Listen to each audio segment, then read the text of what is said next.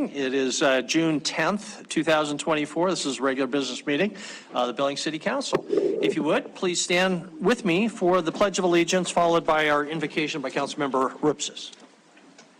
I pledge allegiance to the flag of the United States of America and to the republic for which it stands, one nation, under God, indivisible, with liberty and justice for all. Along with the mayor, the city administrator, and possibly a few others in the room, I'm a Rotarian. One of Rotary's mottos is service above self, and it is in that spirit that many Rotarians, myself included, find themselves in public service. Tonight, I ask us to consider Rotary's Code of Ethics for Personal and Business Relationships. It's called the Four-Way Test, and it was penned by businessman Herbert Taylor in 1932 as he tried to save his company from bankruptcy. The test states, of the things we think, say, or do, is it the truth? Is it fair to all concerned? Will it build goodwill and better friendships? Will it be beneficial to all concerned? Our job tonight is challenging. Every city budget comes with a bundle of trade-offs. Strong opinions and the absence of any objectively right answer can lead to frustration and animosity. But as we work our way through the choices tonight, let's keep in our minds how Mr. Taylor, while facing his enormous challenge, bowed his head in prayer and was inspired to adopt the principles of honesty, fairness, collegiality, and community benefit that ultimately saved his company. May we help guide Billings to success through the deliberate application of these timeless principles. Thank you. Thank you.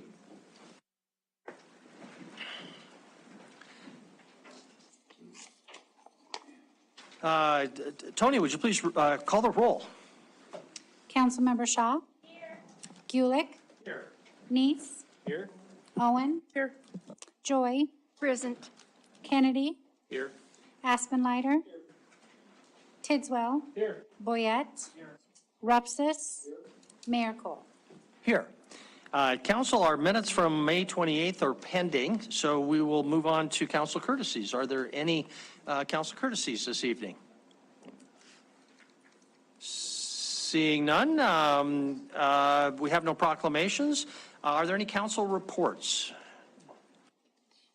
Seeing none, I'll move on to our city administrator report. Chris, do you have anything for us? I do not. We have no ex parte communication, and we'll get right into the budget here when we get there. So. Very good. Thank you. Then our next order of business is public comment on things that are on our agenda for which there will not be a public hearing later. So tonight that only means item number 1, our consent agenda and all the subparts. So if you would like to comment on anything on item 1, our consent agenda, please come forward at this time. We just ask that you tell us your name and address and keep your comments to 3 minutes or less. Is there any public comment on item number 1? If so, please come to the podium. This is an opportunity to be heard. No one is coming forward, so we will close the public comment period on item number 1. We'll look to item number 1, ask for separations. Councilmember Aspenleiter. Mr. Mayor, I need to separate item number 1E and 1H1 for purposes of recusal. Thank you. 1E and 1H1. Are there any other separations? Seeing none, is there a motion pertaining to the non-separated items? Council Member Shaw. Thank you. I move to approve the non-separated items for the consent agenda. Second by Councilmember Aspenleiter. Any discussion relating to those items? Councilmember Boyette.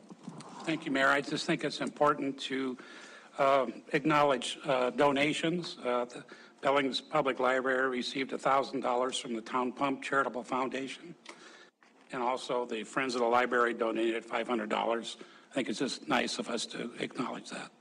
Thank you very much. Any other comments relating to the non-separated items? I'll just comment on item 1B because it impacts item 2.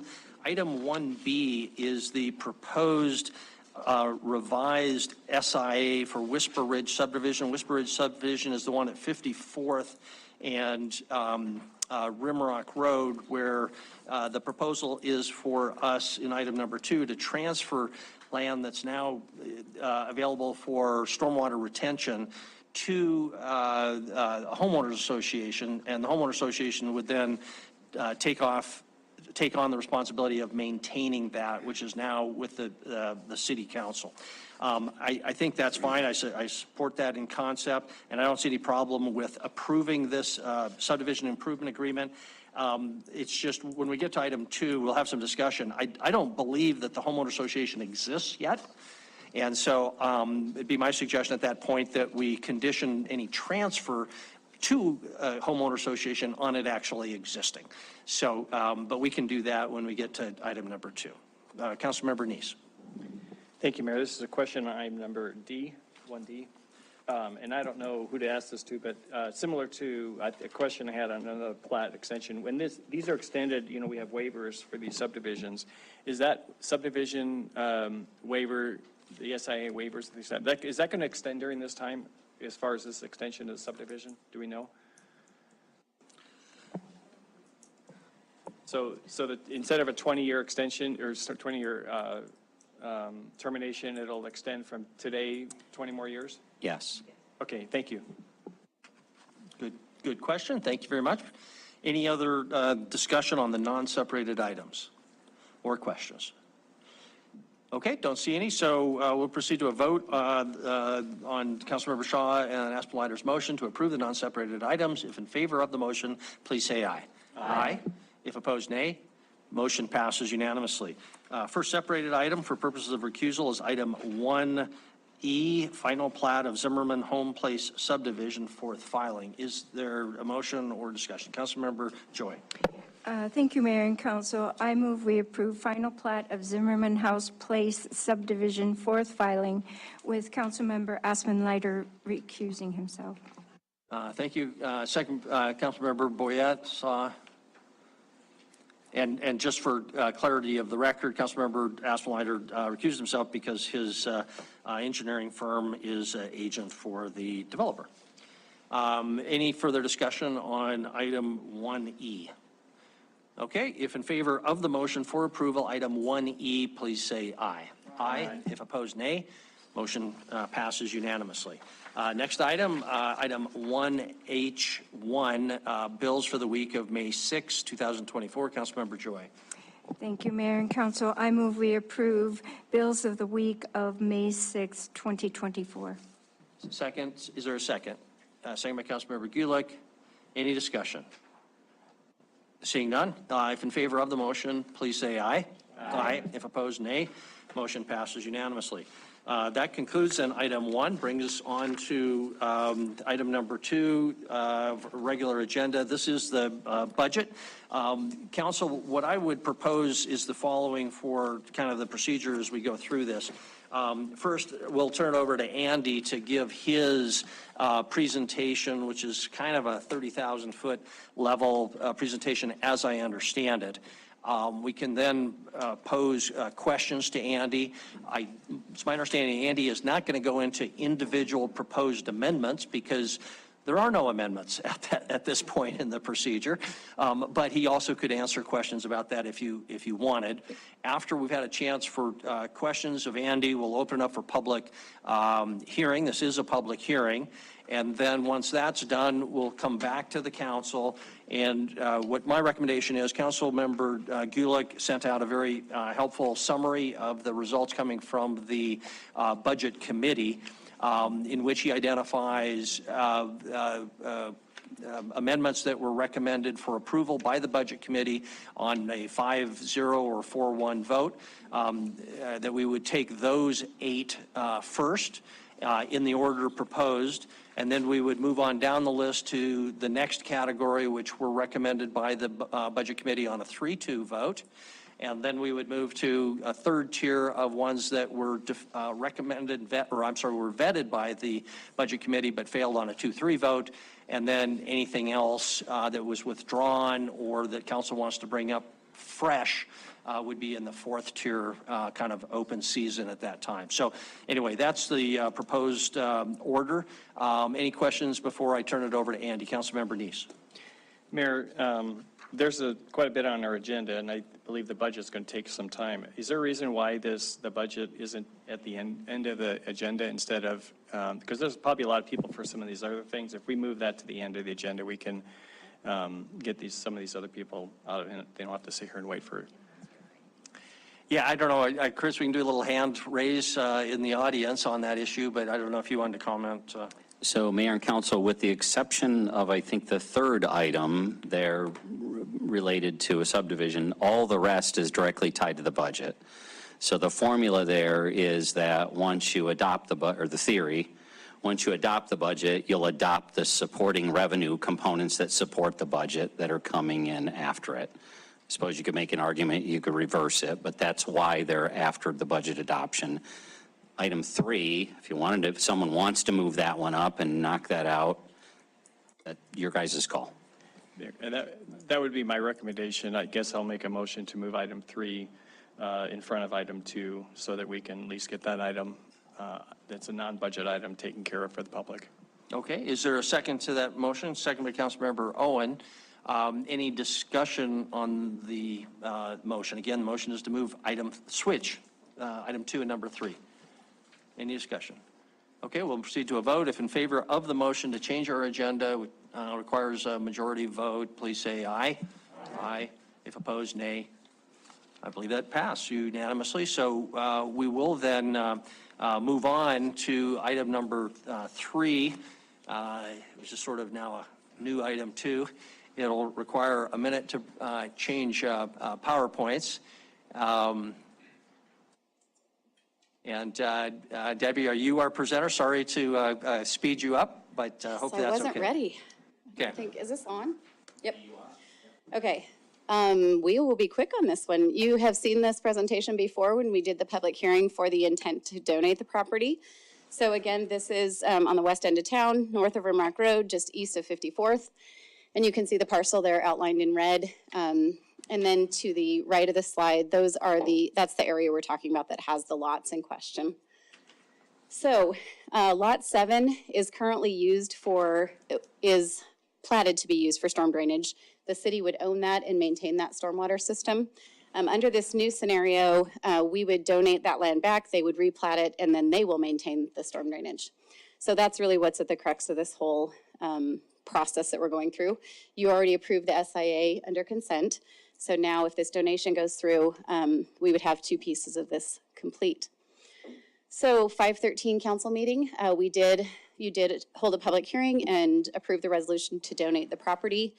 Tonight, there is a public hearing for this piece, and then we would approve the donation of the property. And the SIA was already completed, like I said, on consent. After that, you'll see an amended plat, which will replat those parcels in question. So pretty straightforward. Any questions? So Debbie and Gina, feel free. You heard me raise the question of whether this homeowner association, which is the grantee, exists at this point. It does. And the effective date of the resolution approving the donation says that the resolution shall be effective upon adoption, which would be tonight. My only concern was there's nothing in our paperwork that showed that the homeowner association actually exists. And when I did a quick search of the Secretary of State's website, that name, whispered HOA, whatever, did not show up. Doesn't mean it hasn't been recently filed and it might exist.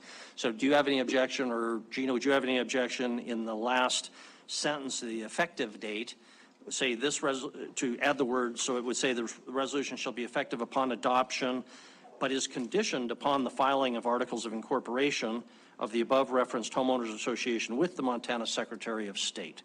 Maybe I'll look to Gina. And It is filed. The HOA was created already. I don't know if you knew that, caught that part.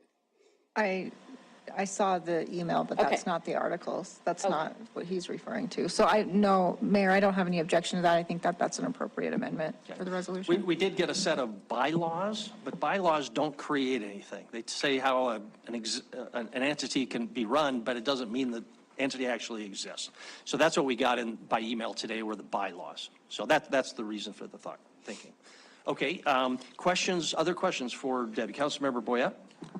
So I was out there today on this property, and the prairie dogs about ran me over. What are you going to do with them? Because we're going to get calls from people concerned about the prairie dogs. They're everywhere. Well, it's not the city of Billings property, it's all private property, so I'm not sure what they're going to do about it. I suggested relocating them to Councilmember Boyette's house, but he did not think that was a good idea. Any other questions for Debbie or staff? Councilmember Neese.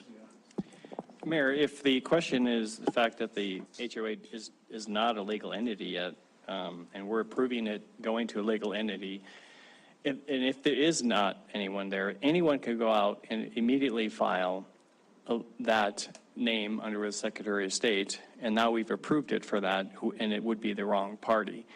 Does this need to be conditioned on, besides just the articles, making sure it's the correct party tied to that particular prior homeowners association or something like that?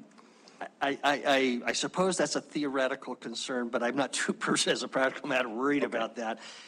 The language I proposed would say that it's, this transfer is conditioned upon the filing articles of incorporation of the above referenced homeowners association.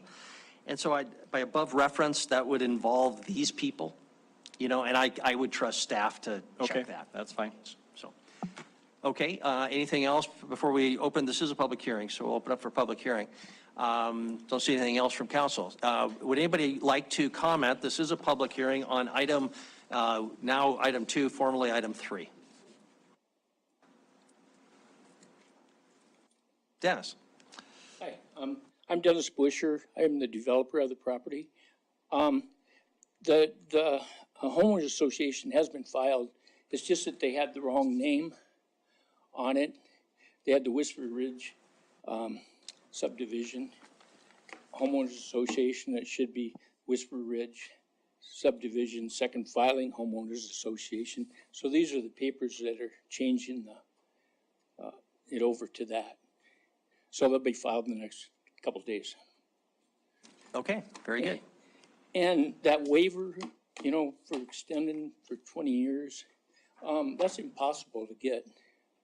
Because, you go to the people and what advantage do they have of signing it, There's no advantage to them. And I already talked to the homeowners association for the one that's out there, and he said he'd have to go talk to every person in the association and get them to approve it. And he says they're not going to do it because there's no advantage to them. So, any other questions or anything?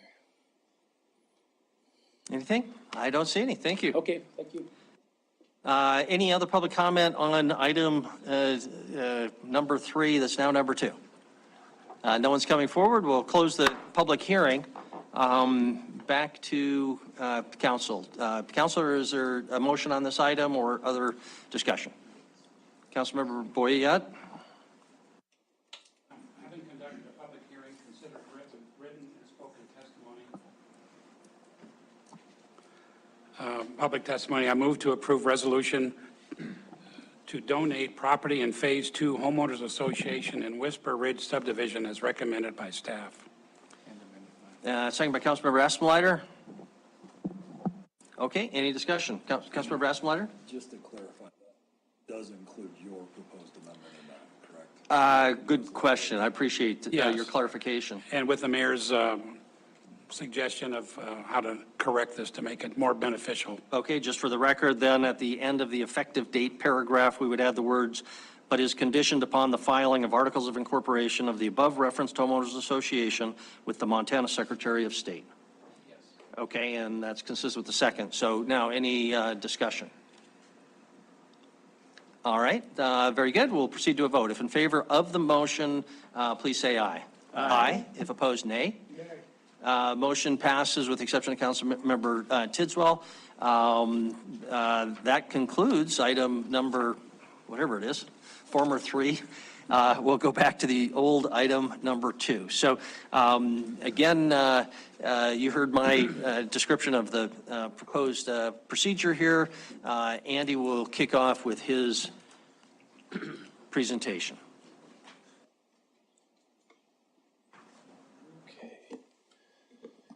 Good evening, Mayor and City Council. So, as the Mayor stated, I have a very brief overview of the budget. largely anticipating lots of council discussion and amendments. So that's what we'll spend the time on. Just for the public's benefit, kind of a little bit of a recap here. We started this process in early May with council work sessions, as well as multiple meetings with Budget and Finance Committee. The last Wednesday, the Budget and Finance Committee got together and went through last Thursday, got together and went through the proposed amendments, had a lot of discussion and much to follow on that. But we've spent quite a bit of time working through this, so hopefully there's not need to go into details on what's in the budget right now, but again, like I said, lots of discussion on your amendments.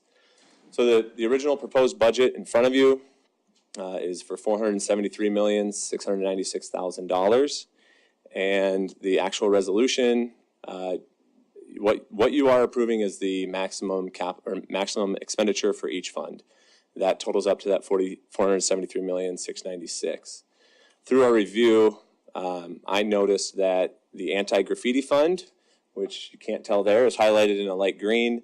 I had not included that in the total, so one of the proposed amendments from staff is to add budget authority to that fund of $2,500, so that would take the total up to $473,699. So that makes up your current proposed budget. The proposed budget includes funding for 17 staff. The original chart that we showed you did not have the Planner 2 on there. We talked about it when planning presented. I had realized after that presentation that the funding was still included in the planning division budget. And so I just want to be abundantly clear that the proposed budget does have 17 FTEs in it. This includes multiple police, legal, library, transit, planning, and one mechanic 2 and fleet. The proposed budget is based upon an estimated increase in taxable values of 1%. It's not a reappraisal year, so we think the values won't change significantly across the city. This would mean a median home is $308,000, where 1 mil will generate $272,000 of tax revenue. With those assumptions, we are estimating you'll need to levy 208.41 mills. You actually won't set those mills until late August or early September when we receive certified value and we know what those numbers are.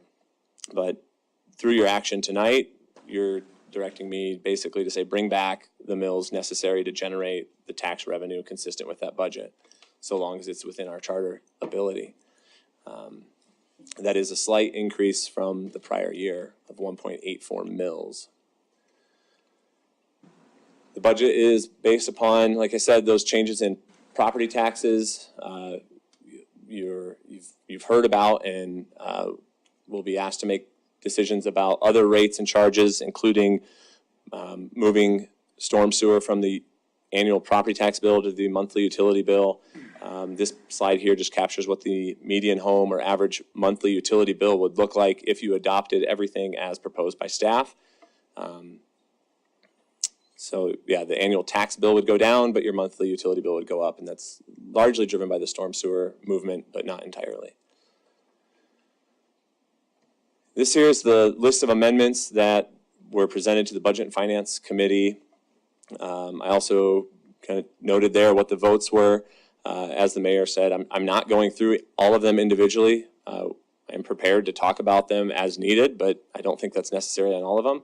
And since there's so many, it would largely not be an efficient use of time. But we have this to reference back to if needed. And then as the mayor stated, so that's it for the presentation on the budget, but as the mayor stated, staff's here for Q&A. This is a public hearing.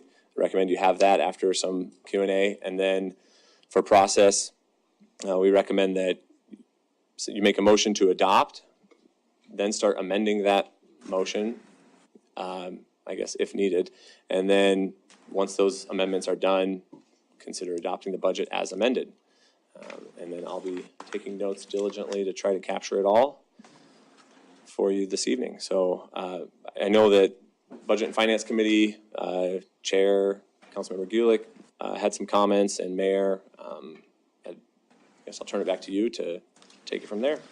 Okay, very good. Thank you, Andy. I should have mentioned the concept that there be a base motion, presumably for adoption of the proposed budget, and then we would address amendments to that base. But questions for Andy or by procedure? Councilmember Bernice. Thank you, Mayor. Andy, is this presentation in our packet, or was it sent to us, this one that you gave to us tonight? This was not, no. Are you able to send that to us tonight still so we can access some of it? Sure, I can send that here. Very good. Other questions for Andy? Before we open up for public comment, as this is a public hearing. Anything for Andy? We can always come back to Andy. I'll be here If you all were night. thinking of leaving, Andy, don't. Okay. All right, thank you. Well, this is a public hearing on item number 2, the proposed fiscal year 25 budget. Would anybody like to comment? You've heard me say, just come to the podium. We just ask you to keep your comments to 3 minutes and tell us who you are. Good evening, Mayor, members of council. Is it on? Dan Brooks with the Billings Chamber. We are at 815 South 27th Street. I greatly appreciate the focus that you've had so far this budget cycle on public safety. I think I've mentioned to many of you that's the #1 issue for our business community, thanks to our survey that we've recently put out. Number 2 is housing needs and housing supply. I want to talk to that in a little bit here, but first on the public safety.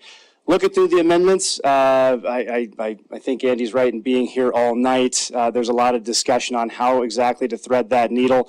I don't have any good advice other than we would like to see additional police officers added. We think that that deterrence effect is important for our business community, but we also don't want to sacrifice all the other great things that our community needs. The Stagecoach Trail, which I think with some good process maneuvering, you'll be able to make sure that that stays throughout a number of those amendments.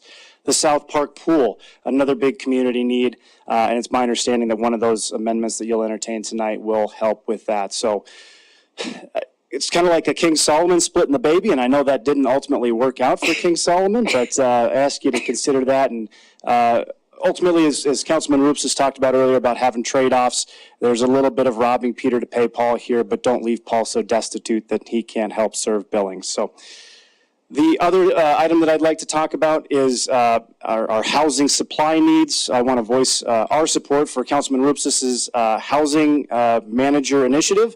I saw that during the Budget Committee meeting, it did not get a second, so maybe you don't want to entertain that tonight, but I want you to keep thinking about that into the future.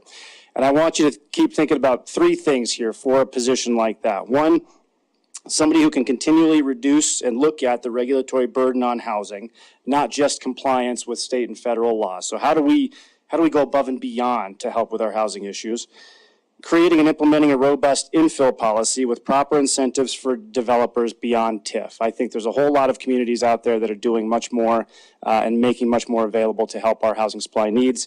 And lastly, facilitating a pre-approval or pre-permit program for accessory dwelling units or the missing middle housing that we need. So I'd like to see that in the future. Probably won't have enough time to talk about that tonight. And lastly, I think we have to thank Andy. I have participated in as many of the subcommittee meetings as I can and have just been so stinking impressed about how he wields a $500 million budget, gets into the weeds and out real quick.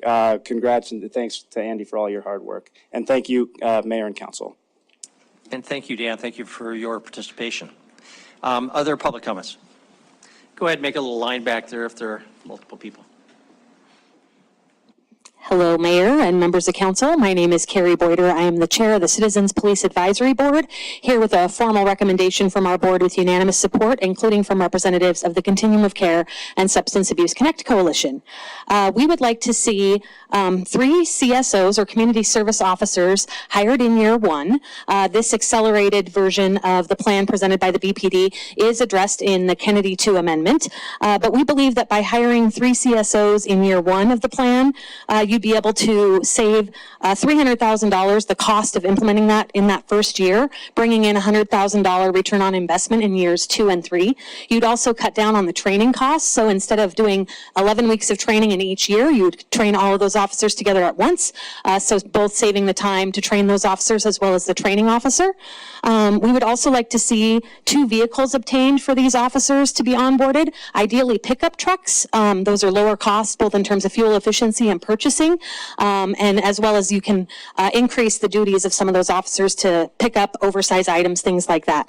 And then additionally, we support the current and ongoing usage of Narcan by those CSOs to help reduce the number of deadly incidents related to substance use. This is current policy. We just want to publicly support that concept. We believe that this addresses all 4 of the goals of the Citizen Police Advisory Board, which include workplace recruitment, retention, and diversity, data collection and assessment, community service and engagement, as well as crime prevention and diversion. So we're happy to answer any questions if you have any, but please just consider Kennedy 2's amendment, which does go ahead and accelerate the onboarding of those CSOs into year 1. And then the Citizens Police Advisory Board is willing, if there are not vehicles available for this purpose, to go out into the community to seek direct donations from businesses, community groups, or work with the grant writer at the city to add that to an existing grant application. So thank you for your time. Thank you.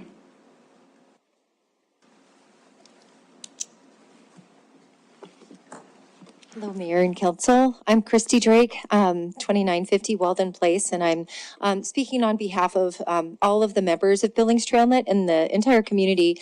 I just want to say thank you so much for prioritizing the Stagecoach Trail.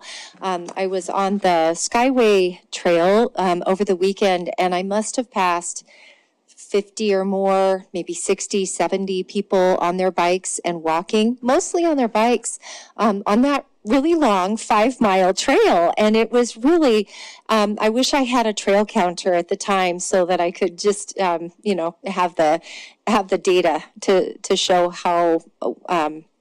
what a great asset that is for the community. And seeing that trail then come down the rims, because you know how I got up to it? I had to ride up 27th Street on the right side of 27th Street on up to the airport roundabout. And that's always taking my life in my hands. There's just no way to get up the trail or get up to the rims. So anyway, again, thank you so much for all your hard work. I know it hasn't been easy. So blessings to all of you.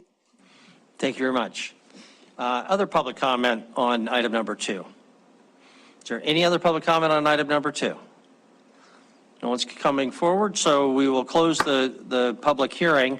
Back to Council Member Shaw. Thank you. I'd like to just make the underlying motion, and then we can have the amendment free for all. Having conducted a public hearing, considered written and spoken public testimony, I move to approve a resolution approving and adopting the FY25 budget as recommended by staff. Okay, thank you. Second by Councilmember Ripsis. I did not catch that. The motion was to approve the staff recommended proposed budget as a baseline before we get into amendments. So that is the motion. Okay, we'll move on to our amendment process. I hope you won't be offended if we don't immediately go to a vote on that, Councilmember Shaw. Okay, all right. As much as I would like to, trust me. But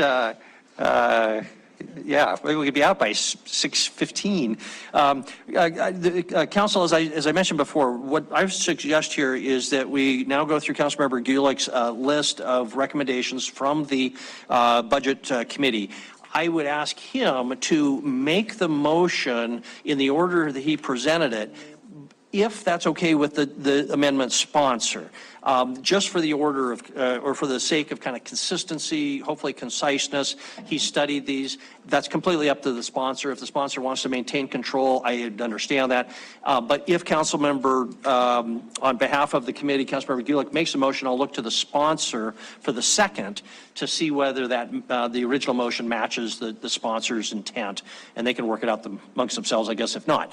But that's what I'd propose. We'll move ahead in that direction. Unless there's any questions, I'll turn it over to Councilmember Gulick. Councilmember Joy? Thank you, Mayor and Council. Director Zeller, could you put up your slide that shows the motion and the sponsors? I think it was slide number 2. Thank you. Yeah, that would be good background. Thank you for that. Okay, with that, we'll turn it over to Councilmember Gulick. And I specifically asked Andy whether he would prefer that these be grouped in any way or be handled separately. His preference was that they be handled separately, so there's no issue about that. So that's will be the plan. Okay, Councilmember Gulick. Okay, great.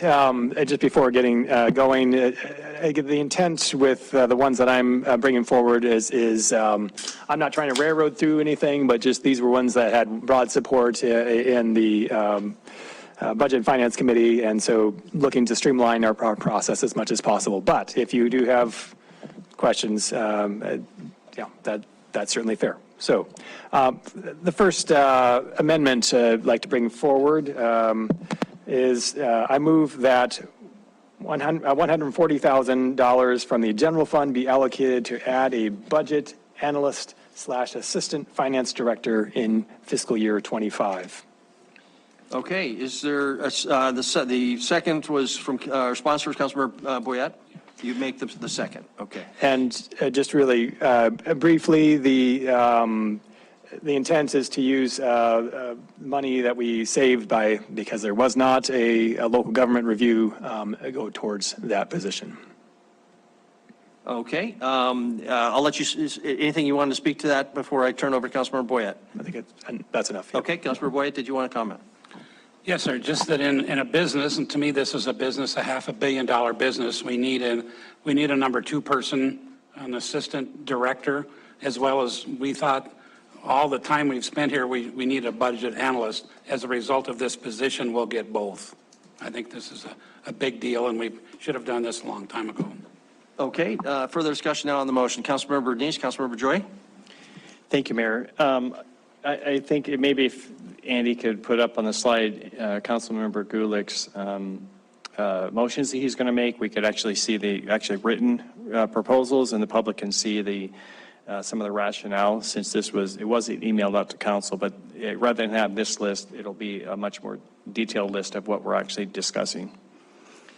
How can you do that, Andy? We'll proceed with the discussion while you do that, so we don't delay it, but he can be working on that. Councilmember Joy? Thank you, Mayor and Council. And I just wanted to ask this question. I guess, Councilmember Gulick, since you were the chair of the Finance and Budget Committee, if the council were to adopt these amendments, would we end up with a balanced budget? At what point? So I kind of, based on previous years' experience of working on the budget, passing budgets, you kind of have to keep a rolling idea of whether or not you're within the budget. So that's kind of my question. How will we know if by adopting a particular amendment, we are now no longer within the proposed funding? Thank you. Yes, Mayor and Councilmember Joy, all of the amendments identified a source of funding from them or some sort of cut in services elsewhere. I think not among the easy 8 amendments that I'm going to be bringing forward is there, I think, any conflict between any of them, but there could be potentially at some point. So it's it's a challenge. I think that Director Zeller could address. It would be a real challenge to try to in advance tell you all of what's going to happen because there's interactions with these. I don't know if Director Zeller, if you can speak to that. Mayor, Council, Councilmember Joy, I think largely the ones we've discussed, as Councilmember Gulick said, they envision some offset or other revenue. So I think all the ones the Budget and Finance Committee talked about still maintain a balanced budget. There are a couple that are competing, which can't both be adopted, but beyond that, I think you're safe to proceed with them. Councilmember Joy? Thank you. Just a follow-up question. There is no expectation of having adopted these amendments that any for a future budget is actually going to be able to fund these. Is that correct? Councilmember Joy, I mean, I think if you're asking, will the future costs and future years' growth be able to capture all of these, will future years' growth be able to capture all the anticipated costs? I don't know the answer to that. Presumably, yes, but you are only adopting a one-year budget. There's nothing being discussed that makes me think you shouldn't do it because next year you're going to have a huge problem, if that's what you're asking. Thank you. Okay, hey, Andy, while you've got you, a point, and then sort of a question. The point is, although the original amendment language from a council member might be on the screen, I think we need to have a clear understanding. The motion is whatever is said to be the motion, regardless of what goes up on the screen. This is kind of old stuff, potentially. So just want to be clear about that. And then the question, Andy, did you want to clarify? Sorry, I was just asking, Mayor, if it would be better clarification we actually created a slide, or Andy created a slide, for each of the anticipated amendments, if that were up on the screen. Yeah, that's what I was kind of thinking. I think is more informational than the original language in the proposed amendments. Because what Andy has is more current than what was just up there. Yep, and we try to, well, I'm sorry, Andy. No, thanks, Chris. I mean, generally what I've tried to do is distill down what I understand the budget impacts of the amendment are. This one would increase the Finance Department General Fund, reduce non-departmental, specifically local government review, by an equal offset for each of the ones that the Budget and Finance Committee talked about. Okay, hopefully that's satisfactory, Councilmember Neese. If you have a specific question, though, and you want to go back, then you can always ask him on it. I think that's fine, but I think that at least, I don't know, maybe other council members are looking at that. We only just got that in email, but we had Ed's email that I've been using to reference. And so I did send you a copy of that email. If you didn't have that from Ed, that is what he's going to be reading from. He won't be reading from your presentation. So. Yeah, and for anybody who's interested, that went out Sunday night, 7:58, so should be available on the city's website, we would hope. Yeah, I don't want to make this too complicated, but I'm going to be following this because there's some rationale in there. What you posted did not match, and so I'm glad at least you boiled it down to something different. And by the way, I support this amendment. I think this is something that we need to do. I think it will improve the budget process. We can start doing the budget sooner. And start working on this a lot sooner with council and that. So I'm looking forward to having this position in play. Okay, thank you. Before we proceed to a vote, Andy, you had said today, and Councilmember Gulick's email from Sunday night said that you may be having some transition in your department, and one of those positions may become vacant, and you may use existing funding to create a budget analyst, in which case this money would go to an assistant director. And so I would encourage us not to get too tied up in titles, but one way or another, we're adding to your budget. Correct. Okay, and hopefully that's not inconsistent with the motion. I don't think it is. So, okay, anything else before we proceed to a vote, council, on this item? Okay, if the motion is clear, in favor of Councilmember Gulick / Boyette's motion to fund the Assistant Finance Director up to $140,000 using funds from the Local Government Review line item, please say aye. Aye. If opposed, nay. Motion passes unanimously. Thank you. Councilmember Gulick, next. Our next, one of the Easy 8 was brought forward by Councilmember Owen.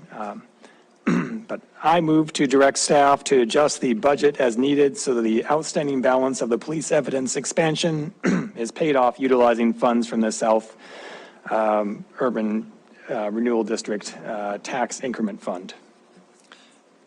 Thank you very much. Is there a second by the sponsor, Councilmember Owen? Makes the second. Anything further, Councilmember Gulick, and then I'll turn over to Councilmember Owen. Okay, Councilmember Owen.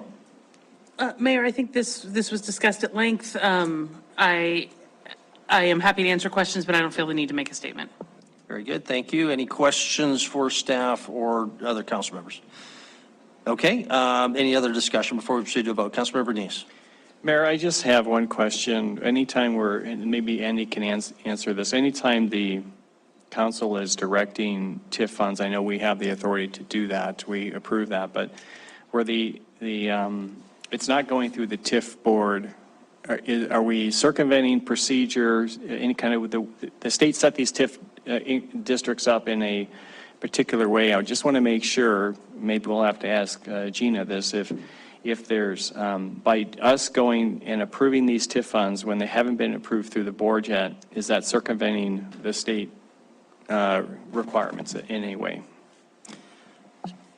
Mayor and council, Councilmember Neese, no, you have the authority as the elected body to approve the budget for each of the tax increment financing districts. So as a courtesy, whatever process you want to follow, but there is no statutory requirement to go through the board and up to you before adopting or amending or changing their budget. Okay, Mayor, quick follow-up on that. Go ahead. So there's no city procedure that says it has to go through the board first before it comes to us. Their TIF policy doesn't indicate that in any way. The thing I would look to is we have an agreement with each of the boards, but I don't recall anything about that agreement that this would be in conflict with. Okay, thank you. Okay, thank you very much for the session. Councilmember Shaw. Thank you.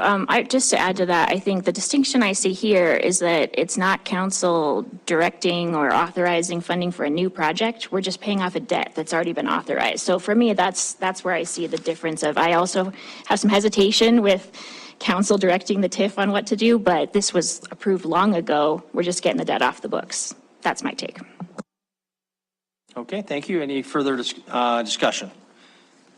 Okay, again, the motion is for allocation of TIF dollars to the tune of $2.1 million and some for the purpose of paying off existing debt on the Evidence Center.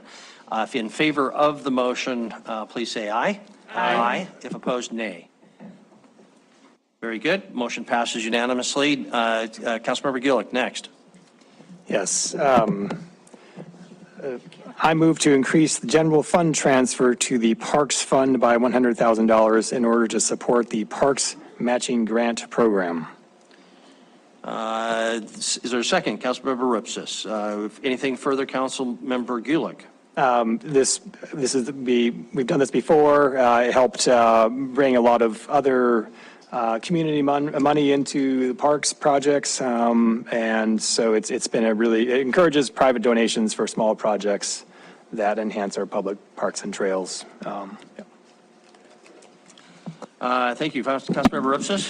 Thank you, Mayor, and thank you, Councilmember Gulick, for the introduction and motion. The motion doesn't specifically state it, but the committee recommended using a reallocation of the library fund state entitlement. So I am going to assume that was part of your motion. Okay. Council, we're going to see a lot of these things tonight where we are shifting entitlement funds from departments. In my opinion, we need to have a broader conversation about these entitlement funds first.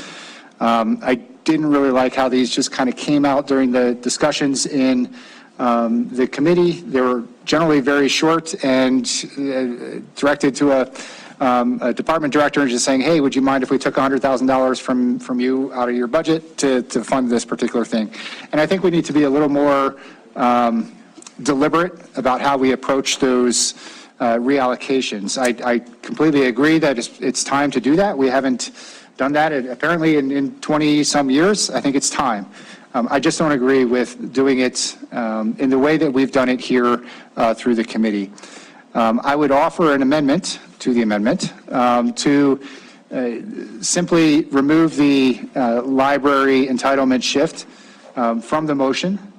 And if there's, that would of course just decrease the excess general fund reserves by $100,000 for the end of the year. It still results in a balanced budget. We're over the minimum recommended. So the motion is to remove the library fund state entitlement shift. If there's a second, we can certainly get into discussion more about why. Second. Okay, second by Councilmember Joy. Councilmember Ripsis, you said you wanted to speak to your motion further. If there was a second, go ahead. Really, our Director Walter wasn't even there at the committee meeting. If he wanted to come up and maybe defend himself a little bit, I think Chris did an okay job with it during the committee meeting, but certainly like to give you the opportunity if you wanted to state why the entitlement fund shouldn't be I guess. Thank you very much.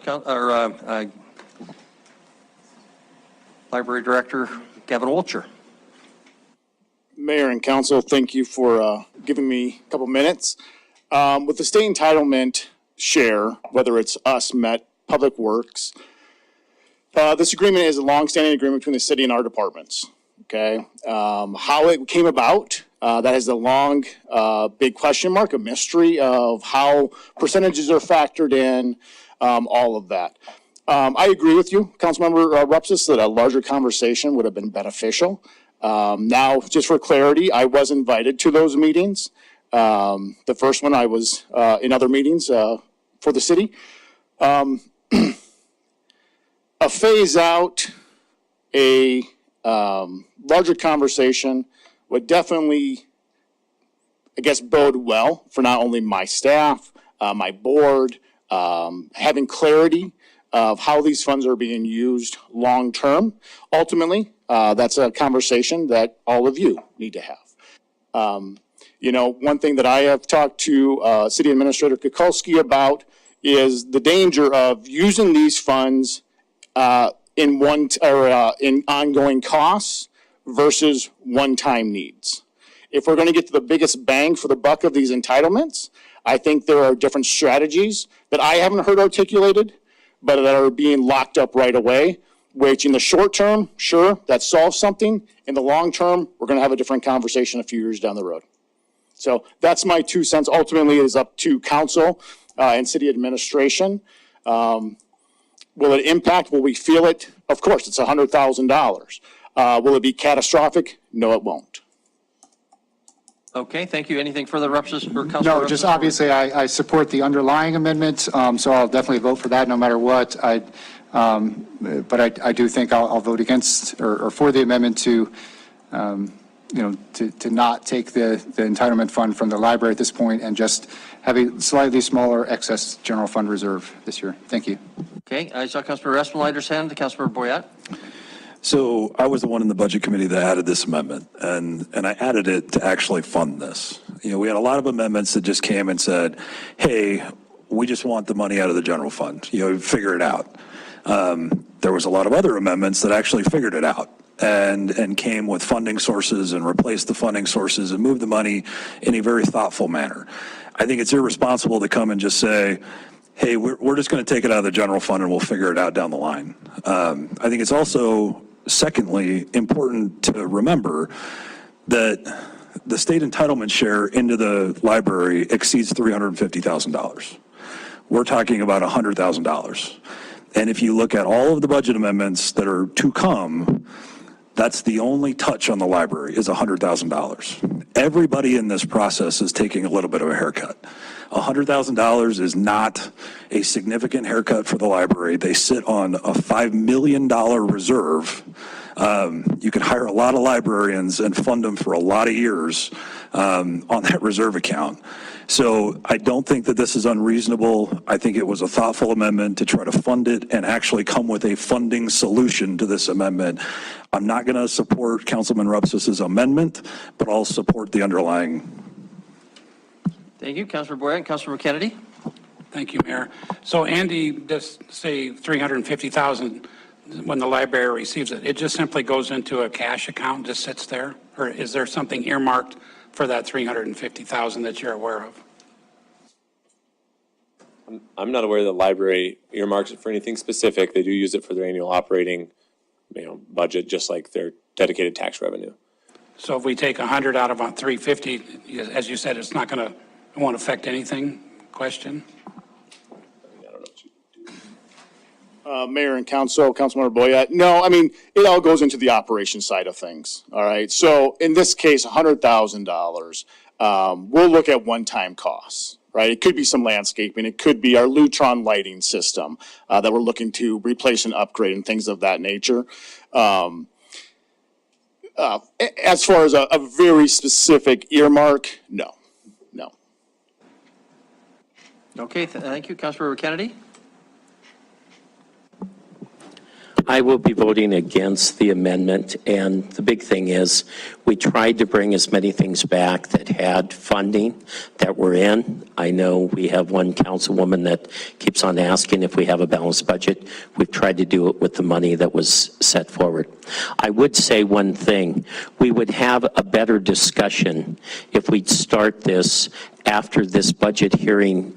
The budget is passed, and we'd start with the budget committee starting to look at next year's. So we don't come in on May 13th with a copy of the budget and then have a month to look it over and put it all together.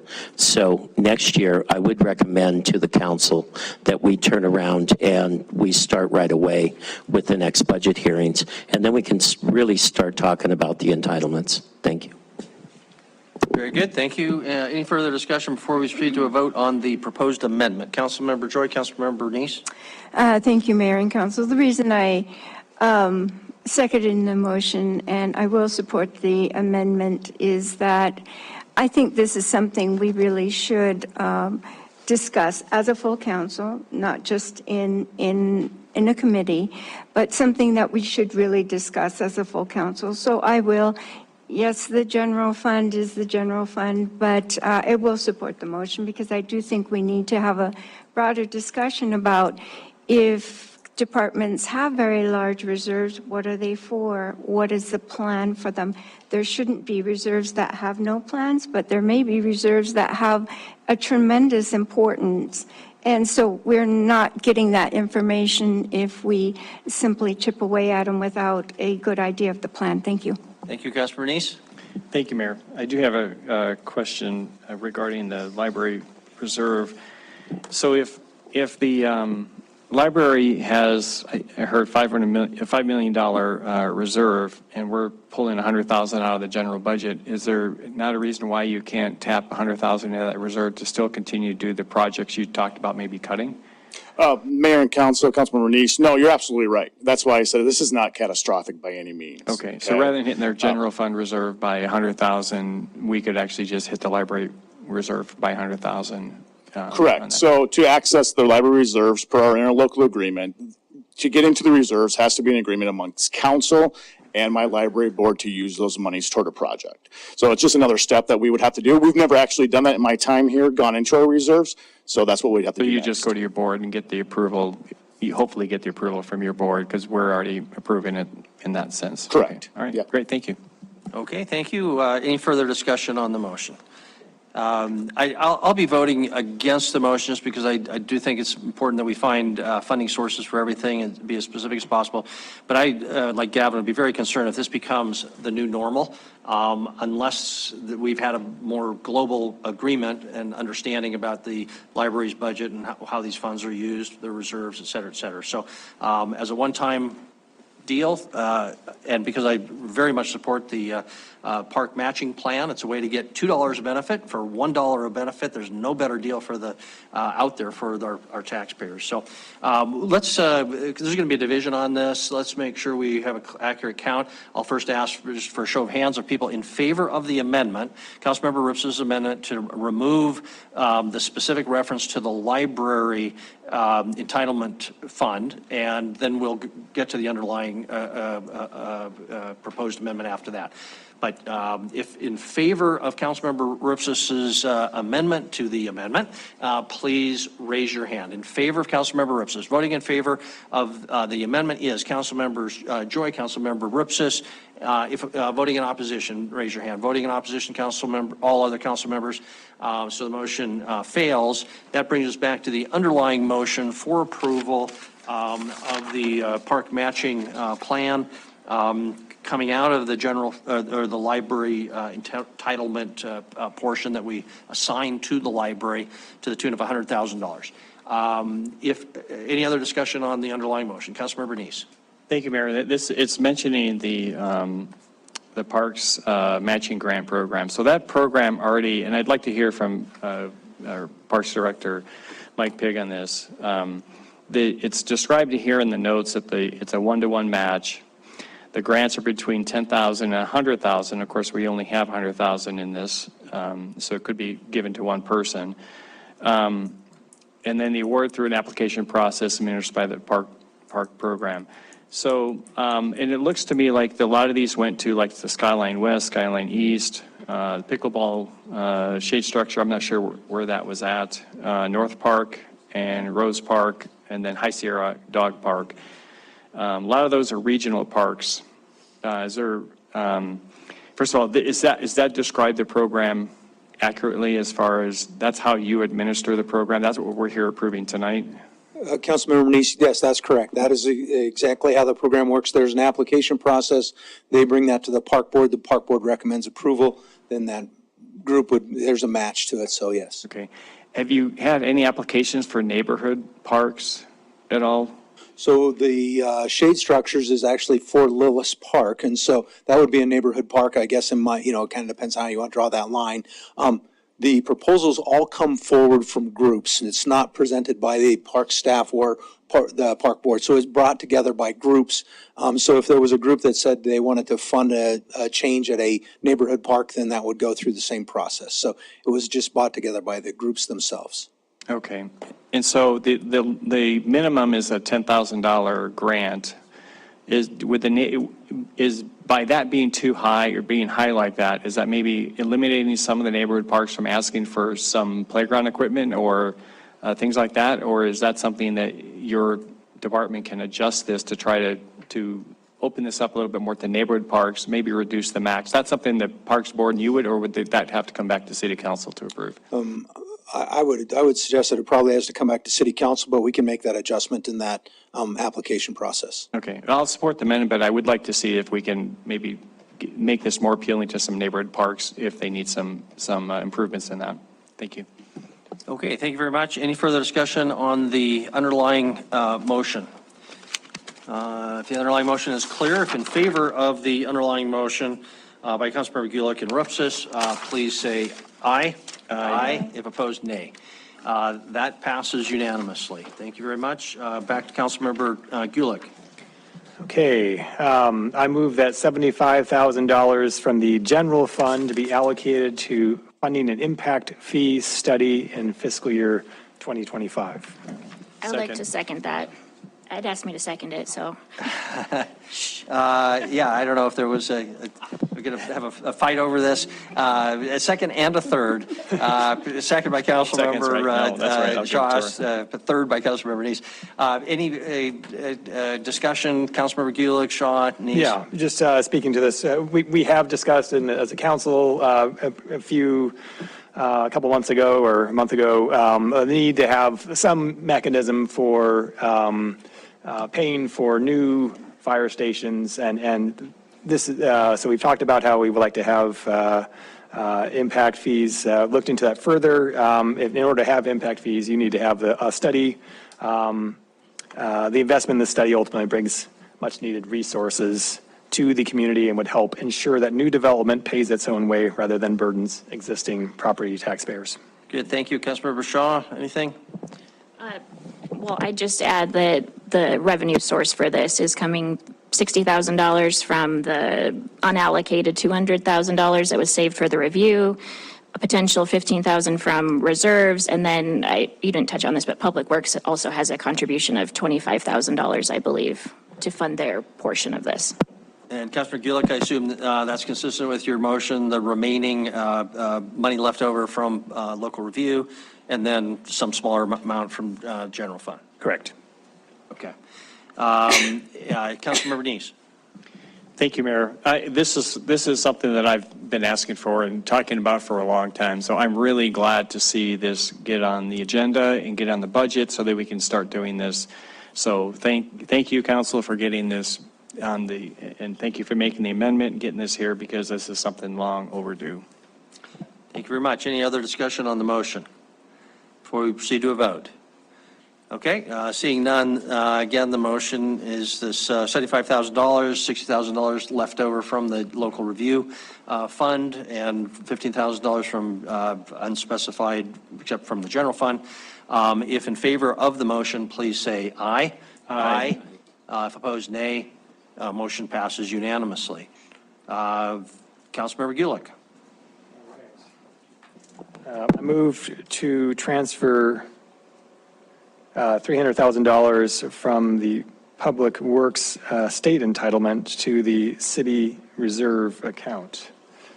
Thank you very much. Second by Councilmember Aspenleiter. Makes the second. Councilmember Gulick, Councilmember Aspenleiter.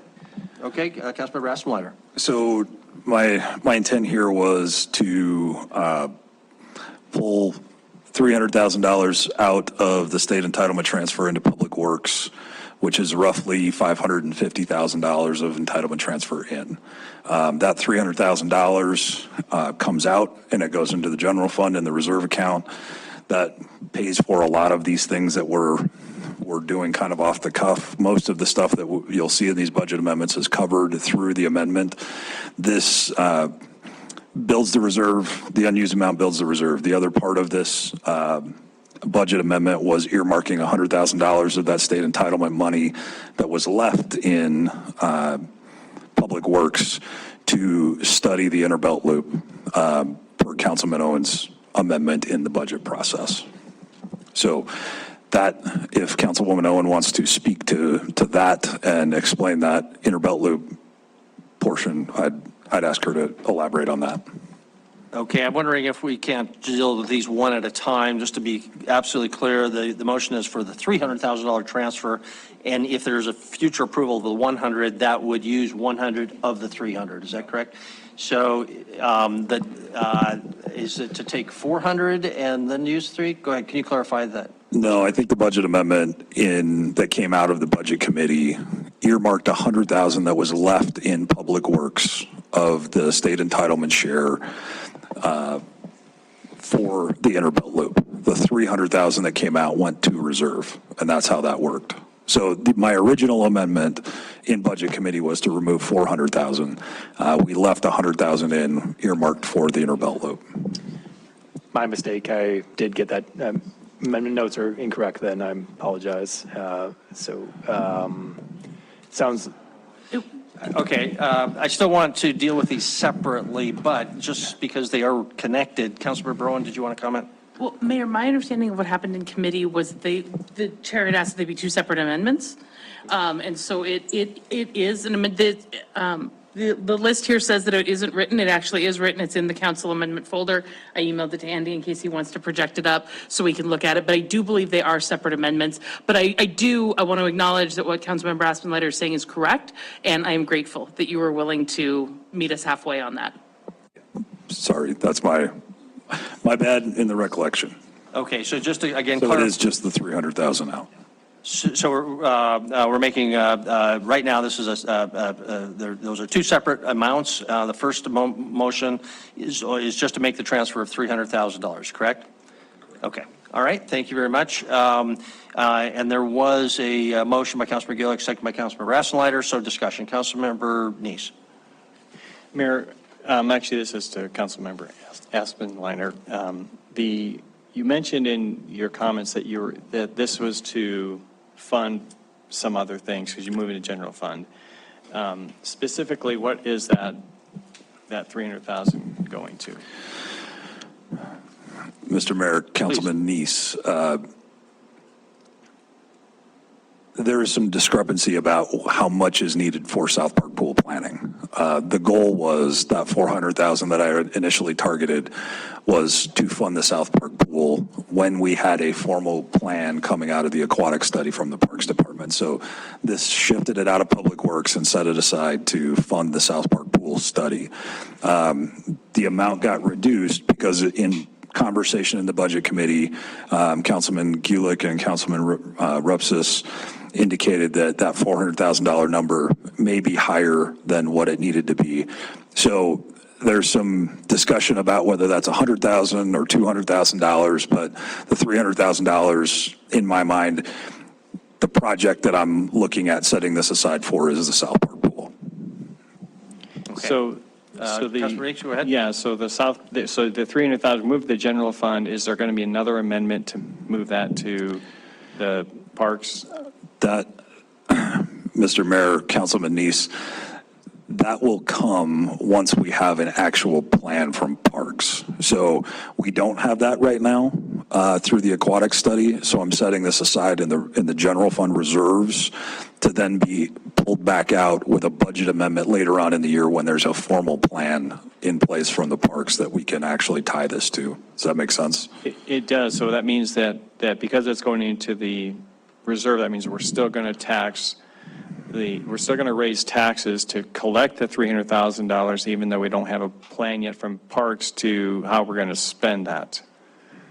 My understanding is that that plan is almost completed and we should see it here within the next 2 to 3 months.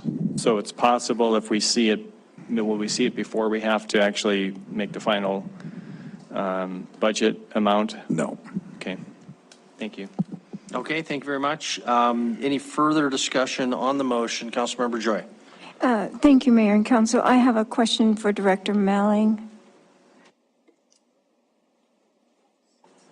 Or Mr. Ray, whichever is appropriate. Thank you. I just had a question about the state entitlement share. Once money is put in a particular budget, is there any stipulation from the state about moving that money out of a particular account? Both Andy and Jennifer know more about this than I do, but no, there's no strings, if you will, on this funding. Thank you. Okay, thank you very much. Councilmember Gillick.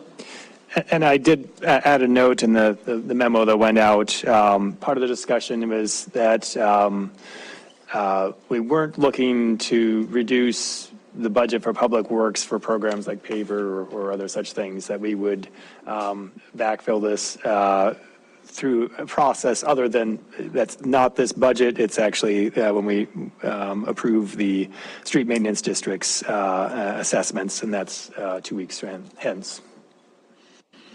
Okay, thank you. Councilmember Neese, Councilmember Joy. I'm sorry, Mayor. I already spoke once. If you wouldn't mind, Councilmember Joy can speak first. Sure. Okay, Councilmember Joy. Thank you, Councilmember Neese. I just wanted to ask Director Melling about deferred maintenance and some of those things that we do with the paver program are really directed at deferred, sometimes, am I correct, deferred maintenance? So could you give me a little idea of, if we don't have the 300,000, where are we in terms of our deferred maintenance on these issues? Thank you. So, Councilmember Joy, thanks for the question. In committee, we did talk about where these funds would come from. It would total 400,000 with the two. So, really, the only funding that we have that could be reduced is paver. And you're exactly right. What it does is it delays the maintenance that we do on the roads. As most of you know that have been on the council for quite a long time, we're working to get up to where we are maintaining our roads instead of having to rebuild them.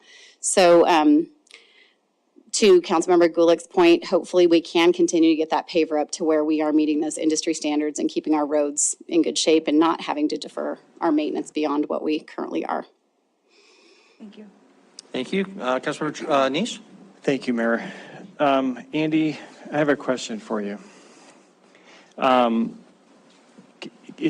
you know if it's accurate that the Parks Department has about $2 million in reserves? I think the ending fund balance projected is probably right around there, yeah. Okay. Okay, thank you, Andy. I have a question for Parks Director Mr. Pig, Mike Pig. Mike, a lot of talk has been going about the South Park pool and needing to do studies and designs and stuff like that. So do you have a plan for that $2 million in reserve? At this time, no. And the reserves are from projects as they come, as we get complete projects and they become under budget, then that money becomes a reserve number. So that's where those funds are coming from. But no, I do not have that in the proposal because I don't have a plan yet on what the pool would look like. So how long has that reserve been up and around $2 million? I'd have to ask Andy. I'm not certain on when it kind of changes year to year. Okay, I guess the question I'm surprised to see a $2 million reserve in the Parks Department. And because I know that when we were looking at the Castle Rock parking lot, they were supposed to have 2 parking lots and a new bathroom. We ended up with kind of a 3/4 of a parking lot and just kind of refurbishing the current bathroom is what we're doing. So now we're finding out there's $2 million, but yet we have an amendment to move $300,000 out of the Public Works Department into Parks for the South Park pool. So was there any plan to use some of that money for the South Park pool? And just to clarify, excuse me, Councilmember Neese, the motion is actually just to keep it in transfer to the general fund. You heard Councilmember Rasmussen-Leiter's personal expectation that it would find its way. Correct. So just to establish that you're right. That is correct. So with the expectation, it's probably going to be used for parks. But if we have remember, parks is part of the general fund. That means we have $2 million in general reserves earmarked for parks because of the projects and that. So, but what was the Parks Department plan to how they were going to fund that the need for the South Park pool? Just out of the general fund. We had requested that in the CIP, and that's where we had asked for those funds originally to come out of there. So you're going to ask for new funds when you had $2 million in reserves? I was unaware of the $2 million reserve, so yes. Okay, thank you. Thank you very much. Okay, thank you. Councilmember Ripsis? Thank you, Mayor. And Andy, I think in the Parks case, this $2 million in reserves is kind of deceptive, right? Because all the construction season happens during the summer. And so a lot of that reserve is actually capital projects that are in process between the time that we get property tax payments. Is that right? It's really hard to understand what that exact amount is, but it's certainly not just $2 million sitting around doing nothing with it. I think that's a fair characterization.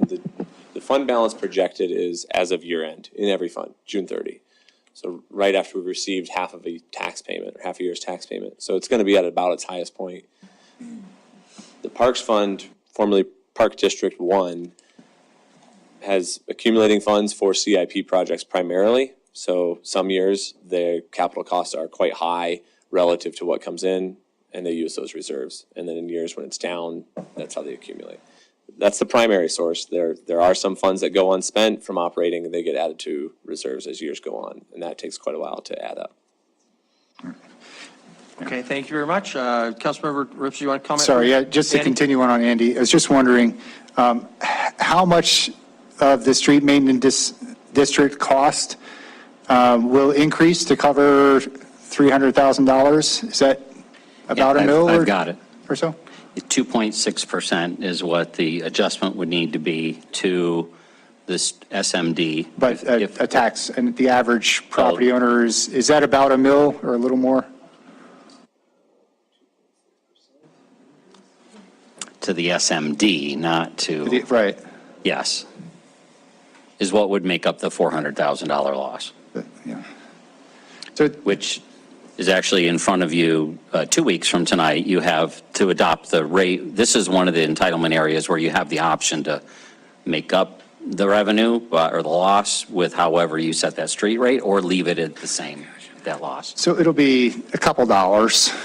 Andy, do you $2, have a more $3, specific $5. number of what Street Maintenance District 2 might go up to cover that $400,000?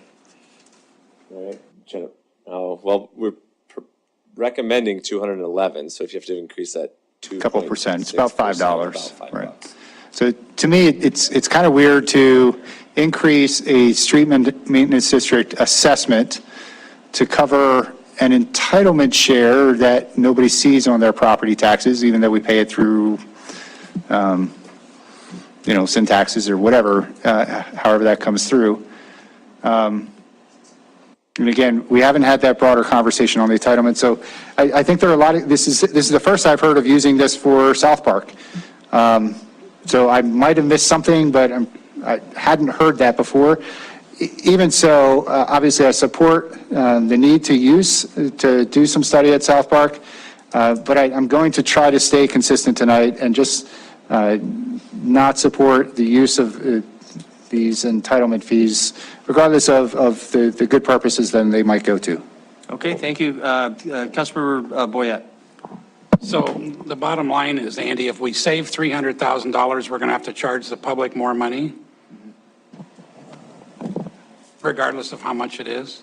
Or do less projects. Right. I mean, it's one of the three. Do less paver. I mean, what you heard from the director, either short paver, increase the rate, or not make the transfer. Okay.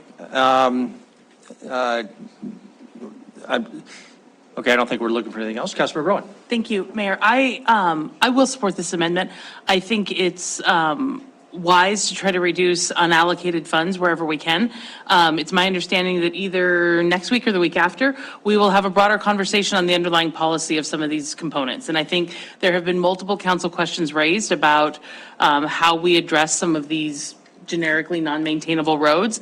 And I don't think that taking a small reduction in spending while we evaluate the underlying policy proposal is inherently a bad idea. In fact, I think it's good policy to say, let's just take a pause, take a step back. Everybody gives a little to tighten up this budget this year. And then we have some conversations about the policy discussions. After those broader policy discussions, who knows where we will end up. But I think it makes sense to do this tonight, so I will support this amendment. Very good, thank you. Any other discussion before we proceed to a vote? Councilmember Joy. Thank you, Mayor and Council. I won't support the amendment. And I know that there are new council members on, and council takes direction as every 2 years we have changes. But I think previous councils, we really did want to make a commitment to not make deferred maintenance and not continue deferred maintenance. And even though this is an increase in rates, what seems to be kind of driving this is that even though we may increase rates, I just want to not continue to think that deferred maintenance is an okay thing, because it really isn't. So I won't support the motion. Okay, very good. Any other discussion before we vote? Councilmember Neese. Thank you, Mayor. I think there's some good argument there with the deferred maintenance, because we have a lot of streets that need to be done. And so I guess my question for you, Scott, is can you address how that, by taking $300,000 out of this program, how, again, it's really up to the council where they're going to increase it or not later on. But if we don't increase it, we're going to short that program. Can you explain how what that's going to do as far as the maintenance and what we need to do in that particular program? Councilor Asflatter, feel free to respond. Thank you, Mayor, Councilman Neese. To me, this is about prioritization. And, we did discuss South Park Pool as a part of this process. And to me, that's a higher priority right now as a one-time expenditure. And this $300,000 may go back next year. but I'm looking at this as a one-time expenditure this year and a one-time transfer out. This isn't a permanent transfer out, but it's the transfer out this year to set aside for prioritization of South Park Pool going forward. The reality is this is probably pushing a project, one singular or two small projects out another year. This isn't a defunding of a maintenance program or anything like that. It is a one-time transfer out to cover South Park Pool, which for me is a priority, and I know it's a priority for most on council. So that's the way that I'm looking at it. I hope that helps. Mayor, do you mind if we Okay, ask another comment, then I question? suggest we go to a So, vote, Council. Councilmember Aston-Leiter, is if knowing now that the Parks Department has $2 million in reserves that could be used for the South Park Pool, because I think we agree we need to get the South Park Pool done. Do you still believe that this is needed to transfer out of this paver because Parks does have the funds for that? The short answer is yes. I think this was to help fill some gaps in parks. Some of these amendments are going to are taking some more additional funding out of parks. So this was an attempt to try to fill some of those gaps back while we transfer some funding out. So that's why I did it. Thank you. Okay, thank you very much. Councilor, ready to vote? Okay, so again, the motion is to make the $300,000 transfer for Public Works using funds that would otherwise go to them from the state entitlement share received generally by the state, or from the state, and that's the motion. So if the motion is clear, if in favor of the motion, and let's do a show of hands, there's been some discussion. So if in favor of the motion, please raise your hand. Voting in favor of the motion are Councilmember Shaw, Gulick, Neese, Owen, Cole Kennedy, Aspen-Leiter, Tidswell. If voting in opposition, Councilmembers Joy, Rupsis, and Boyette. So the motion passes 8-3. Thank you very much. That concludes that one. Back to Councilmember Gulick. Okay, that there was a couple more amendments that were made during the Budget and Finance Committee meeting on Thursday, June 6th. So this is one of them. And the motion is to direct Public Works to earmark $100,000 in existing budget for a land use and transportation plan on Skyway Drive in the Inner Belt Loop. Second by Councilmember Owen. Councilmember Gulick, did you want to address anything further before we give it to Councilmember Owen in case you'd like to? I'll defer to Councilmember Owen. Okay, Councilmember Owen. Thank you, Mayor. I won't speak too long on this. I think you've heard me say for the better part of 18 months that we need to get to work on this road and really do the planning around it. I did actually draft this, so it is in the council amendment folder if people want to look at it. And I would just ask that staff please take the language that's included here into consideration when scoping out this study, because the goal here, it's a little unusual, I admit. This is a planning department activity, but we know our planning department is loaded right now with legislative compliance, growth plan updates, and 2 neighborhood plans. So this is not designed to do mission creep or in any way put Public Works in the driver's seat of planning, but simply to go to an entity that has a very vested interest in how we develop along this road and ask that they work hand in hand with the planning department to get an overlay done here. Specifically, we need to address land use in conjunction with the county. We need to address structures to fund infrastructure and be appropriately reimbursed so that development can occur, so that we have funds to maintain. And then we need to create an economic vision so that that can actually start happening. And we cannot wait. The road is open. I know I didn't say it during council courtesies, but it was a fantastic ribbon cutting. I cannot express enough my thanks to everybody. I drove it 3 times over the weekend, and every time it was exactly as was represented, chock full of cars and little kids on bikes and families going for a walk. And so we need to lean into that right now, and we can't wait. And so I'm asking Public Works to take the lead and do economic planning in conjunction with our planning department. Big Sky Economic Development has said they will partner with us, talk about the transportation, and talk about policy incentives for development. So I would ask for your support on this. The goal is simply to earmark existing funds. It does not transfer. It just says that of those dollars that they have remaining available for things that otherwise can't be funded, that they use it for these purposes. Councilmember Ripsis.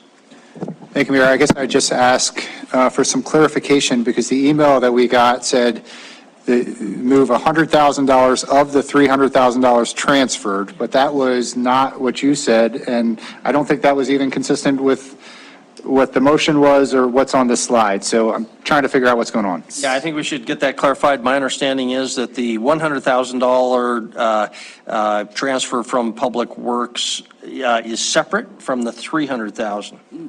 Okay, so let me be just as And crystal clear as I An can. additional $100,000. There is an amount of the entitlement share that goes to the Public Works Department. The original amendment that was discussed in Budget Committee by Councilmember Aspenleiter was to take $400,000 of it out and put it into reserves of the money that is considered entitlement share. He agreed in committee to reduce that to $300,000 out. So there is a portion of entitlement share that remains in Public Works. I'm asking to designate of that portion $100,000 for this economic and infrastructure planning. Okay, So I it is think not moving any money, it is taking the entitlement share that remains and designating a portion of it for this planning effort. Okay, I think that's consistent with what I said. So, Councilmember Gulick and Councilmember Joy? Yeah, it was my misunderstanding. I apologize to the sponsor as well as everyone in the council. So. Okay, Councilmember Joy? Thank you, Mayor and Council. I would just like to ask Director Melling a question. Director Melling. She's very quiet, but she saw me. I just have a question. Is this 100,000 budget for land use and transportation planning different than the big transportation plan that we're doing? Is the big transportation plan we're doing not going to be incorporated, have any Skyline Inner Belt Loop use in it? Thank you. This study will actually go beyond a transportation plan. We're going to look at how to get the utilities there, the type of land use and zoning that will work with the area and the utilities. And basically, it's kind of moving into a growth plan. So more than transportation, yes. Okay. Okay, thank you very much. Any other discussion on the motion? Councilmember Ripsis. Debbie, just real quick. So we should expect to see a SMD fee adjustment for $400,000? That's right. Total? Okay, thank you. Okay, any further discussion on the motion? Councilmember Dees. Yes, back to Director Melling. Since money is going to go into your department, you're going to be doing the planning, land use planning, things like that. Has the Public Works Department done that before? To this expectation of what we're looking at? So a lot of plans that are done, planning kind of starts them and manages them, and then we participate. This is just going to be managed differently. We're going to manage out of Public Works, and then planning will be participating with us. So Okay. just a little bit different management style. Okay. Their expertise, though. Will the planning include any kind of overlay development options? It Laura will. says we could recommend to do an overlay district, yes. That would be great. I would support that, so thank you. Okay, any further discussion before we proceed to a vote? Okay, again, the motion is to transfer $100,000 or allocate, not allocate to Public Works, designate $100,000 that otherwise would have found its way to Public Works through the, with the source out of the entitlement dollars. If in favor of the motion, please say aye. Aye. If opposed, say nay. Nay. Voting in opposition, Councilmember Joy. All other council members voting in favor. Councilmember Gulick. There was also a second motion that was made during that Budget and Finance Committee meeting that Councilmember Kennedy brought forward. So it reads as, I move that $615,000 be moved into the Parks Program Fund from unrestricted parks reserves. Second. Motion made, seconded. Councilmember Gulick, anything before I turn it to Councilmember Kennedy?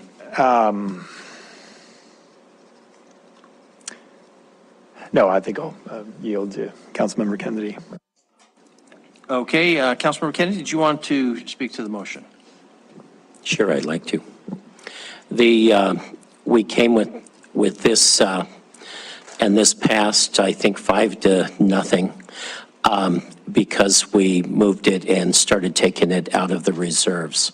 What I had a motion for is to just send it into the CIP fund for the parks. We had a lot of discussion on that. We had it, and an amendment would have come forward with it being transferred from, to the CIP fund from the parks. But we had a friendly amendment that came forward, and we'll take it all out of reserves.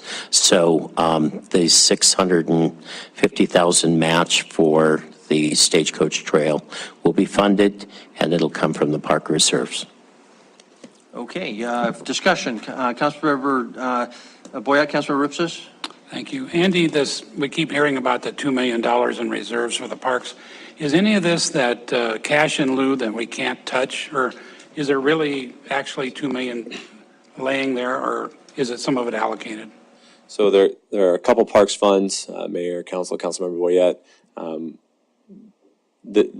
There's the parks program funds, which consist of cash in lieu, some donations, some small programs. That's where cash in lieu is. This budget amendment is not going to use cash in lieu. It cannot be used for Stagecoach Trail. But the other revenue or the other cash in there is from things like the cell tower leases in parks, some interest earnings. I don't even know what the other ones are. Those the two that come to mind.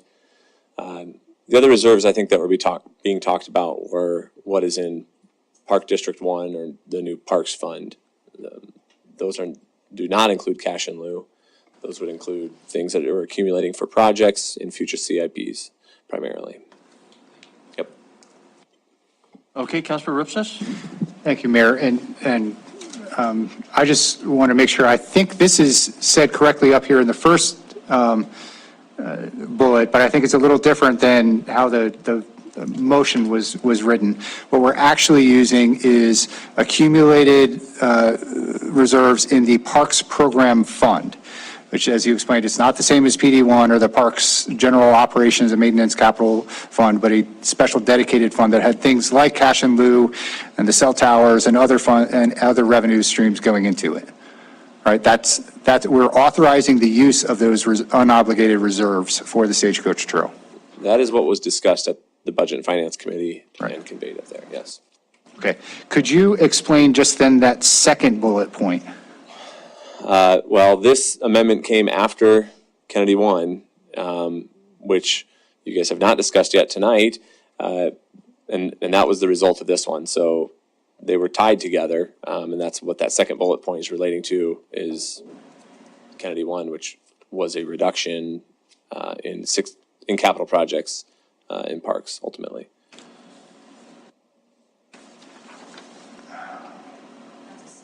It is a separate amendment that you have not talked about tonight yet. We'll need some clarification. So the movement, Councilmember Gulick, your motion, Councilmember Kennedy, second, is only the first bullet.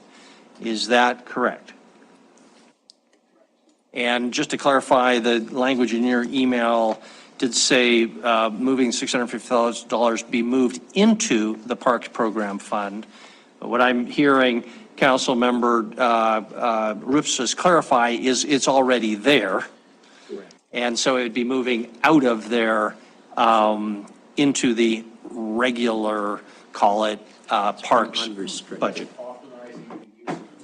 And authorizing the use of those funds that are already in the fund. Is that consistent with your motion? Yes. And Councilmember Kennedy is saying it's consistent with his intent. So, and Councilmember Gulick nods and agrees. So it's not from the fund, but it's already in the fund. It would be used for this purpose. Okay. Further discussion on the motion. Councilmember Owen. I guess I'm unclear if now is the time to address this amendment or if we should wait until we address Kennedy 1 at the same time. I mean, they are linked. Andy's correct. The Kennedy 1, the original plan was because Kennedy 1 was not in the agreed upon 8, to come back to that in the second tier. No, I understand that. Okay. But what I'm suggesting is the two are linked.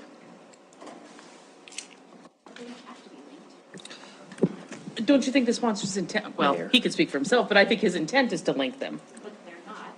Okay, we'll let Councilmember Kennedy address his motion. Actually, this was a compromise that went through budget hearing that had a 5-0 vote, that everyone agreed that they would increase the park program budget authority by the $615,000. And that match for Stagecoach would come out of the reserves instead of just earmarking what I had earmarked, that the Stagecoach would be funded out of CIP funds directly. And so this is a compromise because the way it was set up. We're addressing this now before we get to my next amendment on Stagecoach. Either way, we're going to fund Stagecoach. This way is the funding mechanism that the folks on the Budget Committee decide to go forward on. And I will support this.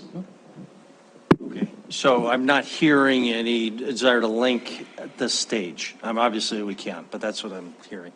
So, okay, any other discussion on the motion again, which would allocate or assign these $615,000 from Parks reserves?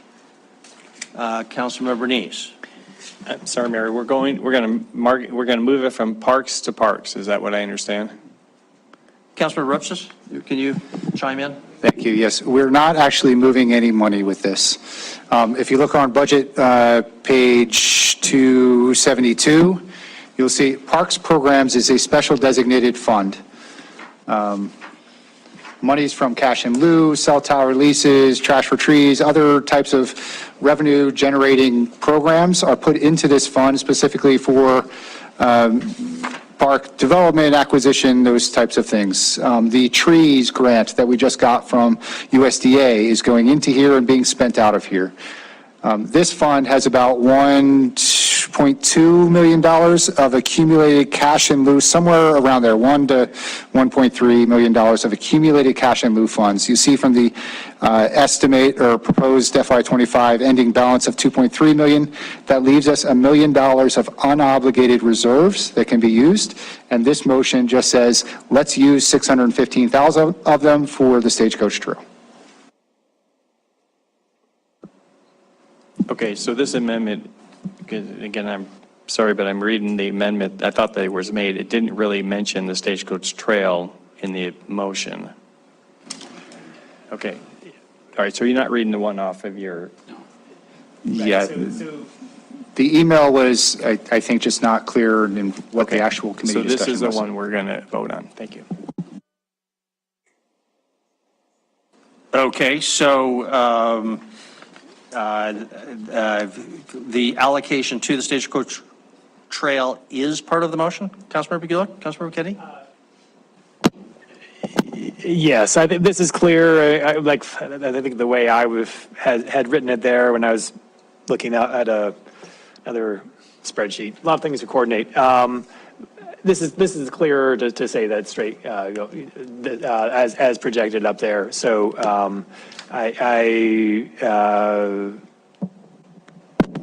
with Councilmember Oupsis's suggestion is something I agreed to, as did the second Councilmember Kennedy in terms of. Okay, and I just need to confirm, Councilmember Kennedy, so that is part of the motion with this movement from reserves, or whatever you want to call it, allocation. It is for the specific purpose of Stagecoach Trail funding. Yes. Okay, I'm seeing some nodding heads. Hopefully that clarifies that point. Anything further before we proceed to a vote?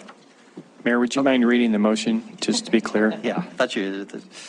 Okay, so the motion is to, is that correct, that the Parks Program Fund, okay, so to increase the Park Program Fund budget authority by $615,000 to fund the Stagecoach Trail match.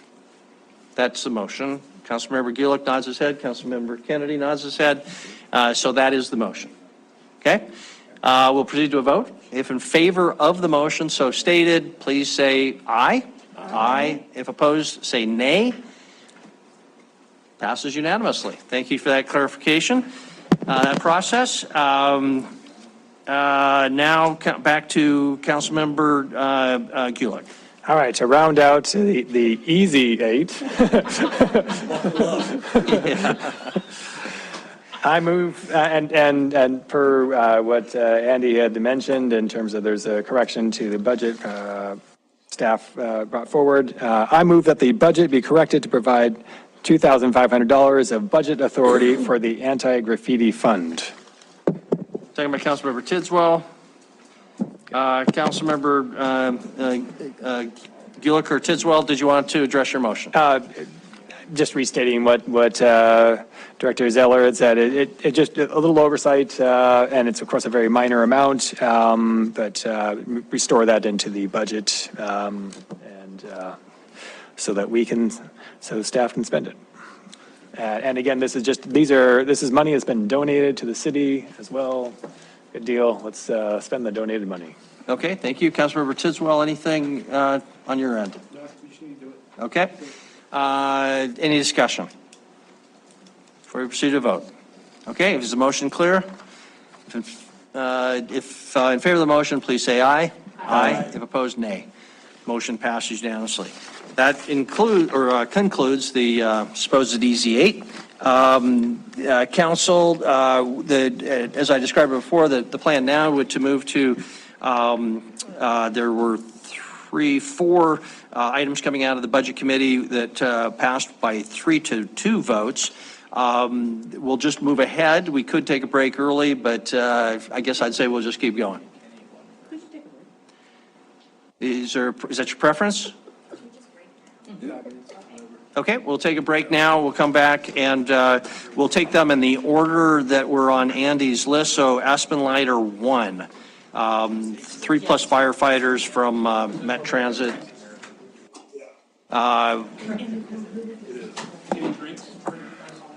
Council at 7:15. We'll come back as close to 7:20 as possible. No drinks. Wait, water. Can we come back? Can we address any lines so we had a stagecoach piece is completely done? We don't have to come, that way we don't have to come back.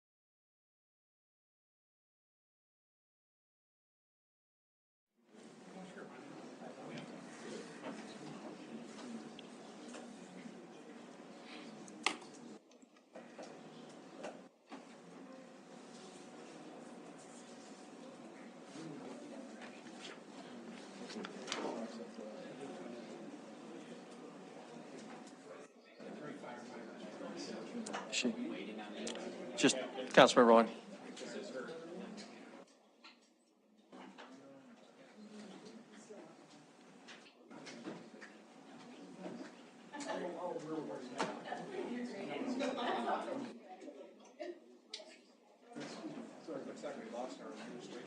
They're coming. It's going together.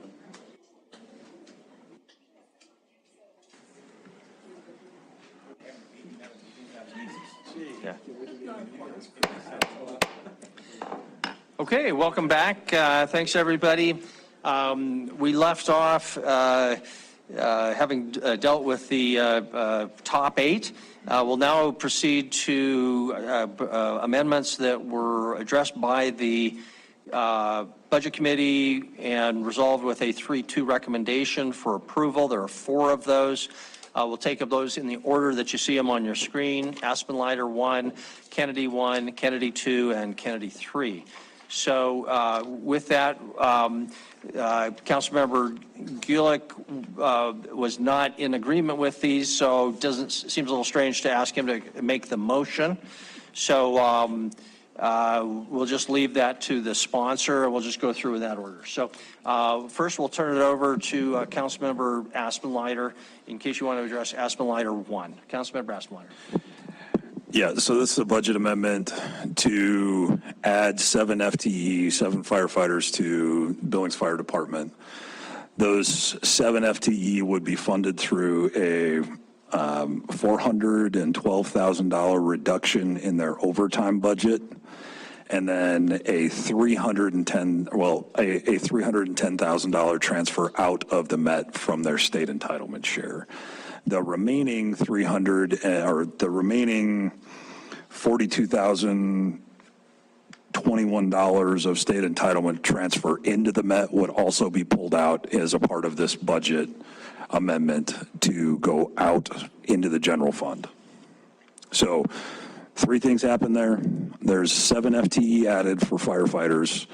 There is a portion of that $412,000 funded through overtime reduction, $310,000 through a transfer of the state entitlement share out of the Met into the fire, and then the remaining $42,021 of state entitlement share from the Met would then get transferred also into the general fund. That's the motion. Okay, thank you. Is there a second for the motion? Second by Councilmember Owen, I saw. Councilmember Aspenlighter, did you want to speak to your motion further? So we've asked Chief Valdez a number of times to, how can we get control of the overtime? We've asked that of the police department as well. Chief Valdez came through and said, here's how we do it.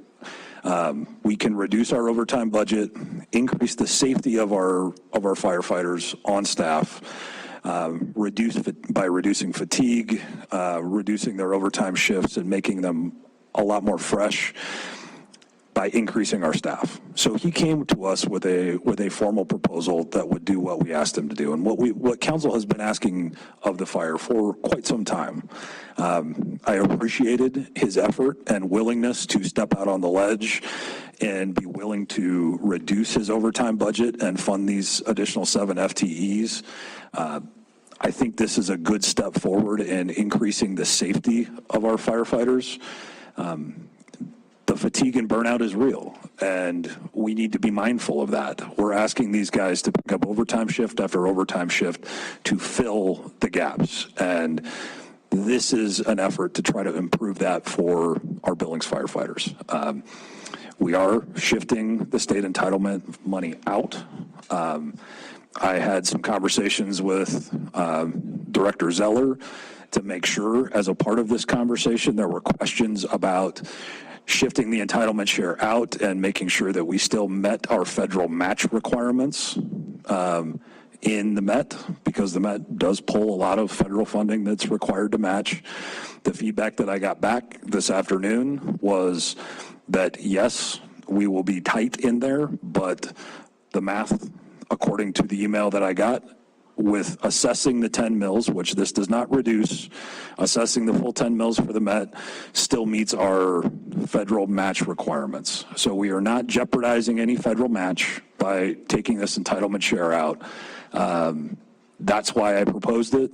That's the backstory behind it. And I think this is a great opportunity for us to help Chief Valdez do what we've been asking him to do, which is get a handle on overtime and create a safer environment for our firefighters. So that's the amendment. I'd appreciate your support. I know the firefighters would appreciate your support as well. Thank you.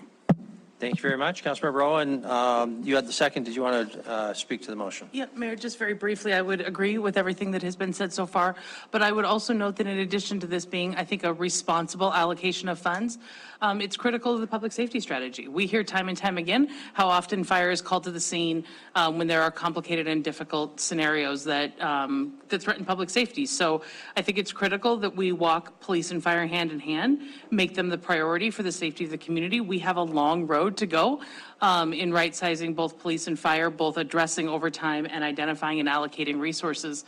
I'm really pleased that this helps to reduce the overtime budget.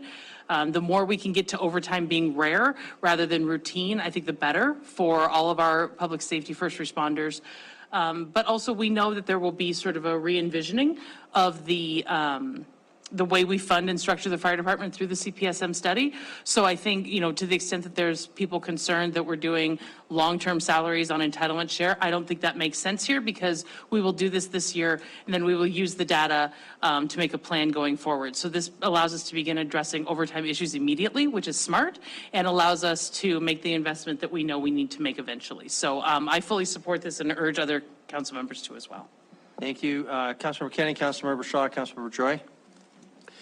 We started this and talked to the chief about looking at the overtime budget and looking at how we can better make his department more efficient.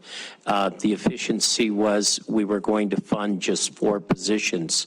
The chief came back and said we needed the full 7 to really make it all work. And so we took his lead and came back, and Councilman took it with the looking at some entitlement for this year so we could fully fund it and get it more efficient and then start working on the overtime issue. And I think this is going in the right direction and I will support it. Thank you very much. Councilmember Shaw, Councilmember Joy. Thanks. I have a couple of questions. So Chief Valdez, could I ask you something? I do really appreciate that this is the 7 and not just the 4, because I think the chief was very clear that if we just do the 4 from overtime, it's not going to solve the problem. Can you talk to us about how this plays into the planning for future staffing for Station 8? If we're trying to eventually save up or get to the position where we can fund that station and fully staff it, is this a step that gets us there? Is this just a step for the short term? I mean, how are you kind of thinking about this? Yeah, that's a great question. Unfortunately, it does not address Station 8. This is purely about... Thank you. This is purely about overtime. The truck is a critical piece of equipment for us that needs to be staffed, and then the MRTs as well. We did the initial study. We thought we could just do peak times for the mobile response teams, which would have reduced the required personnel. But it's overwhelmingly, 2 units at 24 hours a day, and we're looking at another one here in the near future right away to help us reduce the wear and tear on our vehicles, on the engines. So unfortunately, I wish it did. If a year and a half maybe down the road, we had a shift where we were flush with people, I could put an engine in that station for a day, but I can't promise you fully staffed 24 hours a day. So you would use some of this, am I correct, that to fund the MRTs? Correct. Some of the positions? Yeah, Okay. both the truck one and the 2 MRTs. To keep those as operational as they need to be. Correct. Yes, those are the units that trigger the overtime for us. Okay, that's very helpful. So it's really the MRTs that are triggering such a large portion of this overtime. Yes. Interesting. Okay, thank you. And then I have a question for Rusty, I think.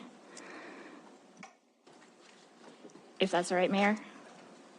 Please. Okay. Rusty. Rusty, my question for you is, if we take $300,000 out of your budget every year ongoing because we're hiring a person, I mean, the Easy 8 amendments were one-time things. This is, ongoing forever. How do we get back to the point of, or first of all, are you going to be all right for the short term, not just this year, but next year going forward? And then how do we get back to making sure that your department has the funding it needs?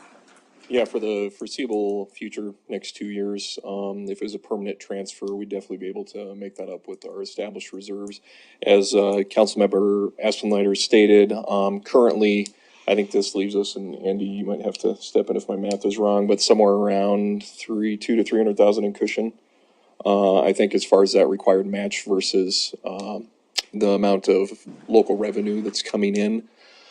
So it's always, of course, a concern when you lose budgetary authority out of the budget. We do have some steps that we're looking at taking here that we've discussed a couple times in front of council. Primarily planned within our Unified Planning Work Program with the MPO this year. We are looking at options for funding and sustainability within the transit system itself. So we will be looking at different funding options that are out there for transit moving forward, whether that includes looking at interlocal agreements or even governance studies, just total, nothing's off the table, I guess, in that study that we intend to undertake. And also, once again, fares are an option that we can evaluate too. But of course, there's always impacts that have to be discussed with those too. So as far as a straight up answer for how we would intend to fill that, I don't have one for you right now. But does this give you a lot of heartburn, or you feel you can live with it? Primarily, the heartburn is always just our capital projects that are coming down the road. When I took over Met 5 years ago, we had not been good at chasing competitive grants. We didn't have a way to fund our fleet. We don't actually participate in that equipment replacement fund. So everything that we've done to fund that fleet has been through efforts that are directly within the Met Transit Division itself. So that's always our biggest concern, because our buses are 12-year vehicles, our paratransit vans are 5-year vehicles. So in the next 5 or 10 years, we're looking at $12 to $15 million in replacement on those physical assets to ensure that it keeps running. So we're always looking for ways to start building that reserve to ensure that it's there when we need it, because depending on a pandemic and depending on always securing competitive funds seems rocky at best to ensure that that equipment's replaced. So that's really the primary concern. As far as operations go, though, like Councilmember Aspenleiter alluded to, we do have the cushion to continue existing operations as they stand right now. Okay, thank you. Okay, Councilmember Joy. Thank you. Director Zeller, I have a question. Director Zeller, how much does our public safety, what percentage of our general fund goes to public safety? I believe it's right around 40 to 50% of that general fund goes in there. Okay, thank you. So including this move of state entitlement share to public safety, if we looked at our budget as a pie, overwhelmingly, when we're looking at operations and maintenance, overwhelmingly, that goes to our general fund. Is that correct? Our general fund in terms of operation and maintenance, or not? For public safety? For public safety. Yeah, I think the majority of it does go there, yeah. So if we include the money that has been taken from the various state entitlement shares to public safety, this might not be a question you can answer, but what are we looking at in terms of our pie charts? Because one of the things council has made public safety our number one priority, and if you looked at the way we fund it, it would look like that's our number one funding. I was just wondering, what percentage are, I guess I'm kind of getting at a question that, that might be bigger than that. But maybe that's not a question you can answer in terms of the amount as we take entitlement share from other funds and put them, or fund from other departments and put them into public safety. What does that make our public safety budget look like? And that might be something you can't answer. Yeah, I don't know that I can exactly. I guess I would say that this will increase the percentage share that goes to public safety, but the amount going into our public safety fund is, you know, with the levy and the general fund transfers, it's $40 to $50 million. So this, 40 to 50 million of our total budget. of our, yes, I think that's accurate. 40 to 50 million of the Closer total to budget. 50, Thank yeah. you. Thank you. And if I can just follow up on what you said, we've always said that about 80% of our general fund goes to public safety by the time when you add public, police, fire, and prosecutors. So I think if you look at the general fund and public safety fund combined, that's true. But if you look at just the general fund itself, which that's how I interpreted the question. That's the I'm sorry. accountant talking there. Sorry. Yes, okay, all right. Okay, thank you for making that distinction. All right, thank you very much. Councilmember Nees, Councilmember Ripsis. Thank you, Mayor. I have a question for Chief Valdez. Chief, of the $23 million in personnel services, how much of that is overtime budget? Let's see, I believe 930,000. Okay, so that's going to be reduced by 412,000. So you're still going to have roughly 513,000 that you're going to be using. What type of overtime? I think you and I talked about that a lot of that overtime is done, not a lot of it, but some of it's done through volunteer programs at the schools and stuff like that. Of that 513,000, how much is that community programs that overtime is being utilized for? Probably that $500,000. So the theory behind this is to get us upstaffed enough to where we can eliminate, not at 100%, but most of the leave issues, you know, sick leave, vacation, extended leaves of that type. But the training that we have to backfill and all the other ancillary programs that we are involved in would eat up most of that. So we're still having to pay overtime for all the training, overtime for all the community service programs and things like that. Correct. And I think I understand you said the fire department can't use volunteers for those community service programs. Is that correct? That is correct. Okay. Is there any way to change that? Legislation. And the reason why I say that is because Billings is a Class 1 city. And because of that, we're not allowed to have volunteers in any capacity. Okay. Thank you. Councilmember Ripsis, Councilmember Boyette. Thank you, Mayor. Chief, we know the police department has a huge lead time getting new staff on and trained and up to speed. What does your hiring ramp up process, how long does that take? And given that lead time, how likely is it that we're going to cut overtime by 35% or so this year? So you're not going to see that this year. It's going to get worse before it gets better. And the reason why I say that is because we have 12 holes to fill by the end of the calendar year. So we're in the process of onboarding right now, going through the interview process.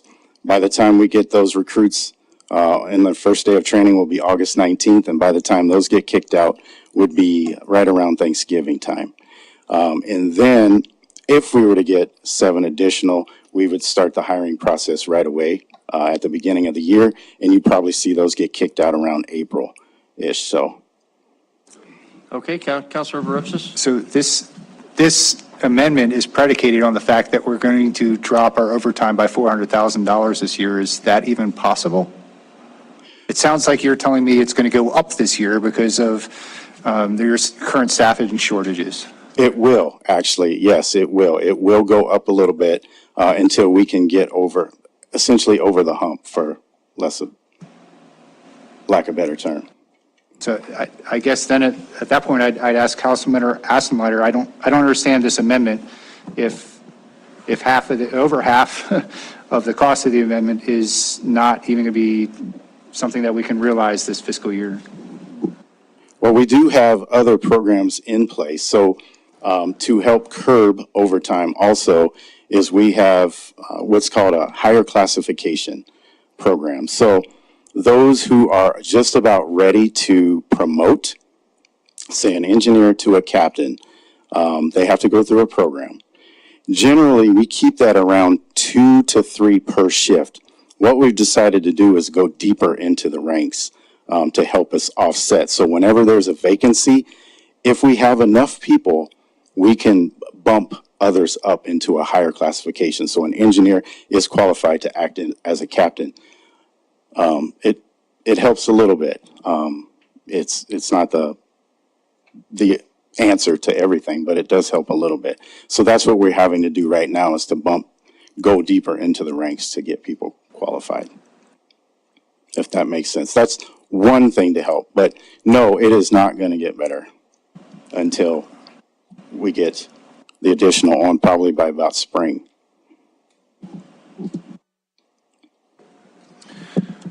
Okay, Councilmember Boyette and Councilmember Aspenlider, and come back to this issue. So, Pepper, we've talked about this before. We have two little red trucks and a little white truck, the mobile response unit and the crew, and they're going to take several thousand calls a year. Is that correct?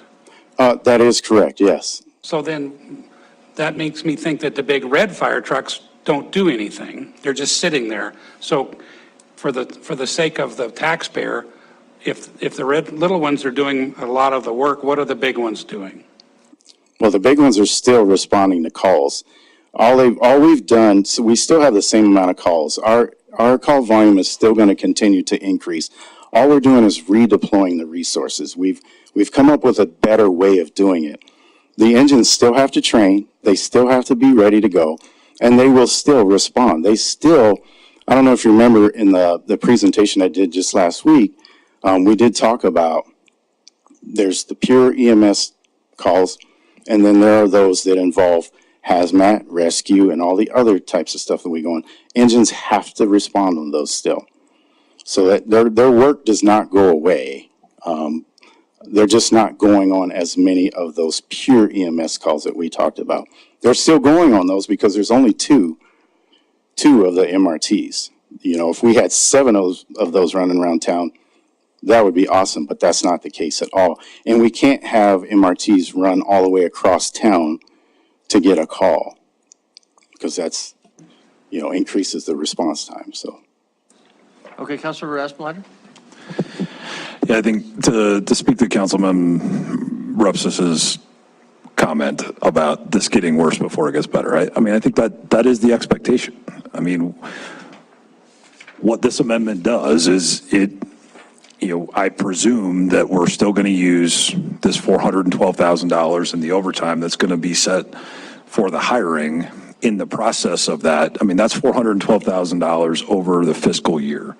So if we're bringing those folks on in the last quarter of the fiscal year, then, 3/4 of that would still presumably be used in the overtime budget, bridging the gap until we get to them being on full time. And then as we proceed into fiscal 26, those folks would already be on our staff, and then we would be over the proverbial hump, as the chief is referring to. So there is a ramp up with this. The allocated dollars still sit in fire. They still are accessed and used presumably like they would have been before. But as we ramp those people up and bring them on in the final quarter of the fiscal year, by the time the process works itself out, we're still covering their costs to be there and bridge that gap. That's how I see it, and that's how I presume that it would be operated and used in this fiscal year's budget while we get those positions filled. I mean, unfortunately or unfortunately, just like everybody, fire and police particularly, because of the training regiment and all of the process and procedure, we can't just flip a switch and bring 7 guys on in a month, and I don't think anybody presumes that that's the case. But we have to take a step to authorize the increase in strength to allow them to then take the step to get those people filled. This, in my mind, does exactly that. We see probably the first 3 quarters of this coming fiscal year operating like it has, with a transition into what would be a normal operation in the last quarter. If it could be done faster, that would be great. But I think presuming that it would be setting the fire department up for failure. So being realistic, that's how I see it. Okay, we'll come back to Councilmember Boyette. Councilmember Neese, Boyette, Joy. Thank you, Mayor. Chief, you mentioned that one of the plans to reduce overtime was promoting from engineer to captain. And so I'm assuming if they go to engineer to captain, they get an increase in salary. So how is that reducing the budget as far as that? Do captains are they not subject to overtime? No, so it's not an actual promotion. So what it does is it qualifies them to act up or to higher classify into the next role.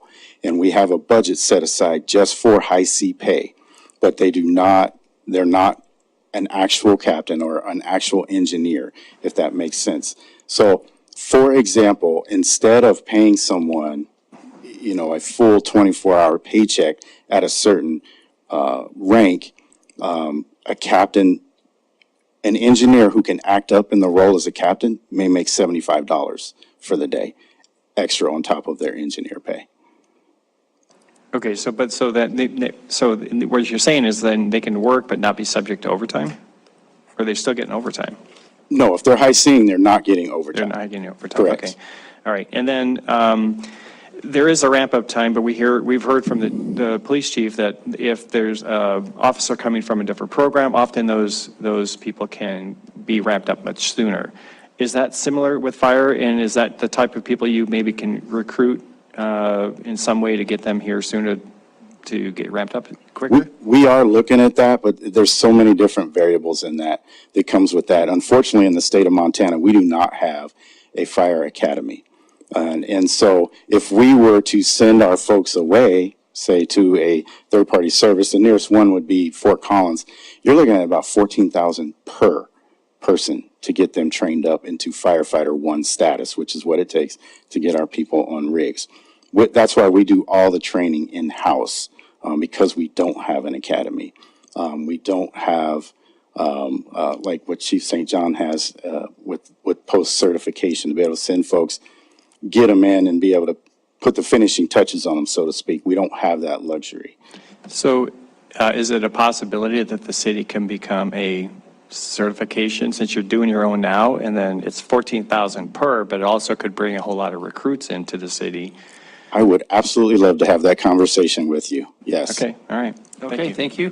Councilmember Boyette, Councilmember Joy. So, one more time, it sounds like we're robbing Peter to pay Paul. If you're short 12 now and you want 7 more, that's 19, but you're saying that the overtime's going to increase. Why would we want to hire that 7 but use that overtime money for the 12 that you haven't used? Well, the reason why I'm asking is because as the system is right now, with the personnel, with the authorized personnel that we have now, we find ourselves in this situation when people are leaving to go to other departments or retiring. This attrition problem, we have no wiggle room, so to speak. We run a very lean operation. And so when we have 1, 2, 3, 4 people retire or decide to go somewhere else, that's when the overtime starts to pour in. And so we're trying to get a little beyond what we are right now. So same operation, just asking for a few more people to help us to have a little cushion. But I guess I go to Councilman Repsis. If you can't hire the 12, why would I want to give you 7 more to start with? But we can hire the 12. Okay, so what's the lead time? If we say yes tonight, that's 19 people. When can conceivably you can have 19 people working in uniform? So you'll have the 12 to fill back with the authorized positions by about Thanksgiving time. And then if we do get the green light on an additional 7, we would start the next program right away for that. And then you'll probably see them on board about April. Okay, thank you, Councilmember Joy. Thank you, Mayor and Council. Yeah, thank you, Director Zeller. I added up the numbers, and I think 93% of our general fund is public safety. So I took out city administration 3, finance 2, human resource 1, mayor council, and that pretty much is 93% of the budget, if you take out those, because the other only add up to 7. The others are legal and code enforcement, and those are part of our public safety. Thank you. I wanted to ask this question. Are you allocated a budget of $1 million for overtime at the beginning of a fiscal year? Yes. About $1 million. Roughly. So if you're allocated $1 million, you don't really always use $1 million, or do people realize that there's overtime to be made? I mean, human beings are human beings, but if you're allocated $1 million every year, how do you know have you been consistently using $1 million over many budget cycles? About the last 3 fiscal years we have been. So, okay, thank you. So the $1 million you've been using for about 3 years, and your attrition has been going on for those 3 years too. So I'm just not sure, if you have attrition of 3 people, you have a budget of $1 million for overtime, how do you keep having to use $1 million? You're hiring more people to fill the vacancies, so how do you consistently have a need for $1 million in overtime? Thank you. So again, it's a timing thing. Okay, so for us, I can't fill spots as they come open. It takes time, and it generally, to onboard, let's just throw arbitrary 10 firefighters out there. I need to pull 3 people off of shift in order to train them.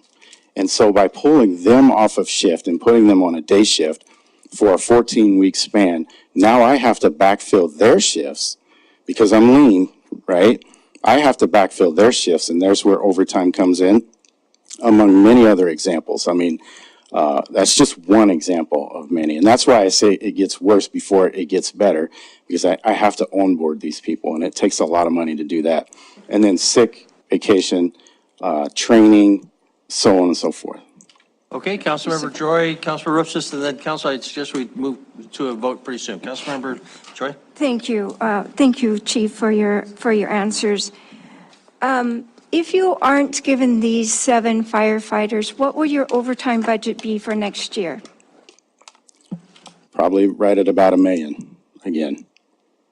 So generally, through attrition, you never get past $1 million, and you never really fall below $1 million. Well, it depends. So this year is an abnormal year for us to see this much through attrition. You know, we've had a lot of our younger folks leave and go back to where they're from, and for a myriad of reasons. And so we haven't seen it this high, and we just have not been able to catch up. And what I mean by that is to be able to, again, we have to put on a testing consortium, which happens twice a year. Then we have to vet the candidates, get them interviewed, do all the background checks for them, and then start the training process at 14 weeks. So to do all that takes a lot of time, money, and effort, and that's why we've only been able to do it about once a year. This year just really caught us off guard with as many people leaving, so. Okay, Councilmember Ripsis, Councilmember Gulick, Councilmember Denise. Thank you, Mayor. Chief, I don't think anybody here wants your team being overworked and stressed from all this overtime. I couldn't imagine working a 48-hour shift and what you guys have to deal with. But I'm not seeing how this amendment is constructed in a way that financially gets us there. You're telling us that you probably will run $1 million in overtime this year, and we probably won't have these 7 new FTEs until late spring, fourth quarter of the year. So essentially that 712, we really need a quarter of that, or under $200,000. And we're taking $300,000 out of the Met entitlement. And maybe it's not your question to answer, but I'm not just sure, I don't understand how these numbers add up and get us to a place where we're better off financially, or even really how this budget makes sense. Sure. So the theory behind it is, it's not going to fix it in FY25. That was always the theory behind it. It was to get us some extra hands to cover when we do have, because we do have people that get injured and sick, maternity leave, paternity leave, bad shoulders, knees, you name it, whatever. It's a physical job. All I'm simply asking for is the extra hands to help fill those voids.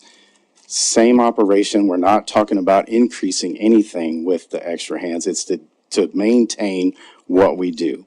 And so then, therefore, rolling into, say, FY26, the overtime budget stays the same. We've got the extra hands on board, and then hopefully it's either stays that way or even lessens, is the theory behind it. Okay, Councilor Rosas, one last quick one, and then So Councilor it Gillis, does you need seem wrap to up me here. like the actual request here is for a quarter of the 712. And then next year, you come back and say, now I'm prepared to reduce our overtime because we've got the new FTE in place. Why are we front-loading all this allocation? Where does the extra $100,000+ out of Met's entitlement share go if you don't even have the staff in place to spend on salaries and we're not reducing overtime? It's merely to get us established. I'm just trying to get us forward in this process. We're seeing the patterns over the last 3 years, and it comes down to one thing, and it's just the fact that we are lean. All I'm trying to do is get us forward. That's it. Thank you. Councilor Gillis, Councilor Nice. I certainly thank you, Chief, for your filling us in a little further. Certainly supportive of filling out our firefighters' ranks. I'm not keen on taking it out of the Met because this isn't just a one-time expense.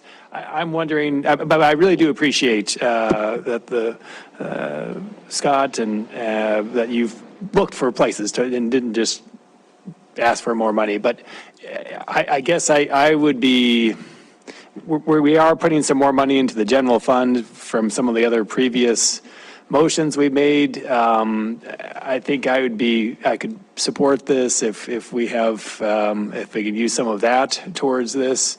I really not wanting to take it out of the Met state entitlement share. Just if you could answer maybe some of your thoughts to that. Okay, thank you, Councilor Nice. Mr. Mayor. You want to, if that's okay? Okay with Councilor Nice? Okay. Councilor Raffenlatter? So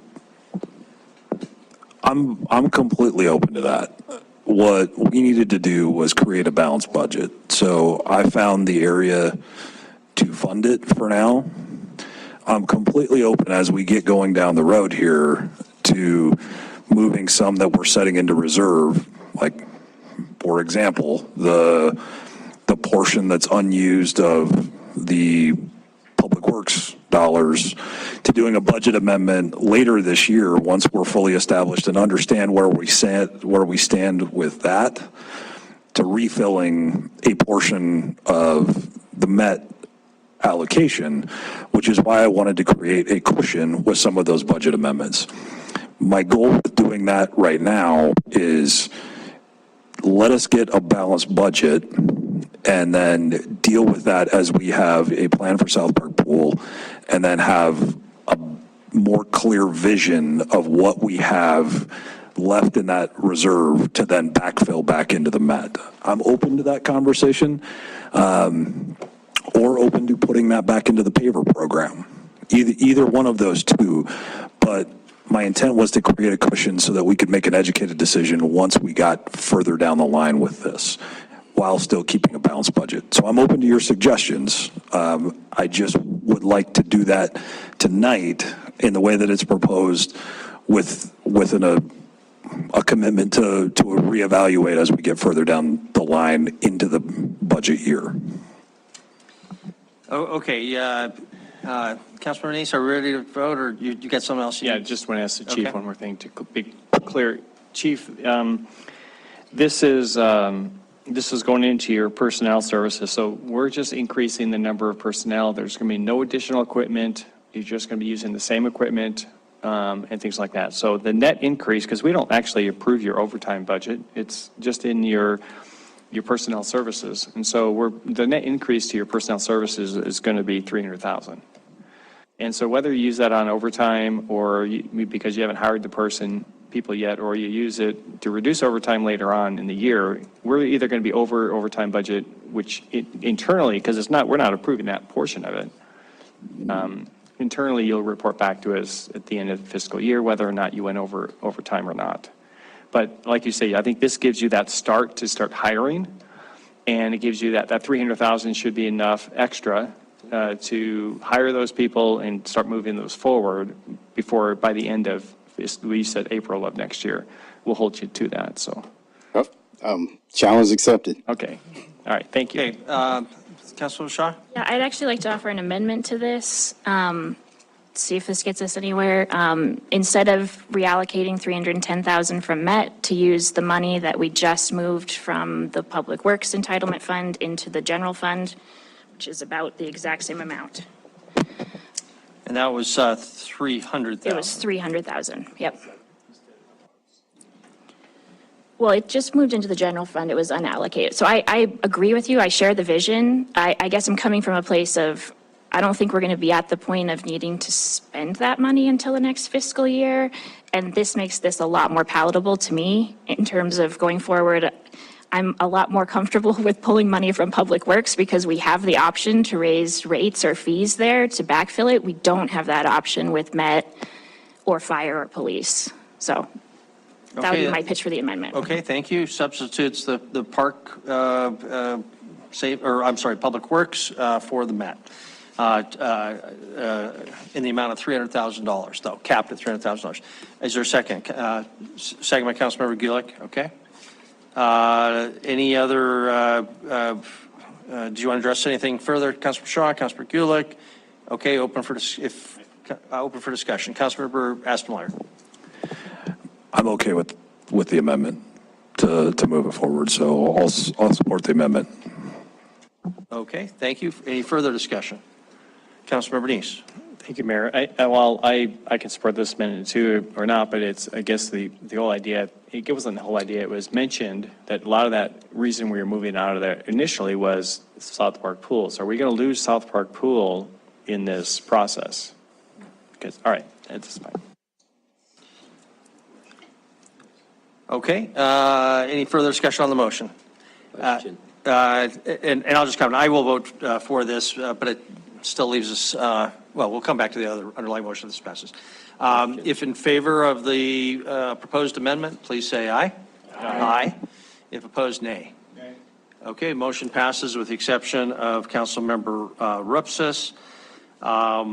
Now the underlying motion has been modified. It still is what you see there, except instead of the Met entitlement chair, that's the Public Works entitlement chair. Further discussion now on the now amended motion. I'm just going to make a comment. I'm going to vote against it. It doesn't pay for itself. We've heard it's absolutely explicit that there's $400,000 that we're counting on from overtime saving that we will not see this year. So any other further discussion before we proceed to a vote on the now amended motion? Okay. So if in favor of the amended motion, please, why don't we have a show of hands? Please raise your hand. Voting in favor, council members Shaw, Gulick, Neese, Owen, Kennedy, Aspenlider, Tidswell, Boyette, and Boyette. If voting in opposition, raise your hand. Council members Joy, Cole, and Rupsis. Motion passes 8-3. Thank you very much. That concludes Aspenlider 1. So we'll move to Kennedy 1. Councilmember Kennedy.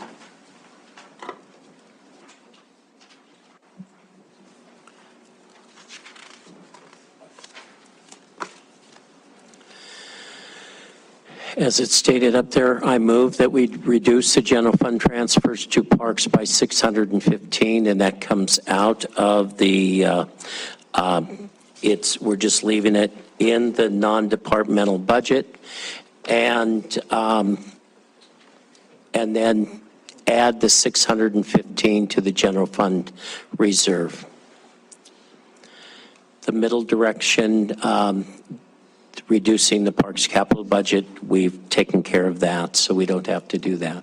So all we're doing is reducing the general fund transfer to parks by 615,000 and adding the 615,000 to the general fund reserve. That's my motion. Okay, is there a second? Councilmember Aspenlider? Did Kennedy, Councilmember Kennedy or Aspenlider, would you like to speak to your motion further? Mayor and Council, this is the funding for the police officers that we'll have under amendment.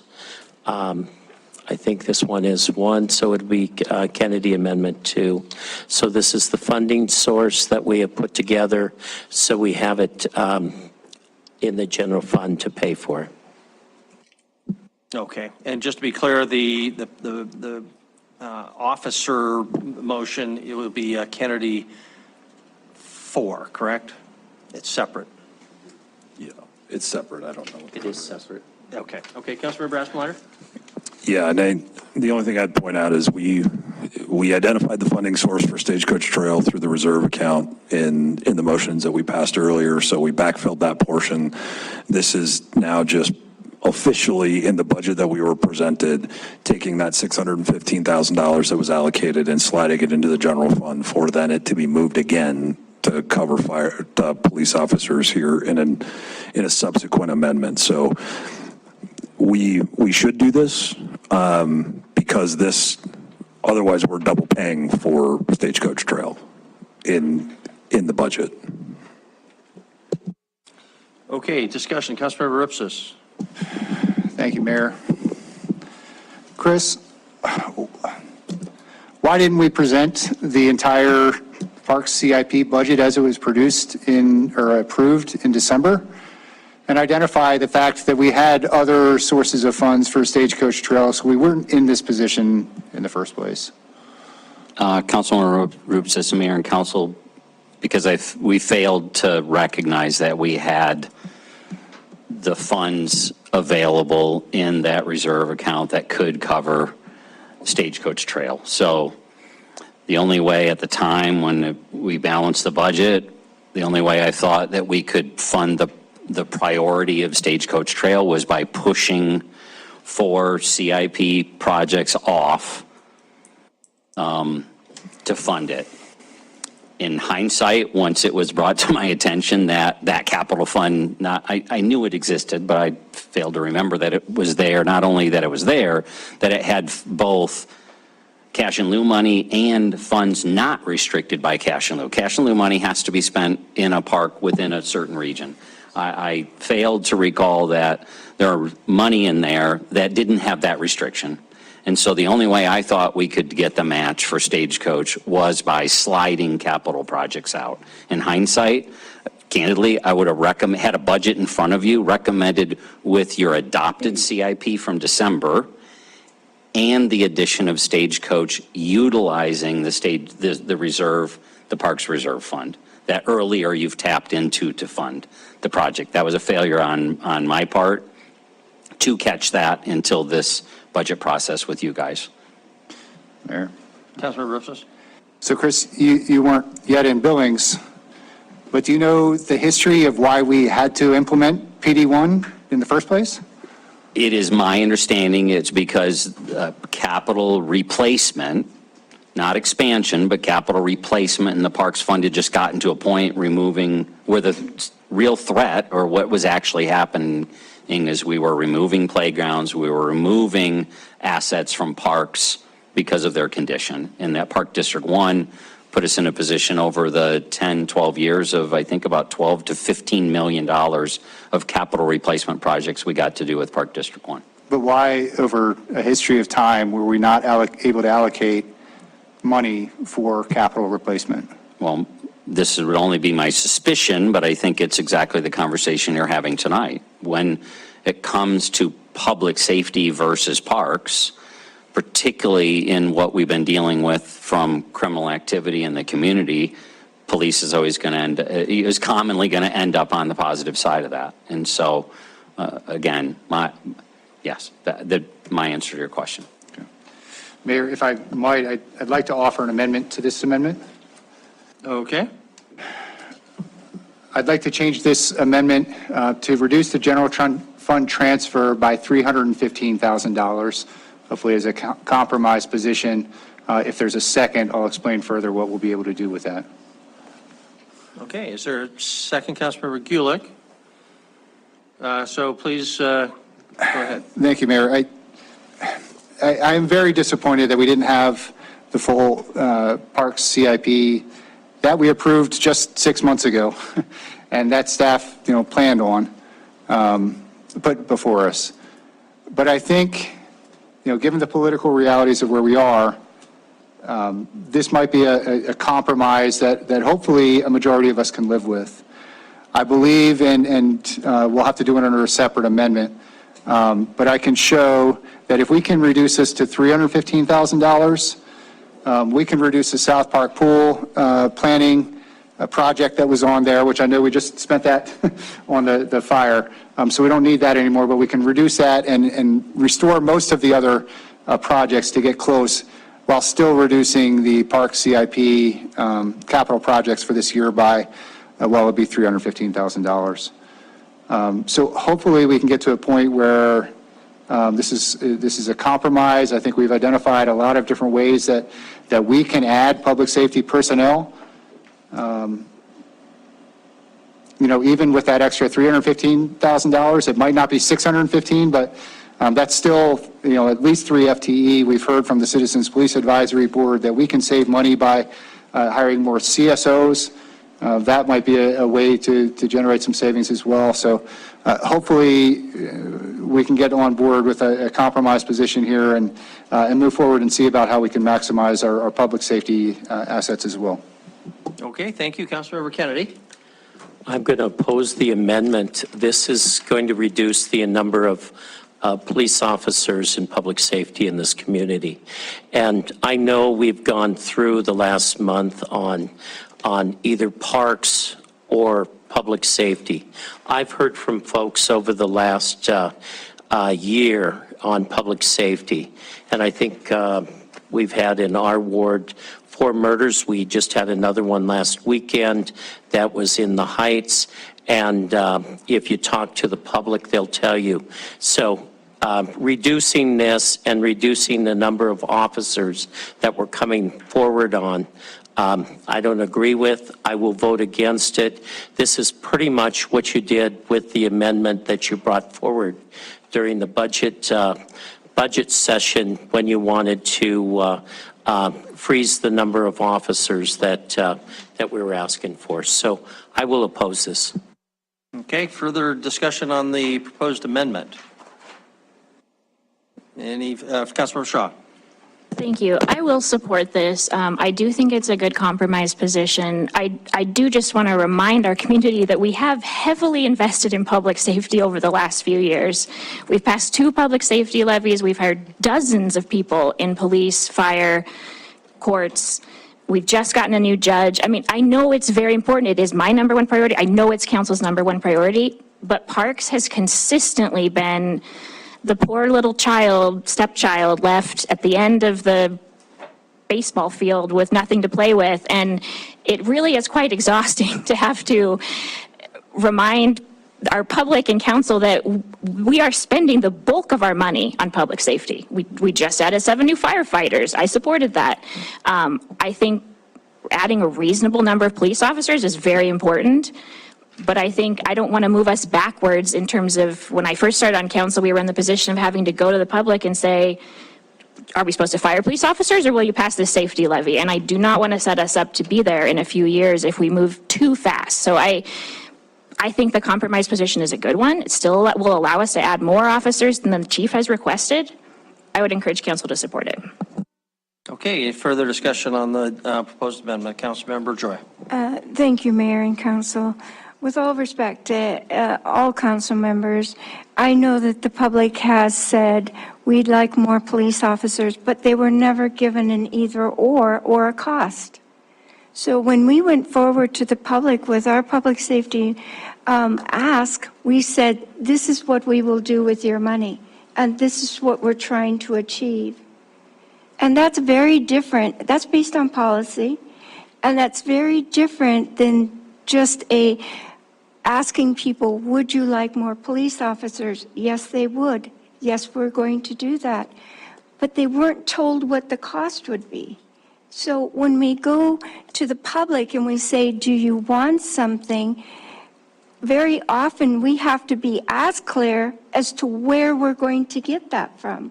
We can't, I don't, in my ethic, I'm not going to say anything about anyone else, but to me, if you're going to go to someone and say, please put these resources here, we have to also tell them what they get less of. You can't always have more without getting less of something else. Thank you. Very good. Further discussion before we proceed to a vote soon, I hope. Councilmember Neese. Thank you, Mayor. Councilmember Joy, I agree with you on that. And in fact, I talked to someone today about this because they wanted to support this effort to put more police on. I said, you realize if we do this, we're going to have to cut parks. We're going to have to do something different because there is only so much money, and you can only put money into one or the other. And I said, which would you choose? And he said, police. They want the police. And so they know at least this individual, and I'm assuming he's a lot of people around town are the same way, is they want the city to be safer, and if it gives up some of the stuff we're doing in parks, that's okay for now. I agree that we need to work on our parks, but I think the city needs to really put some effort into the police to move forward. So I will continue to support the full transfer amount on that, so not the reduction. Thank you. Okay, Councilor, ready to vote? Okay, so the proposed amendment is consistent with what you see there, except a reduction from 615 to 300. I'm sorry, 315. Thank you. If the motion is clear, we'll just ask for a show of hands. If in favor of Councilmember Rupsis's proposed amendment, please raise your hand. Voting in favor are Councilmembers Shaw, Gulick, Joy, Cole, and Rupsis. If voting in opposition, raise your hand. Voting in opposition, Councilmembers Neese, Owen, Kennedy, Aspenlider, Tidswell, and Boyette. So the motion fails 5-6. Bring us back then to the underlying motion, which is what you see here. And can I just ask for some clarification on the second bullet point? We know that if Parks has $650,000 less, it would have to make certain adjustments. But is it just up to the Parks Department, or is the second bullet part of the motion? I apologize if I did not catch that earlier. Councilmember Kennedy, you want to address that? Mayor, we had already addressed it by the funding coming from the reserves for the stagecoach. And so that was not needed. And so all we need is to go forward is the 615 to stay in the general fund reserve, because we have another amendment that will balance it out. Okay, thank you. I've forgotten before we were going to have to reduce the CIP because we had to fund the stagecoach. Now the stagecoach has been taken care of. So, okay, further discussion now on the original motion. Is there any further discussion before we proceed to a vote? Okay, if in favor of the underlying motion, so-called Kennedy 1, please raise your hand. Voting in favor are Councilmembers Neese, Owen, Kennedy, Aspenlider, Tidswell, and Boyette. If voting in opposition, council members Shaw, Gulich, Joy, Cole, and Rupsis. So it's the obverse of what we had before. So that motion passes 6-5. Councilmember Owen. Mayor, could I just ask a procedural question? Sure. What is our plan here at this point? I think we still have as many as potentially 10 amendments tonight. Quite a bit of debate, I think, will be needed for some of them, not all of them. And we have some significant fee issues to address tonight, too. I don't think we have that many amendments, at least on our list here. We have Kennedy 2 and 3. And then I believe most of the rest they were withdrawn or there was no second. So I expect those to move quickly. That's what I would predict. Okay. We'll see. All right. Okay.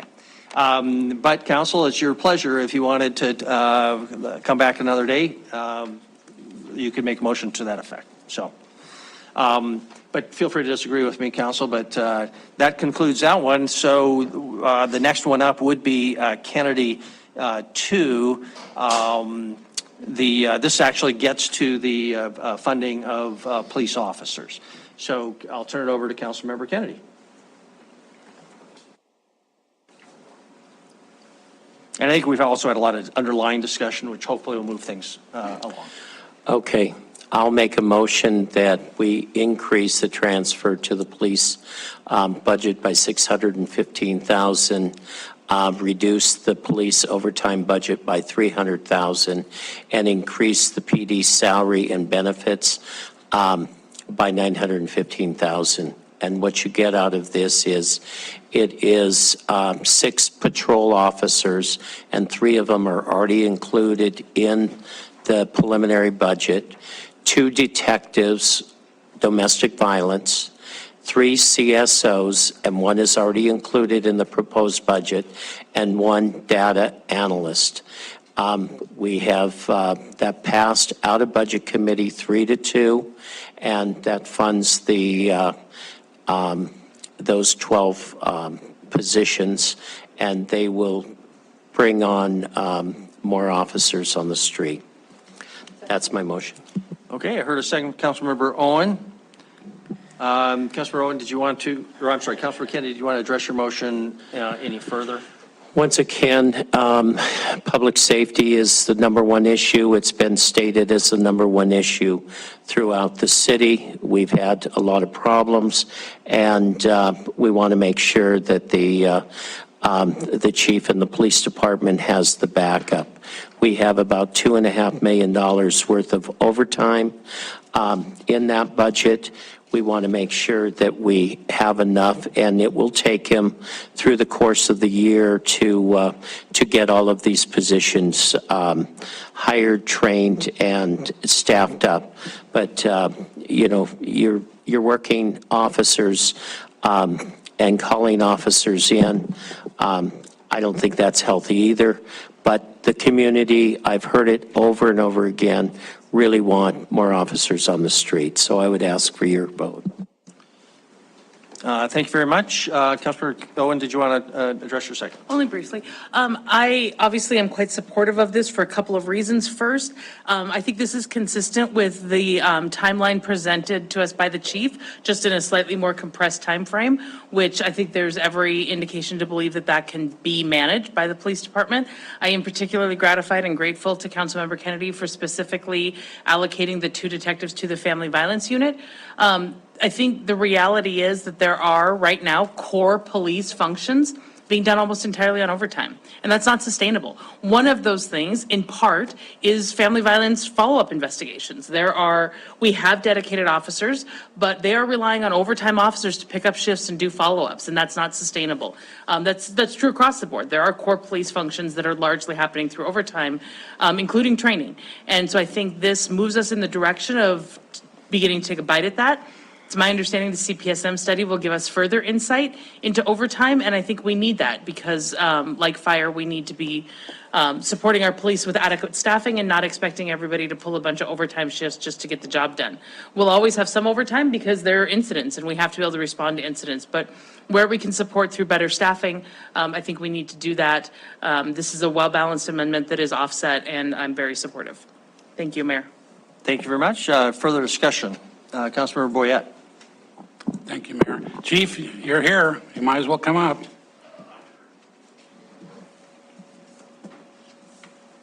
So I guess not let you see me back there. you should hide behind the post. My question is, you asked for 3 and 1, 4 people. Now it's 12, so it's Correct. It's 3 times as much. Okay. Is this what you want? Will you use these? Why didn't you ask for this to start with? What's going on? Everybody's going to ask those questions. Yeah, absolutely, council member, and thank you for that question. Well, first of all, I do not have the authority to be moving funds around in the budget when I submit it. So my initial request, which didn't go over very well, was based on what I thought was prudent for available funds. There was no new money coming in, yet we wanted to grow the department. The number that we were working with was 15 sworn officers. And rather than drop them all in 1 year, is to spread that out. I'm very thankful for the increase and for the amendment. Thank you much for that.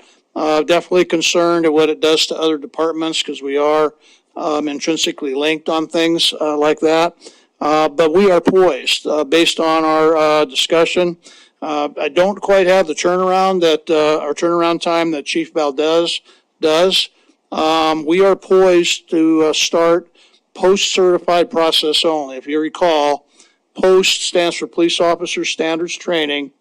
That's your license to be a cop. You have to have that anywhere in the country. We're going to start a post-certified only process until these positions are filled. What that does is it takes about 20 weeks off the process. 12 weeks of the academy, and if they're half squared away, which we hope we hire, we can get them out of field training within a month or so. And so you get the expedited turnaround with that. The deployment plan is essentially whatever we get was going to be 2/3 to patrol and 1/3 to investigations. The tone and the mood of the council, to me, is that you want to increase officer presence and you want to position the detective division to handle all the violent crime that we have, but also support the family violence, to include the Family Justice Center, which we're just a small part. I got a couple cops working there. It is a community effort. But with the resources here, puts us in perfect position to implement the detectives work model, which essentially is 13 will be assigned to major crimes and other stuff, and 7 will be dedicated to family violence. And we already have a couple detectives there doing the DV work. So we're in good shape as far as deployment. That does not include detectives that are assigned to special units, and that's another 5.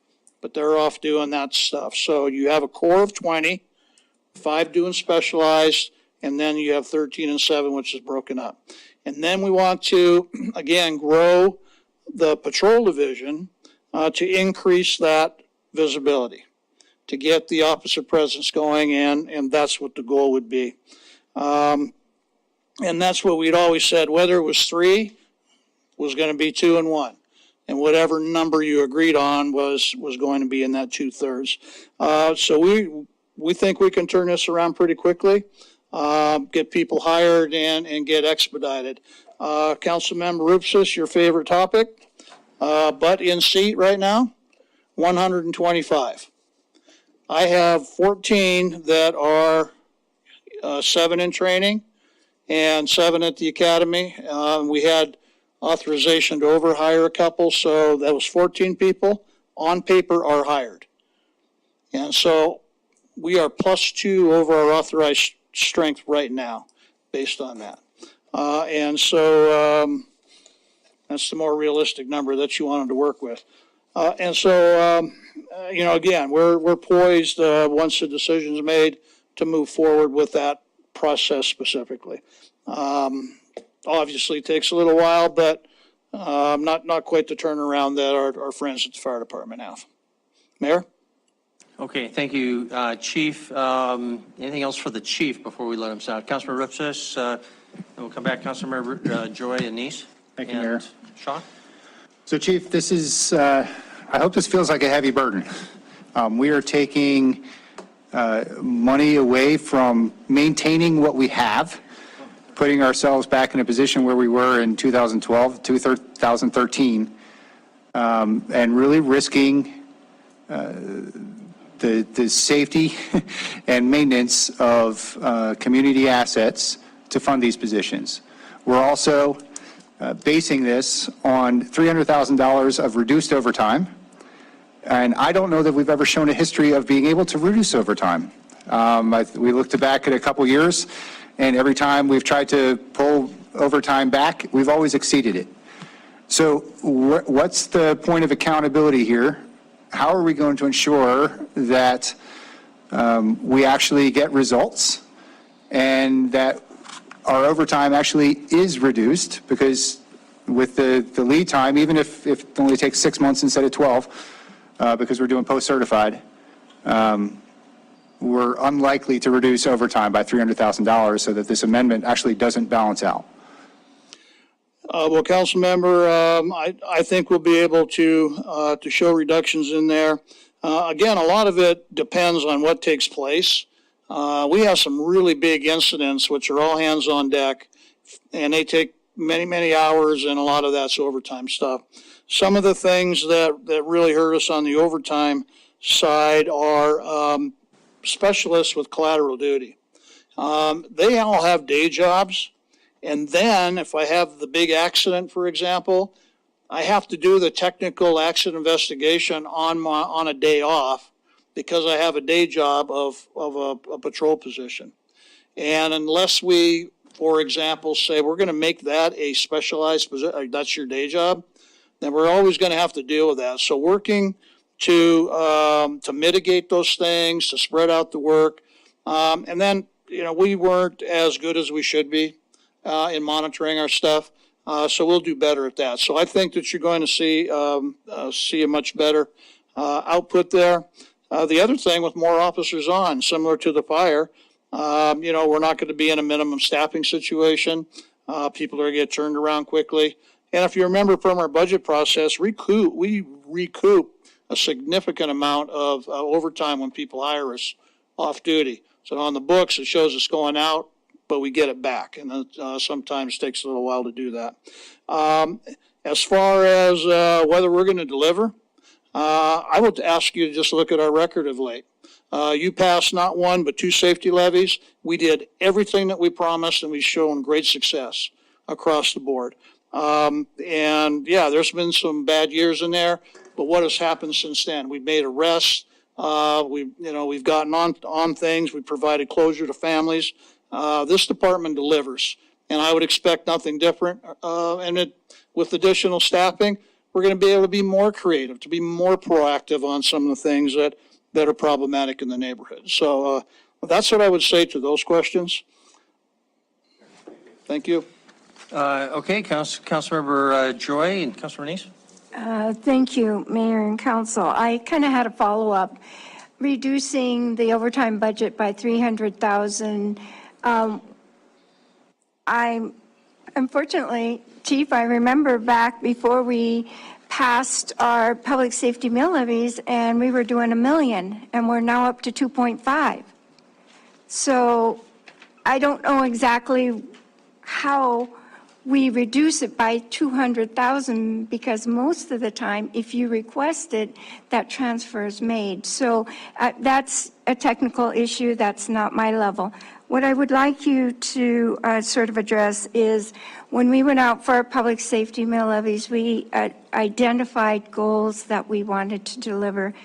With the additional resources, what do you, how are you going to frame that as, what are we going to deliver for that? Thank you. And I don't mean that, and it sounds like this is a long night and my voice is giving out and it's sounding like I'm very angry, but I'm not. And I'm not, I don't want my voice to sound like I'm perturbed or anything, but what are we going to deliver for that? Thank you. Thank you, Council Member. I think our strategic objectives will not change for the time being, and that is continue to get a handle and control violent crime. We need to improve the actual or perceived safety in the downtown area, and then work on traffic. Those are the three big things. Additional resources will allow us to do that. We know from experience when safety levy monies were available and we added more people, we had a significant increase in officer presence downtown, and the calls for service plummeted. So we know that that works. So additional staffing to do the same thing. Again, getting creative on combating the violent crime and some of the gang issues that we have. That takes, people other than patrol officers who are responding to call to get out and intermingle with stuff. There's a huge push. Councilmember Rowan is in the middle of it. Mentorship, prevention, intervention things. Those are programs that we can be participatory in, not necessarily responsible, but all programs to try to cut and break the cycle of violence across the board. On the Justice Center side of things, if we're now focusing on family violence, and I reported last time our detectives had 400 plus cases hand delivered to them by CPS, we will be in a better position to provide service and follow-up to those victims, whether they're family or whether they're kids. So that's, that's what I think you're going to see. That's what I will tout. We're going to continue to hammer on what's important, and we're going to do it with more resources. Okay, go ahead, Councilor Joy. Thank you. Just a short follow-up. There's been a lot, as you know, the shootings have gone on. How do those resources, can you show that those resources will reduce the number of shootings? Thank you. I can't say never, but what I can say is we will be able to quickly respond and investigate and hold people accountable. The work that we do on the proactive side, hopefully, is what interferes, breaks, disrupts that cycle of violence wherever it may be. Okay, Councilmember Neese, Councilmember Shaw. Thank you, Mayor. Chief, a couple of questions for you. 2.5 million overtime, that's correct? I'm sorry? $2.5 million in overtime, that's accurate? That's what Andy gives us, I believe. Okay. And because it's not broken out in the budget, it's only the, 25,350,000. And you mentioned that a lot of that overtime is charged out and then recouped. How much of that 2.5 million is charged out? Please ask the question again. I can't. So you mentioned that you charge out overtime to other entities and things like that. So how much of that is charged out to other organizations? Yeah, I wanted to say it was in the ballpark of 600,000-700,000 maybe, if I recall. So anytime we are working, ball games, dances, stuff that's going on downtown, parades, where we charge out. Some of that's at an overtime rate, some of that's at a extra duty rate, which isn't as much. So we pay the officers at whatever rate they get, and then we send a bill out. And so of course it takes time to come back in from us. But in the meantime, what you see is a debit to our overtime budget to pay those out.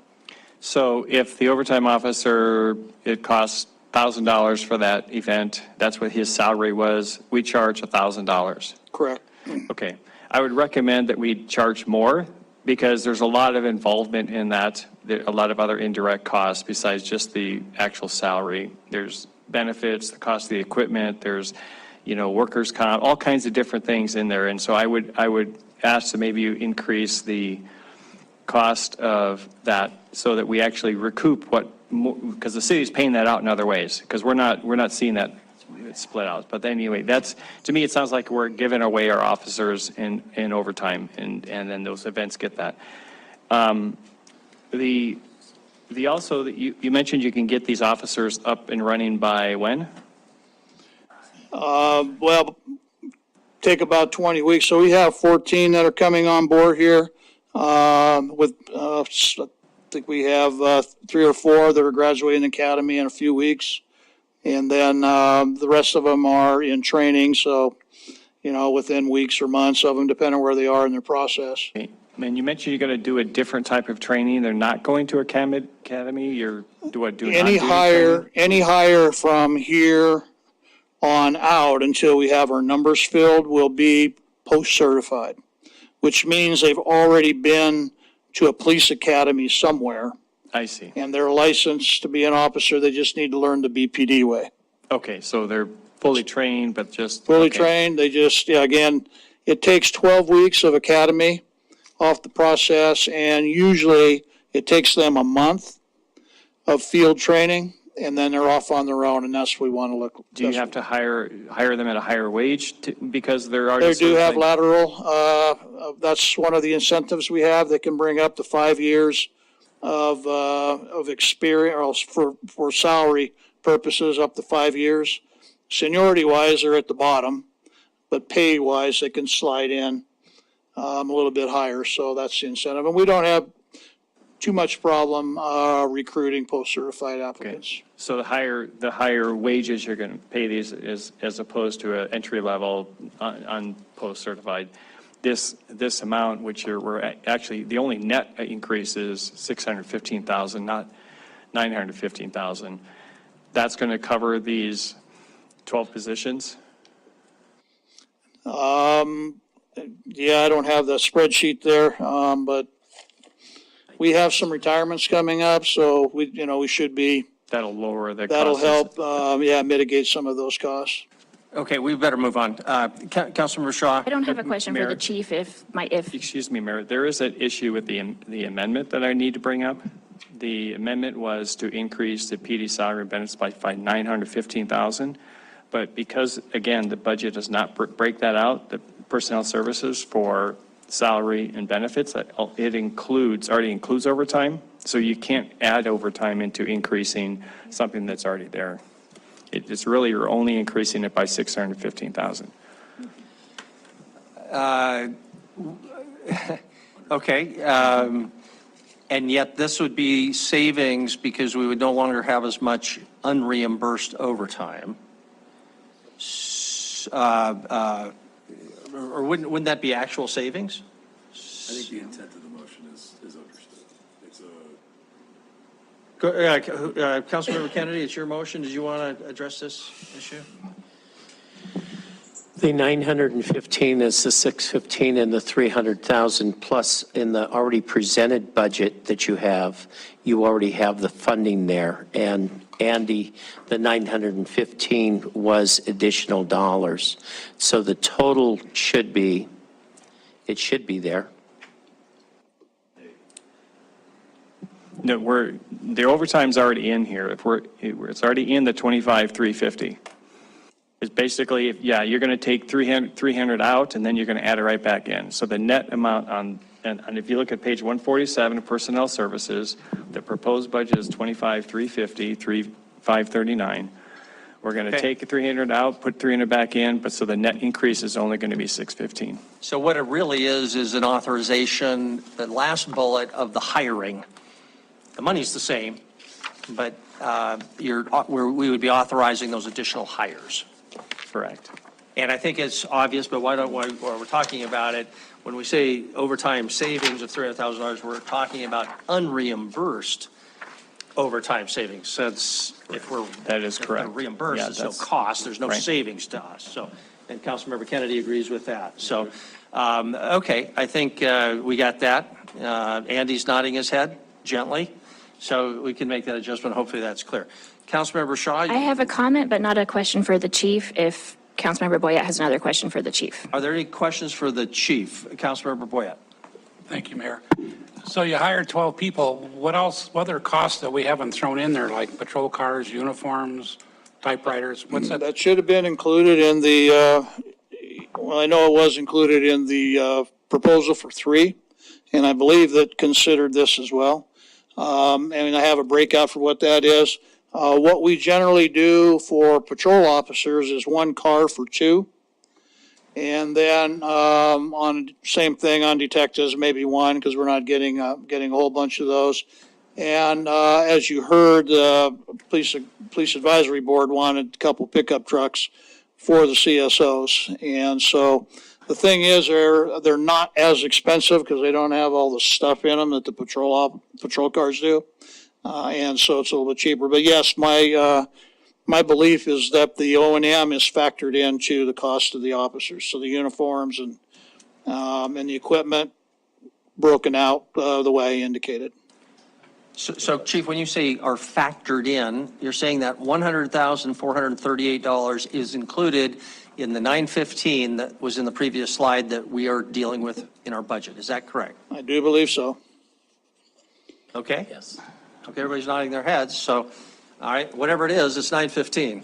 So. If Andy's nodding his head, we're good. Okay. Just sleeping.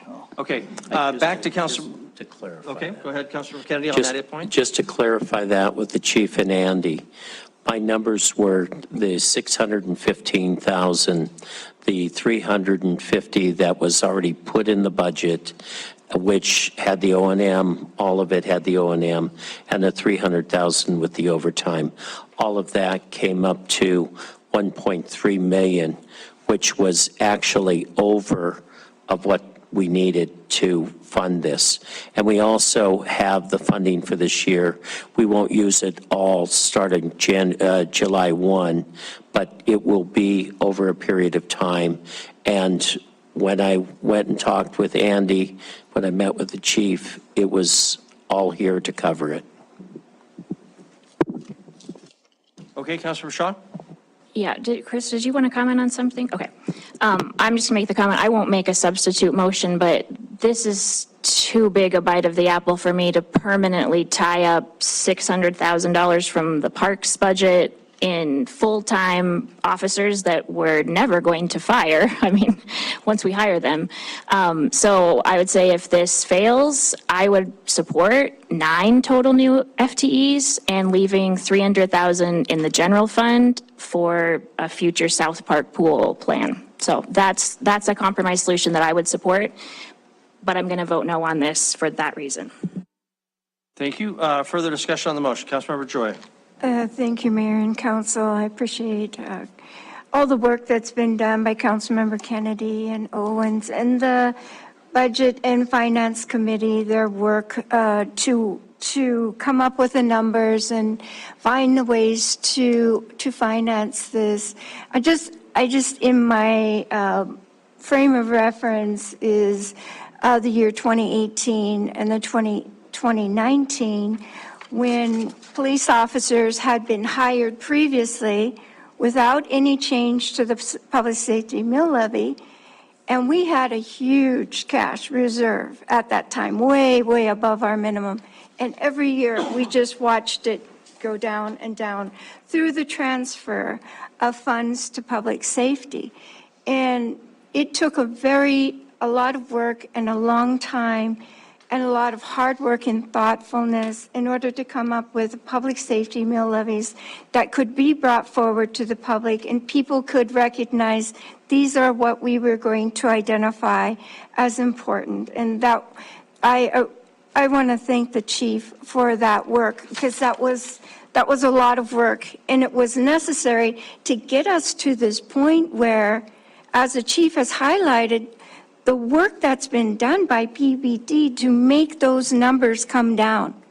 And that came from public safety mill levy work and identifying efficiencies, identifying goals and outcomes that we could achieve with that money.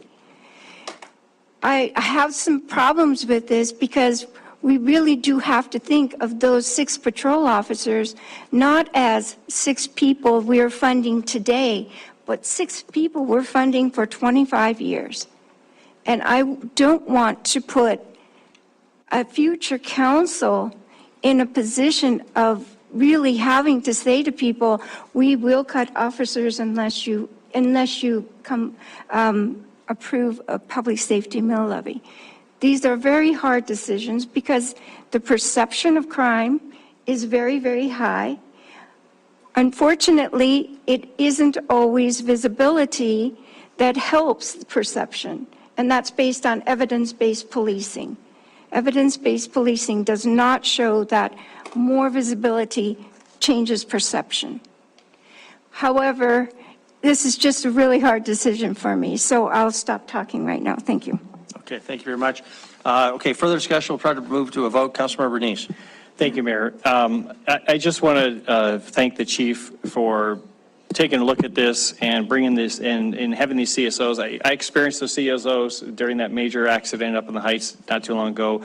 It was comforting to know that we had CSOs out there directing traffic, making sure things were moving, but our police officers were still out there protecting the city. And I think this is the kind of thing, I was a little shy on going with 3 CSOs on this, but I think this is a good plan. This checks a lot of boxes for me. It's going to fund the DVs, which we need, the DV detectives. It's going to put officers on the street that I think the public has been asking for that we need.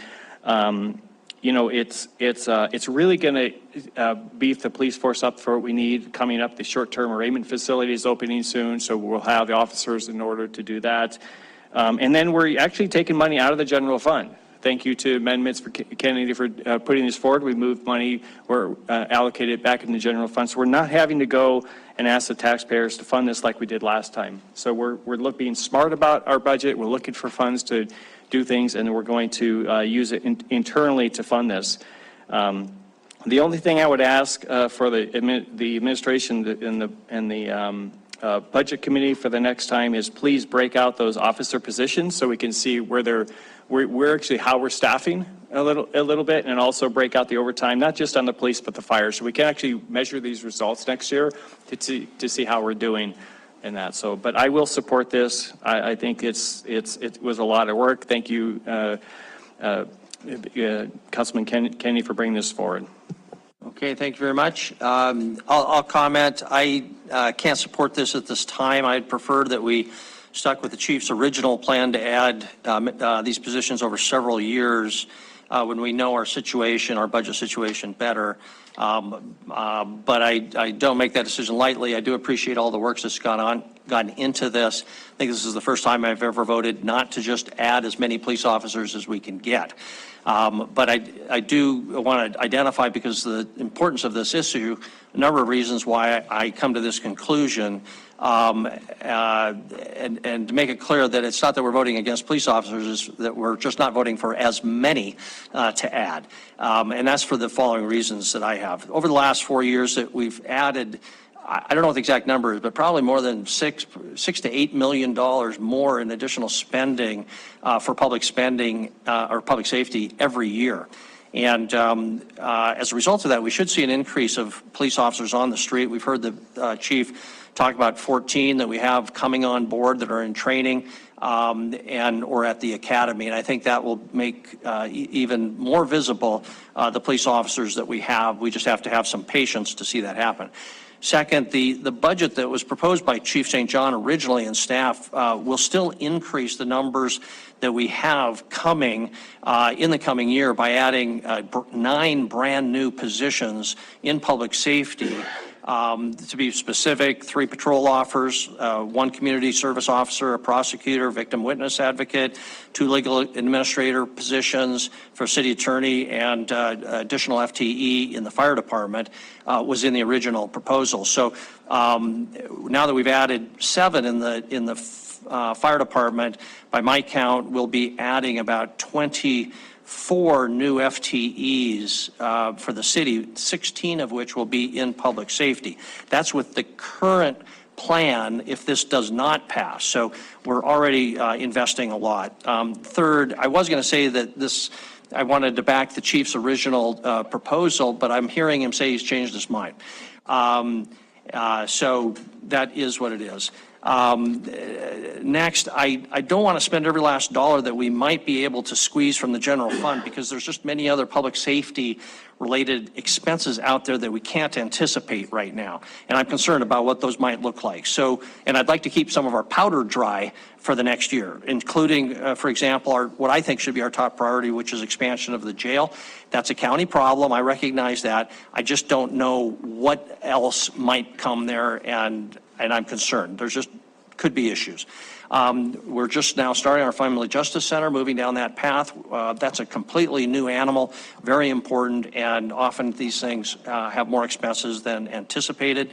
Also, I'd like to see it take us, hire a criminologist or invest in consulting to look at the 30,000 foot level of what's the source of crime in our community, not just hiring additional police officers.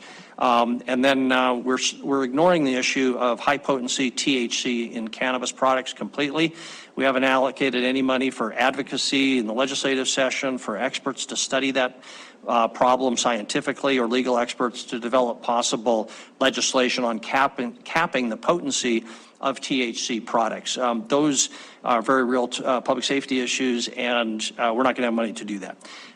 Similarly, I am concerned about draining our general fund because we are in negotiations with the city's largest union, the Teamsters, and we know that they would like significant increases in their compensation. I don't know that what this will mean, but we're not going to have dollars available, I'm concerned, to meet demands that we might otherwise like to. And then kind of wrapping up, the issue has already been addressed, but we can only fund these police officers by taking funds from the Parks Department, which is the largest general fund department outside the police and fire department. And there's no reason to think that these cuts of this year will not have to continue every year. And so to take $600,000 out from the parks budget for the next 10 years is a $6 million hit to the parks budget. And I think we will definitely see real impacts on the condition of our parks as a result. And then lastly, I do think there was a good option to reduce overtime, hire some additional, even over and above the proposed budget. That won't happen because that failed. But I would like to see our CPSM study come back and see what sort of specific recommendations they're making for changes in our policing department. We're kind of getting out ahead of our skis, in my opinion, by making these decisions, which are forever decisions, before we see that CPSM study on on the department. So anyway, apologize for the length of that, but given the importance of this, I just want to kind of get that on the record. Other discussion before we proceed to a vote on the motion. Okay, we'll move to a vote like we've had before. We have a show of hands. Again, the motion is what you see in front of you, and I don't think there were any amendments to that, right? So it is as you see it. So if in favor of Councilmember Kennedy's proposed amendment, please raise your hand. Voting in favor are Council members Neese, Owen, Kenny Asplund-Leiter, Tidswell, and Boyette. Voting in opposition are Council members Shaw, Gulick, Joy, Cole, and Ripsis. The motion passes 6-5. So thank you very much. Great discussion on very important issues. That wraps up Kennedy 2. Kennedy 3 is the one downtown officer from the TIF. I'm really anticipating that the others, things are going to go a little bit faster. So we've covered a lot of the most important ones. But Councilmember Kennedy, where are we at on Kennedy Amendment number 3?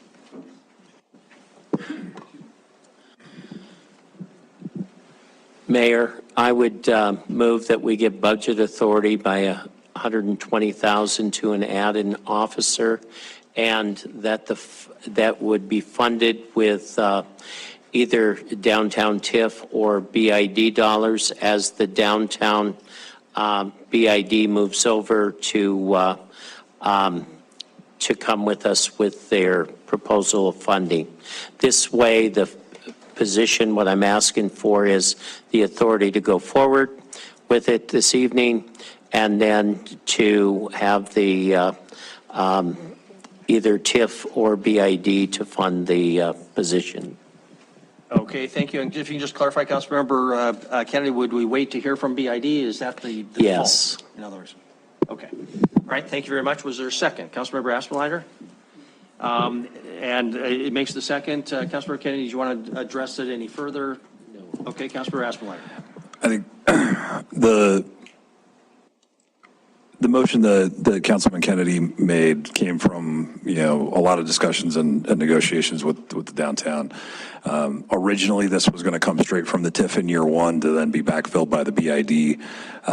Conversations over the last couple of days with some of the council members, I think this softens it to say, hey, we're authorizing the increase in strength for a fourth downtown officer, but that position is not funded until the BID comes to council with a formal proposal. So the increase in strength is there. It's not funded. It's not funded out of the general fund, and it won't be authorized to be filled until the BID comes with a formal plan on the BID schedule. So it just gets the strength up, but it's an unfunded position, unfilled position until the BID comes with a formal plan on their schedule. There is no expectation of that coming tomorrow. It may take 6 months for the BID to get there.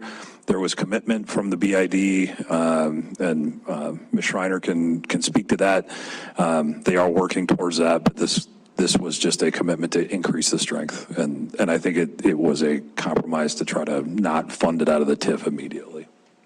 Okay, very good. Thank you. We have a motion. Discussion now on the motion. Councilmember Shaw. Yeah, I do need clarity on this. So if this includes downtown TIF funding, I've got to offer an amendment next on the Babcock, and I don't think that's a door we want to or need to open tonight. I was not planning to do that. So I need clarity from the movements.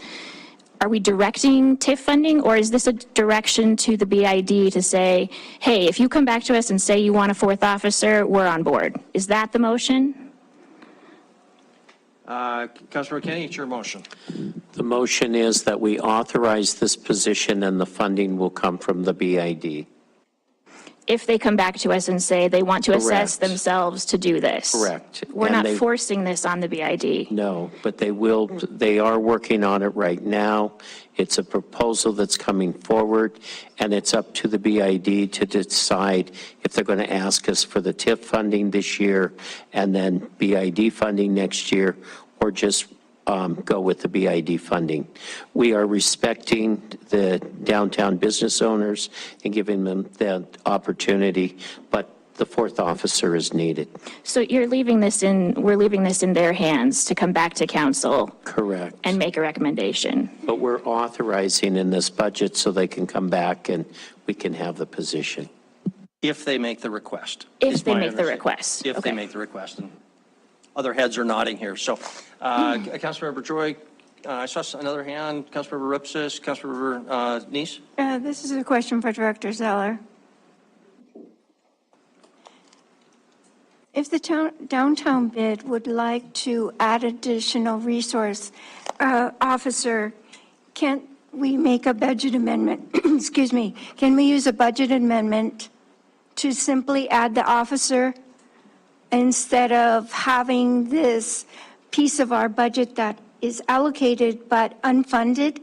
Because having a budget with an authorization without funding is bad business in my opinion. But anyway. Councilmember, Mayor, Council.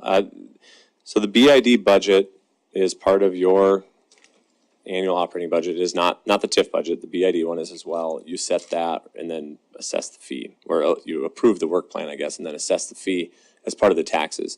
So the ability to come back and add it and then increase the assessment partway through the year, it's probably possible, but you'd be sending out new tax bills to everybody. So it would work well to do it at a budget cycle. My understanding, though, is that they're working on that right now, and that the charges to the downtown businesses wouldn't actually occur until a year from now, when it would be included in the BID work plan. But I think what I have on the slide is inaccurate for what's being discussed right now. Just to follow up. So am I accurate in saying we are authorizing a position without funding it? Because regardless of when, if you can only fund it at this point where we're making an assessment on the board or on the businesses, but they haven't approved it yet, we are authorizing a position without funding it. Is that correct? I think that is accurate from what I'm understanding right now. Thank you. Yes. Okay, further, don't go anywhere, Andy. Councilmember, on this issue? Yeah, on this So exact let's issue, deal yeah. with this issue. Councilmember Rowan? So Andy, I just want to be clear, and maybe the motion needs to be worded differently, but the way I understand it is we're essentially, we will, if we approve the budget tonight, approve the work plan and the BID budget as well as the TIF for the downtown area, correct? Correct. So aren't we essentially just directing them to bring us back a budget amendment or an amended work plan, which are included in our budget? You are, but the BID assessment will go out on taxes. I mean, unless they're able to do that here in the next 60 days before you set the assessment for the BID, the tax bill to collect for the BID will not have the funds for the officer. It will take 12 months for that to occur. If you fund it from the TIF, through, like we're doing with the two of them right now, or one of them right now. Yeah, okay, 25% of one of them right now. But either way, we're directing them to come back with a proposal. So I Correct. think it's not accurate to say they're entirely unfunded. We're just giving them some latitude to propose how they'd prefer to do it. Sure, but I don't think that functionally the funding will be there in FY25. And the timing is an obvious issue, so I'm going to ask Katie to come forward, because maybe she can clarify, is there going to be a bid proposal this year in all likelihood? And by this year, I mean the next, whatever the deadline is for fiscal year 25 as opposed to fiscal year 26. Can you help us? Mayor and Council, Mayor Cole, currently, what is proposed for the Business Improvement District is that we would take FY25 and do some planning in the efforts of adding a fourth position. That was determined at the beginning of this calendar year by the Business Improvement District Board, which is appointed by you, that they wanted to pursue the option of a fourth position, whether that be a full-time police officer, a CSO officer, any combination of that. One of the reasons that they determined to not increase the assessment in FY25 is that we are in a renewal cycle for the Business Improvement District. We must renew the bid at the end of its second 10-year for an additional 10 years going in 2025. So, as you all probably would understand, in a year in which we need the support of our Business Improvement District, we have elected not to increase their assessment without being able to go forward with all of the efforts that we have planned to renew the Business Improvement District, take their temperature for what kind of an officer or position would you like us to add in order to increase their assessment once it's renewed, knowing that at that point then we would have done our due diligence with our property owners for them to say this is what we want to do. So long answer short, we are not planning on increasing the Business Improvement District assessment for FY25. And I've expressed that to the council at this point. While we are in support of adding a fourth position, we do think it requires just a little bit of due diligence in that. And so I think that this effort in which Councilmember Kennedy had said, please bring us a proposal. And if it were a proposal that we would anticipate being funded by the Tax Increment Financing District, that would be a budget amendment that we would bring back to you at some point in the future. At this moment in time, that's not in our immediate work plan because we want to make sure we're doing it correctly. Okay, thank you. So there will perhaps be a request for a new officer in fiscal year 25 to be paid out of TIF funds. There will not be a request in fiscal year 25 for an officer to be paid out of Business Improvement District funds. That's correct. Okay, so that's the situation. Any other questions for Katie while we've got her? I think that helps a lot. Thank you very much. Okay, we had next up was Councilmember Ripsis, Councilmember Neese. Mayor, I'm just kind of wondering, it doesn't sound like we're actually making a budget amendment here. So I wonder if this is even in order. It's not germane to the underlying motion of adopting a budget. Is an assignment of TIF funds to $120,000, since it's likely that we'll get that request.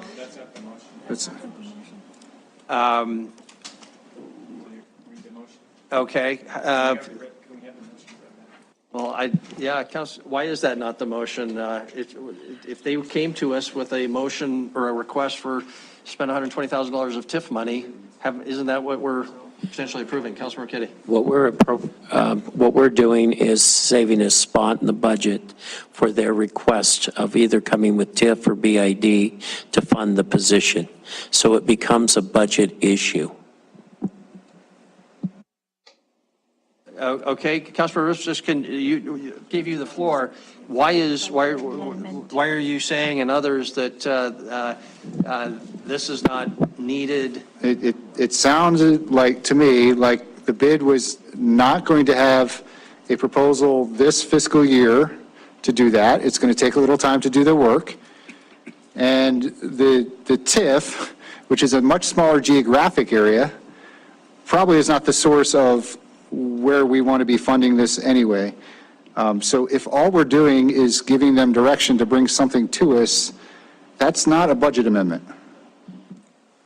It's just a direction to do work that doesn't affect the FY25 budget. But we would have to fund it out of the TIF district this year, in fiscal year 25. That's the only source of money that's available.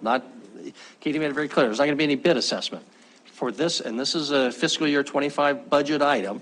So the only way, and I understand that the motion said something about or the bid, but there's not going to be anything from the bid. Katie made that clear. There's no funding from the bid. Then maybe the motion needs to be withdrawn and restated in a way that we can understand what we're talking about. Given what Katie has said, Councilmember Kennedy, I agree with Councilmember Ripsis.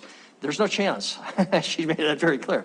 So can't we just say that the motion is to allocate $120,000 of TIF funds in fiscal year 25 for a downtown police officer? Yes. Okay, that was the motion. Councilmember Aspenlider, do you agree? You had the second. Sure. Councilmember Aspenlider says sure. So I guess we'll call that the current motion with that clarification. So anything further, Councilmember Ripsis, before I go? I recognize Councilmember Boyette. Yes, absolutely. Then I think we'd like to ask Katie to talk about what would be the difference if we hire an officer completely from the TIF district versus the bid, because they're different geographic areas, different scopes of work. Would there be any functional difference in this? Mayor and Council, Councilmember Repsis, there would be a difference if we were to follow state statute. State statute does require that TIF funds are used within the district. The TIF district is a much smaller boundary, extending from 31st on the west to 22nd on the east, 6th Avenue North, and 1st Avenue South. That is the TIF district. State statute would require that the funds being used for an officer be allocated within that district. Now, we will here, and I would defer to Chief St. John or another member of BPD, that should an officer be called out of the district, they would go. They are first and foremost of an officer of the law for the Billings Police Department. However, use of the funds would be required to require that officer only patrol that area. Within the Business Improvement District is a much, much larger area, North Park to South Park Division, all the way into the Ebird. So it is our recommendation that a police officer be funded through the bid, because that is the way that's been set up. It extends through the hospital corridor up to the university system. It is just a better way to access funds, and it is directed by property owners. So we've always felt like that is a very good use of those funds. There is precedent that TIF funds have been used to fund the cooperative safety program, and we are willing to look at that being a funding source if the need was immediate for an officer right now. I don't believe that we could hire an officer right now. As you've heard from Chief St. John, there's the training process, and we can't just pull somebody from patrol. So there would be some time delay in doing that. Again, I just want to reassure the council that it is within the work plan of the Business Improvement District that adding a fourth position is a strategic priority of ours. It's simply just the timing of that. If we were to add $120,000 into the TIF budget and leave that there, my belief is that that would likely carry over into FY26 before an officer could even be added into the TIF district at that time. So my recommendation as the CEO of the Downtown Billings Alliance is to let it remain within the Business Improvement District. Again, we still have the intention of adding a fourth officer and pursuing that as a need that's been directed by property owners. But to answer your question, it is a very different boundary in TIF between Business Improvement District. Okay. Councilmember Boyette, Shaw, Joy Anise. That was me first, right? Oh, That was after Rupsis. if I had recognized you before, go ahead. Thank you. Mayor, just to clarify, because I heard the motion to say that it's authorizing the positions means the chief can go hire them, and then if the TIF didn't fund it, the bid didn't fund it, then the general fund would have to fund it. And so I can't support that without funding, so it's not a general fund. So, but I guess I did have a question for Katie real quick, if she'd mind, because the option of, if it were to make a motion to just use TIF funds, right now you said you're funding 25% of an officer out of the TIF fund. So how do you do that if TIF funds can only use that? Does that mean that you're just allocating the time of that? So couldn't if 110,000 is going to be added to, using the TIF, wouldn't you just say, okay, well, I'm going to spread that 110,000 over all the officers and, that portion of it, but they can still go do all the bid, and then, so this would still be funded by the TIF. Mayor and Council, Councilmember Neese, I do agree that would be the way that we would approach that. If this was directed through funding through the TIF district, the way that it works through the TIF district to make this an allowable cost to use TIF funds for is that this is reimbursing a contract that has been established through the Urban Renewal District as a public safety initiative. So this does comply with Urban Renewal District usage, which is a key factor of using the TIF funds for it. And this would be just reimbursing the cooperative safety program for that. So while I believe it's a little tricky to say that one officer is fully funded by TIF in this way, the 25% is just a little bit of a different allocation for that. So I think I'd be working with Andy, working with council to make sure that we truly understood how this was allocated and how it was described, because I certainly want to be compliant with state statute on this particular piece. The TIF district is under the microscope all the time, and we're going into a legislative session where I expect it to be the same. So we certainly want to go into this with our eyes wide open and with absolute transparency to make sure that happens. I only bring that up in the extent that a TIF district is a very different boundary than a bid district is. Okay, Mayor, quick follow-up on that. One, and given the lateness of the hour, I'm going to limit there, and then we'll go to Councilmember Boyette. If we don't make a decision on this tonight, can the TIF district, would the TIF district get back to us within 30 days to be able to say yay or nay, or they're willing to fund it the first year? Councilmember Neese, we will have a partnership board meeting on the 28th of June. So I would expect that after that board meeting, we could take direction from the board on how they would want to pursue a possible amendment within that time period. We also have set precedent to come back and do a budget amendment specifically with TIF projects. As an example, if we had somebody come in and ask for TIF funding for a project that would be reimbursed and funded within this year, we could make that amendment. So this is not outside of our scale and without of our bounds to be able to come back to you in 3 months or 6 months with a budget amendment specifically for a TIF project. So, we will take it to our board on June 28th. So, if so directed. So within 30 days, you should have it. So if we approve approve the entire budget, but withheld approving the TIF budget, we could then approve that at a later date and with the information you provide us. We could do that. Okay, Councilmember Kennedy wanted to address his motion. With the direction, is it a budget issue? Is it not? If it's coming from TIF, it's coming from bid. We're going to work with the BID and figure out what goes forward. I'm going to withdraw the motion. That'll require the consent of the second. Councilmember Aspenweider. Okay, so that goes away. I don't think, I guess maybe there's some technical issue whether we have to vote to allow that, but I'm not going to worry about that. It's gone. At this latest hour, it's gone. All right, thank you. I think that then resolves the last of the 3-2 votes, brings us back up to presentations, or I'm sorry, amendments that were not recommended by the Budget Committee. I'm going to just go through some of these, and the proponent can say whether they want to pursue them or not. The first one up would be RUPSIS 2. I think this is now inconsistent with Kennedy 1, adding the stagecoach in. Councilmember Rupsis, would you agree? It's not entirely, actually, because it's not a great description of what the entire thing was. It was actually a reallocation of a lot of different programs along with moving the Stagecoach Fund to the Parks Programs Fund. The one piece of this that remains that wouldn't conflict with anything else is to simply swap the FY25 capital project from South Park pool planning to Stewart Park playground. That's a maintenance replacement project. And I think, as we've talked about, there's some other planning activities that have to happen even before we issue a study on South Park pool. So I would move that we adjust the FY25 Parks capital projects to replace the South Park pool planning project with the Stewart Park playground replacement. So South Park planning project to what's the dollar amount? They were both $400,000. And what goes away was the South Park pool planning goes away. Stewart Park playground is, those were two projects on the FY25 CIP. And Stewart Park in, South Park out. Is that what you Yes. said? Okay. Yeah. Okay. Is there a second for the motion? Just a second, just for discussion. Okay, the second by Councilmember Joy for discussion. Councilmember Ripsis, did you want to address that any further? No, I just think there's been a lot of discussion on different ways that we can approach the South Park pool planning. We've heard a lot of different things thrown around with entitlement transfers and all kinds of different things, using different funds for it. Nobody is denying the importance of moving this forward.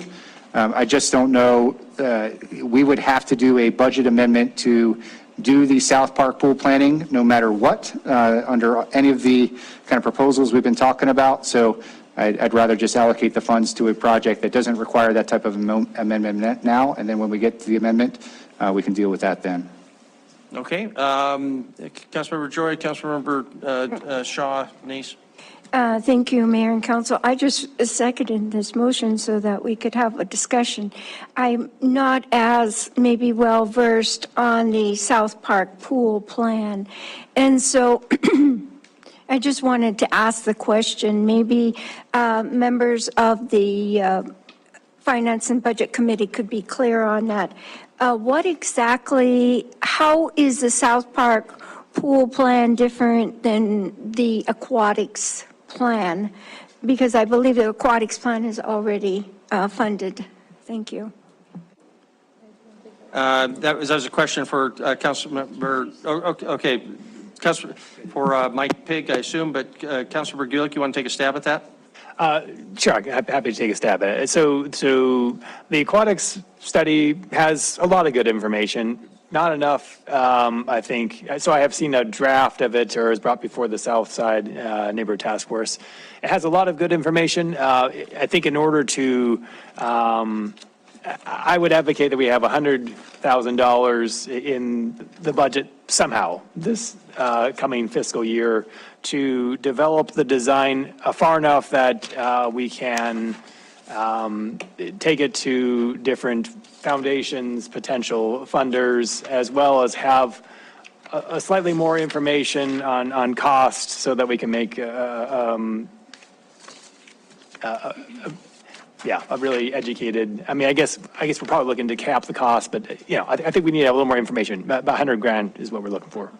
Okay. Councilmember Ripsis, you want to follow up on? Yeah, if I could, Andy, do you think, we know we've had some conversation about the Parks Fund, Park District 1 Fund reserves, and we know that $2 million is kind of an anomaly just because of the timing of where the fiscal year lies and where all the construction lies. But do you think there's probably $100,000 in there that we could allocate to the South Park pool plan?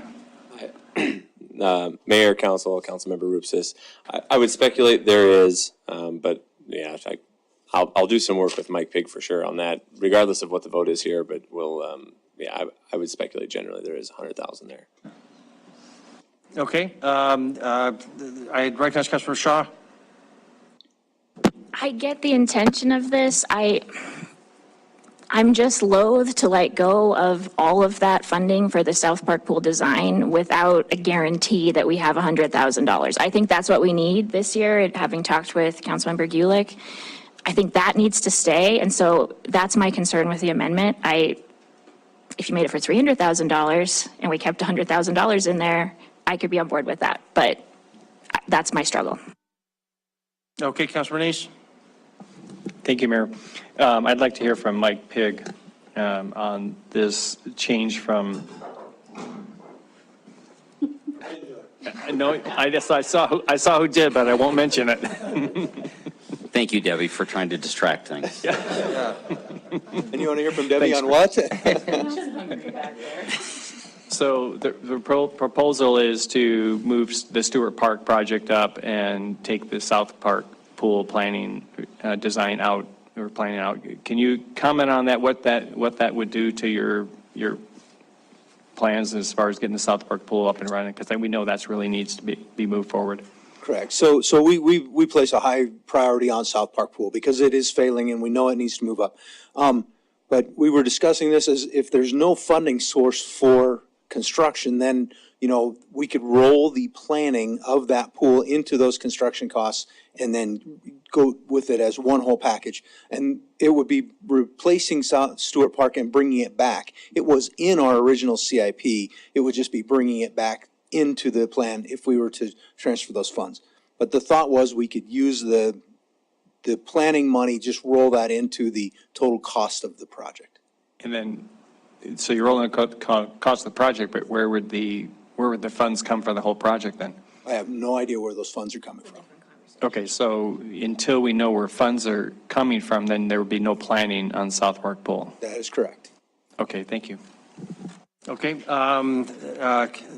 any other discussion on this? Okay, I'll comment. I'm going to vote against this because I'm getting complicated. But I would like to potentially see us come back and reduce that $400,000 down to a more modest $100,000 number. Maybe just provide some extra funding for other projects. So just stating that on the record.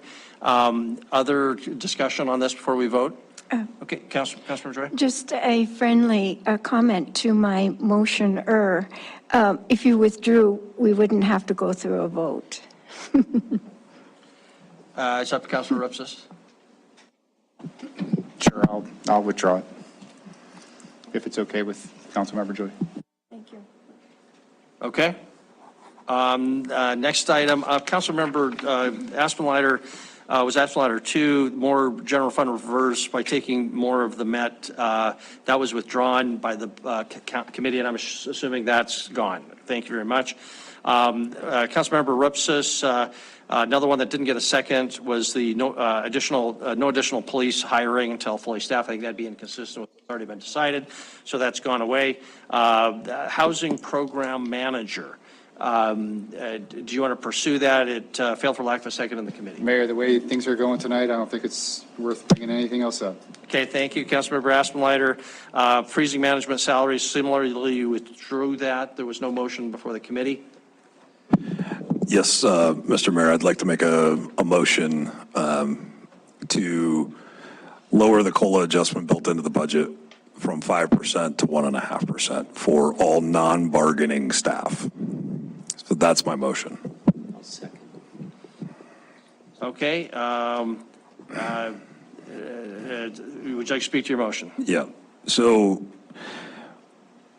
there's a couple of points I guess I'm looking to make here, and that's we've got more than 10 people working in our city government that make more than the governor of Montana, the attorney general of the state of Montana, and the chief justice of the Montana Supreme Court. A 5% COLA adjustment in today's environment is not consistent with other governmental entities right now.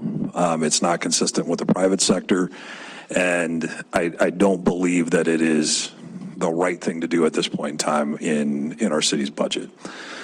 The conversation that we had during the budget committee, which led me to withdraw my motion, was around freezing at a level above $125,000, and there was a lot of commentary about making sure that we treated everybody the same in the non-bargaining pool. So I'm modifying that motion with this to reduce the COLA that's built into our budget from 5% to 1.5%. That's roughly a $850,000 saving, which could then fund South Park Pool and allow us to then bring back in Stewart Park into the parks plan if we revisited that motion that was withdrawn. So that's my intent here. I think that gives us the latitude to make sure that South Park Pool is taken care of, and it would allow us to revert back in Stewart Park. Okay, Councilor Absalard, I'm just going to ask for a point of clarification or an agreement with, based on my understanding of how this works. My understanding is that this body does not approve a 5% COLA. What it does, though, is that the current budget would for this group would increase 5% in total. How it got allocated amongst that group, theoretically, one person could get 1,000% increase and one person could have a decrease, but the net is a 5% across everybody. So just to clarify, what you're really saying is we would reduce that budget item from a 5% increase to a 1.5% increase for the whole pot of people, correct? Correct. Okay. Okay, and so that's the motion. Further discussion. Councilmember Kennedy, you had the motion, the second. Did you want to comment before we open up for discussion? Yes, and I understand that you leave it back up to administration to dole out the money or whatever, but we looked at it and we've looked at the whole salary area, and the 1.5 across the board would be fair to everyone. So hopefully Chris and Andy would look at that as we pass this funding for 1.5%. Thank you very much. Further discussion. Councilmember Boyack, Councilmember Neese. So, Andy, do you have any idea how many people this will affect total? And was Councilman Member Aspenleiter correct about around 800,000? So Mayor, Councilmember Boyette, I think there's about 300 or so non-bargaining employees at the city. I think the estimate for 800,000 is probably accurate, but it's across the entire city. It's not just in the general fund or parks. So I don't know what the answer is on what you could otherwise do with those funds, but yeah, that answers. A solid piece. It's just not one check that you would write because it comes from different departments. Correct. So you couldn't take that money and add it all up and then use it for something else. Only if it was allowed with the use of those funds. And Andy, I apologize. How many people are we talking? It's right around 300. Okay. Thank you very much, Councilmember Neese. Councilmember Rowan. Thank you. Andy, generally, what type of positions are these non-bargaining funding? Are they all management? No, not necessarily. Yeah, there's three. Yeah, it's admin assistants, professional level staff, supervisors on up. I think police, CSOs, well, but police captains, or which? Sergeants and above. So, yeah. Okay.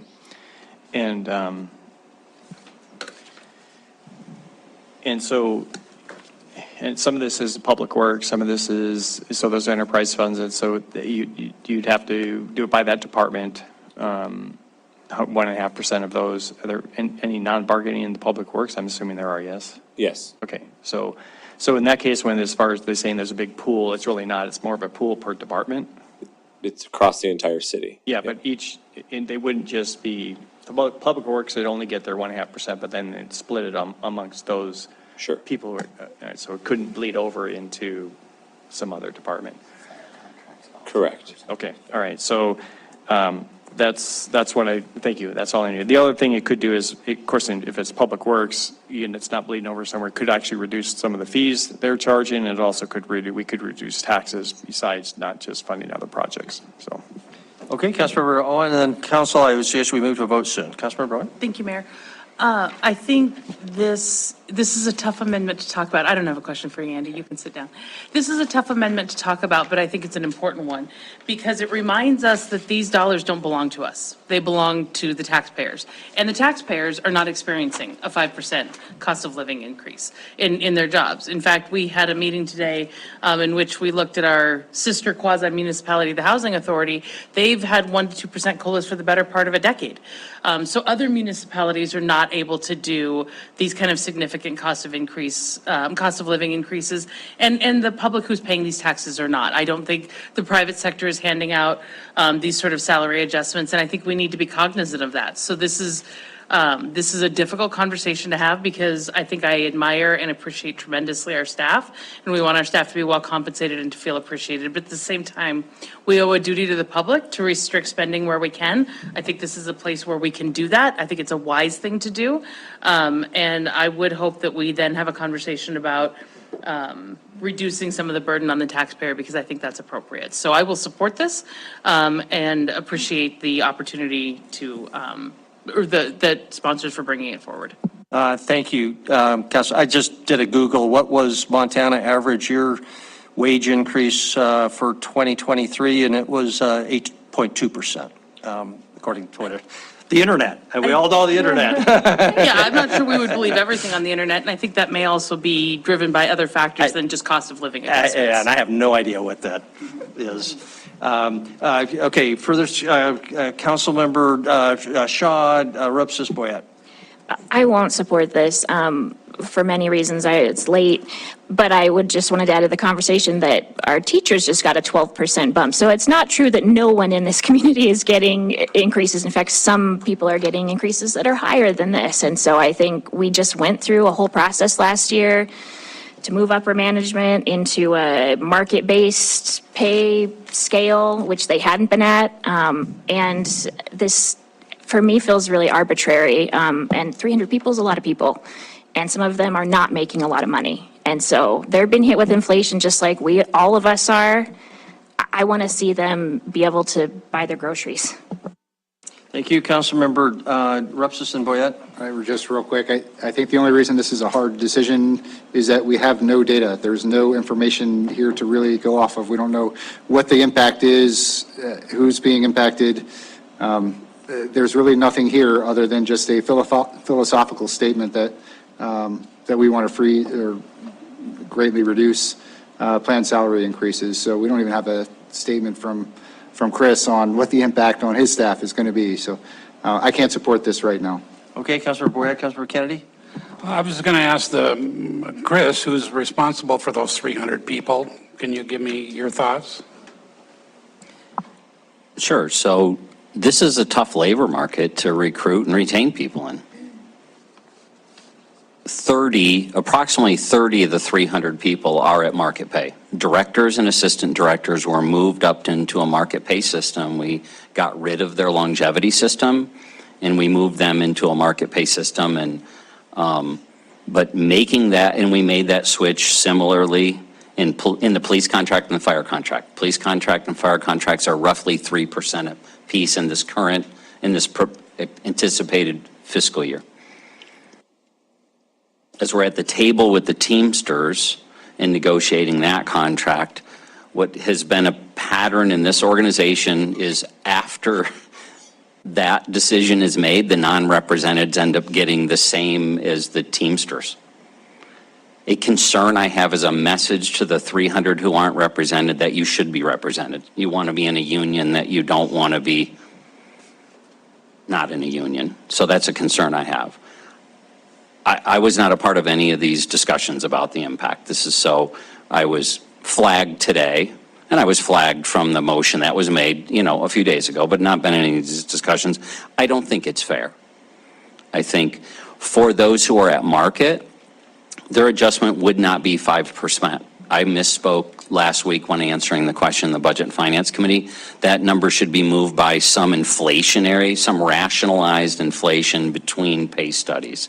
But that's 30 of 300. So the other 270 employees, I think this will create more problems, and it will help relative to compression, issues of people who are frontline supervisors with labor adjustments that I'm quite certain are going to be much higher than 1.5% based on contracts signed and the contract we're negotiating and the demands that are being made at the table with this Teamster. So all that gives me pause relative to recruitment, retention, and how we finish out our negotiations with the Teamster contract going forward. Okay, thank you, Councilmember Kennedy. I would say that I do have the pay rate change non-bargaining, and it took a while to get it. I had to go to the internet to look at government salaries, Billings, city up, to figure out what people were making. I think it's really, the one thing that's really sad is that none of you on the council really know what the pay scale is and what goes on. You approve of a pay, and then it goes back to your administrator, and the administrator allocates it out. What we got early was, it was $3.5 million that would be allocated out about 5%. And no other information, and that's all put into the budget. So that's really part of my whole thing with the budget, that we start talking about salaries. I'm not even sure, because Chris talks about that the upper folks no longer get the step in pay, but this shows the step one that we have for a position is $20.73. But by the time you get to step 7, it's $27.81. So does that mean we still have the step system going on for the lower end and no step system, and you raise people up? I mean, there were raises from 6% to 12% last year, going through and doing the research on that. You know, if we want to talk about a fairness, how are we going to address the people at the lower end, which other council people have brought up and didn't want to see the freeze? And now we're saying, well, it's really not fair across the board, but we did a whole market study for the upper level on there. So when we talk about a fairness, I don't really think there has been, and I think we need probably a larger discussion on it. But I cannot vote to go ahead and carte blanche do a 5%. So, you know, it's probably something that should have been part of our budget hearings a long time ago. Okay. Yeah, I don't think there's a real question in there, so we won't ask for staff to comment. Any further discussion before we proceed to a vote on this? Councilmember Gillick, and then Council, I recommend a vote. It's been my observation and experience that, you know, when you get someone who's really good at their job, they can do 25%, 50% more than someone who's not so good at their job. And it doesn't mean you're paying them twice as much. It means but they feel appreciated. It's got to be competitive pay as well, though. And I'm just really concerned about what kind of message we'd be sending out. And I think there could be a lot of unanticipated consequences to doing this. I don't know all what they could be, but it really does concern me. So I will be voting a no on this. Okay, thank you very much. Councilor, are we ready to vote? Councilmember Anise is important. Yes, it is, because I agree with Councilmember Gulick. I was thinking about supporting this, but I am, as much as I would love to see possibly the taxes be lowered, I don't think that would happen. I think if we did this and there's money there, the council would probably spend it on different projects. And so, but more concern is,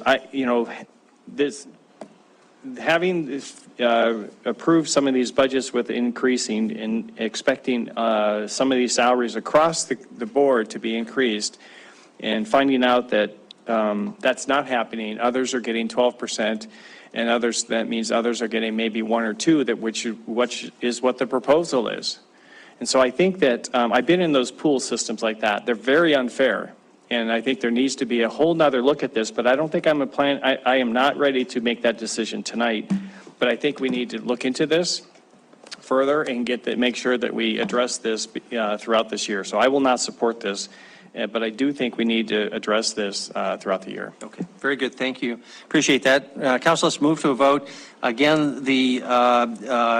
hopefully the motion is clear. We'll ask for show of hands for those in favor of the amendment that would create the reduction in that group across all departments from 5% to 1.5%. If in favor of the motion, please raise your hand. Voting in favor are Councilmembers Owen, Councilmember Kennedy, Councilmember Aspenlider, Councilmember Tidswell. If voting in opposition, Councilmembers Shaw, Gulick, Neese, Joy, Cole, Boyette, and Rupsis. So the motion fails, 4 in favor, 7 against. So thank you very much. I skipped over one, and that was Councilmember Aspenlider, number 3, increase municipal judge salaries. Failed on a 2-3 vote with the Budget Committee. Councilmember Aspenlider, is that still alive? Yeah, I'd like to make the motion to transfer $40,000 out of the city legal fund department to the municipal court system to increase the pay for our 2 municipal court judges to match district court levels. We will, I'll make that motion, then I'll have a comment. Okay, is there a second? Yes, I heard from Councilmember Kennedy. Go ahead and address your motion. So my intent here is to make sure that we're competitively paying our judges. I know that this is a different type of court than district court. Councilwoman Owen and I disagree on this one, and that's where we are. But I do think it's important for retention and recruitment of judges to make sure that we're paying the same as they are across the street. We need to make sure that we're attracting the best judges for our court system, and that's what we can control. This is a small amount to get them up to market pay. We just had a conversation about making sure we're paying people at market. This would bring these folks up to the market.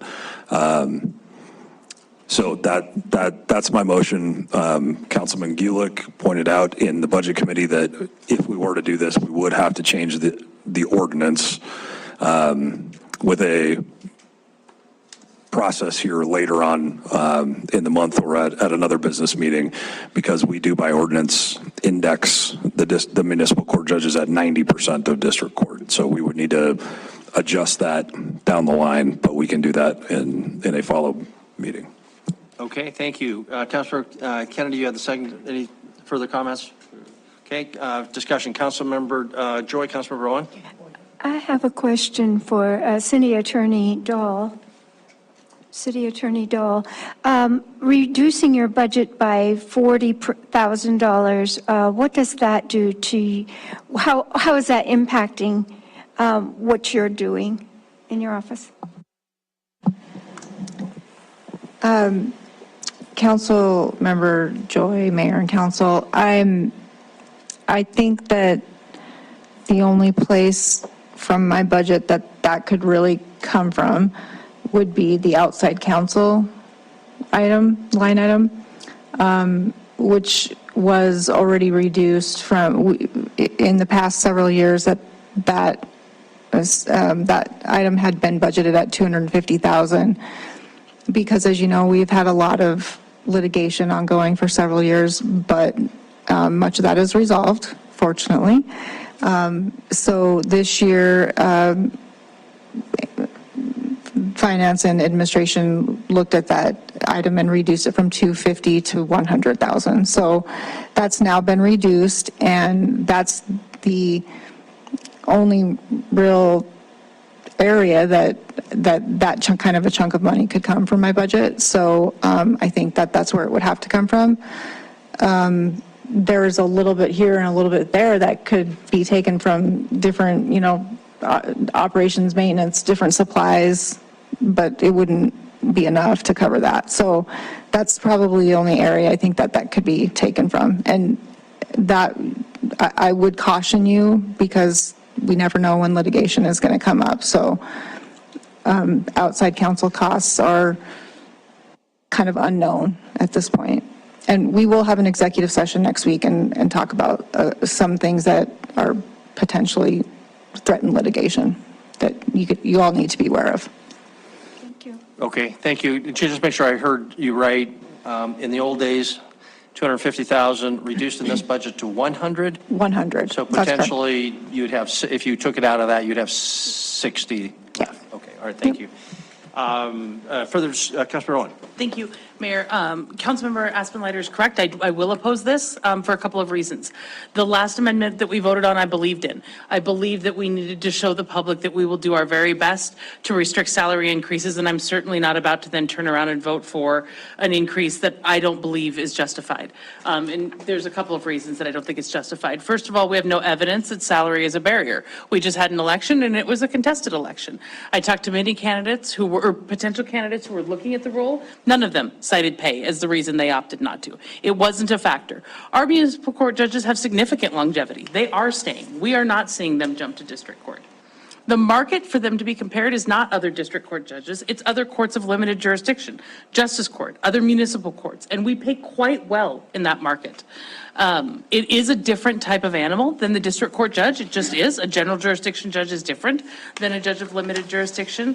And I think we have invested significant new resources in the municipal court to bring on a second judge. We have just commissioned an efficiency study. If they can produce some savings, we can come back to this in the future years as they begin to implement that efficiency study. But right now, I was willing to say, I think all staff should be held without an increased COLA. I'm not in the mood to increase other budgets, especially for very well-paid judges when we don't have any evidence that that's necessary. Thank you very much. Any further discussion on this before we move to a vote? Councilmember Shaw. Just the comment that I think if we end up in a position of needing to spend more on outside counsel, I would certainly be supportive of figuring out how to find that funding. So I will support this, but with that commitment to you that if that is needed, we will figure it out. Okay, any further discussion? All right, just so we have clarity, we'll ask for a show of hands. Again, the motion is to increase municipal court salaries by $40,000.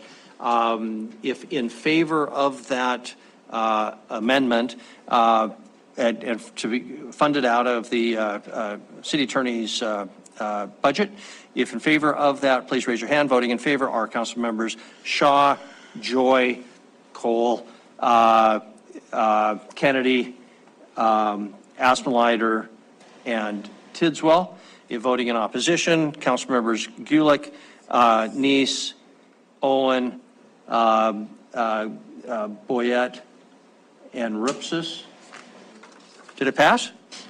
I voted in favor of it, so I guess Yes, I voted. you did. I guess it passed. Okay, so 6-5, that passes. That concludes everything on our list. I do need to ask council, is there anything else on this before we go back and we vote on the now amended underlying motion? Councilmember Neese.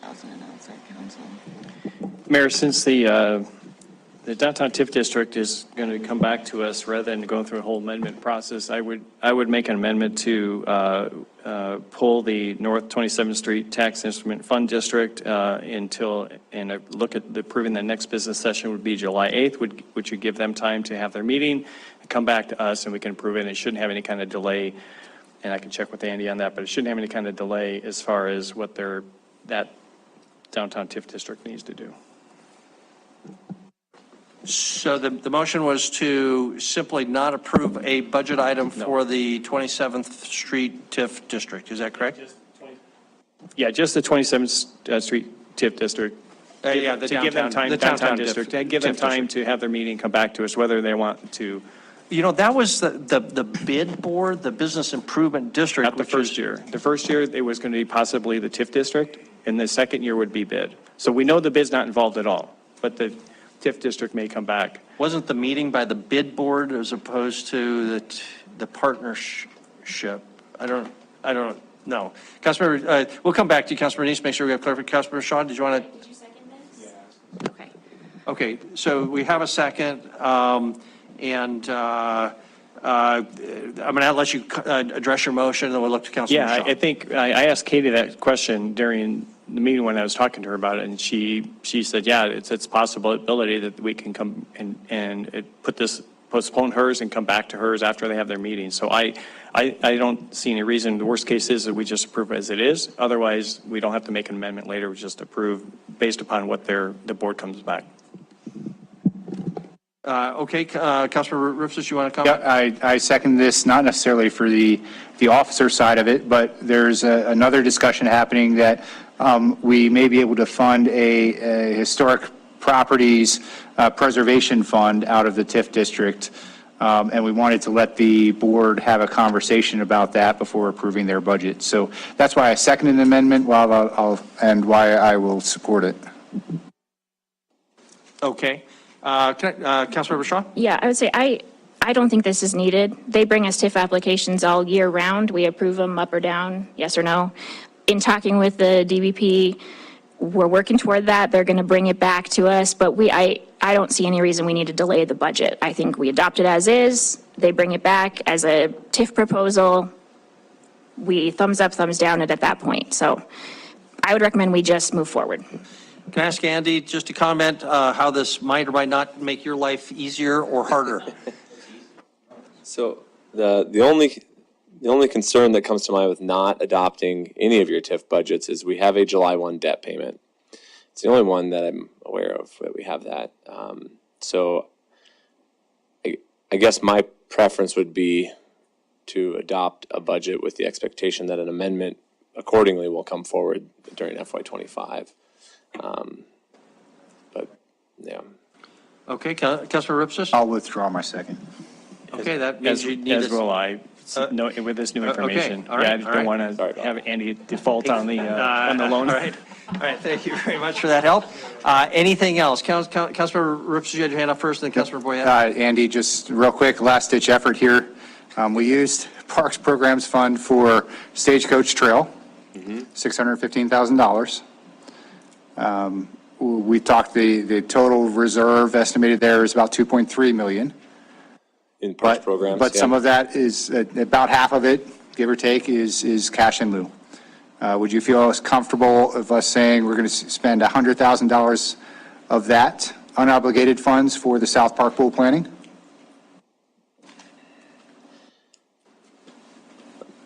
Yes, I think so. I know some of those dollars are for like Songbird Park or something. But those are real small amounts. I suspect there's $100,000 there that is available. I just can't say definitively, having not looked at it yet. But I think you're probably pretty safe to go there.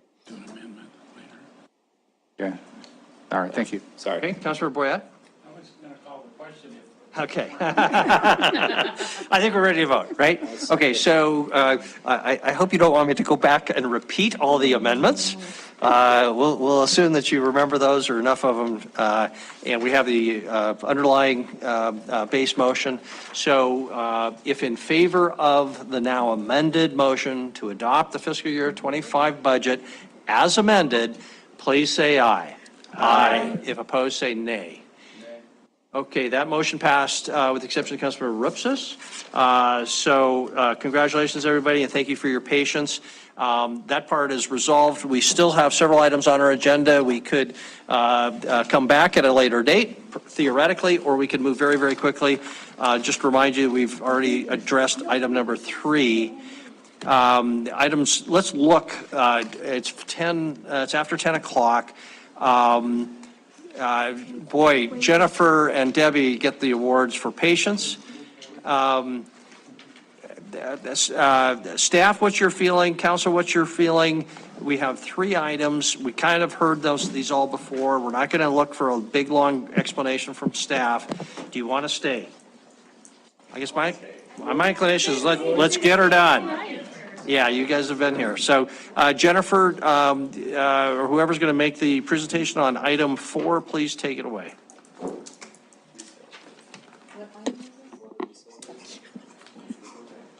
It is. 3 sides. It's, yeah, very short. This, Mayor and Council, this is to amend the water rate for Heights Water District, which is our only resale customer that was passed last year. Last year you passed 2-year rates, so we're just amending that. Oh, it's right here. I got it. So the reason that we're asking you to amend it is because of the delay of the West End project. Due to the agreement that we have with them, we cannot add any assets to their rate base until they're substantially complete. So the delay of the project delayed basically the rates that the Heights Water District would get from us. So oops, I didn't know that was in there. Okay. We are asking you to amend it from the $4.42 that was approved last year to $3.04 per 1,000 gallons. This is actually just a 2.4% increase over this year, but a significant decrease from the previous year. Heights Water District has seen the rates, the report, and all the supplementary information is on board with us. Very good. Thank you. Questions for Jennifer before we open the public hearing? Okay, this is a public hearing on item number 4, approving and adopting our water resale rate in impacting Heights Water District. Is there any public comment? Anybody like to comment on item number 4? No one's coming forward. We'll close the public hearing. Council, what's your pleasure? Do we have a motion? Councilmember Aspenleiter.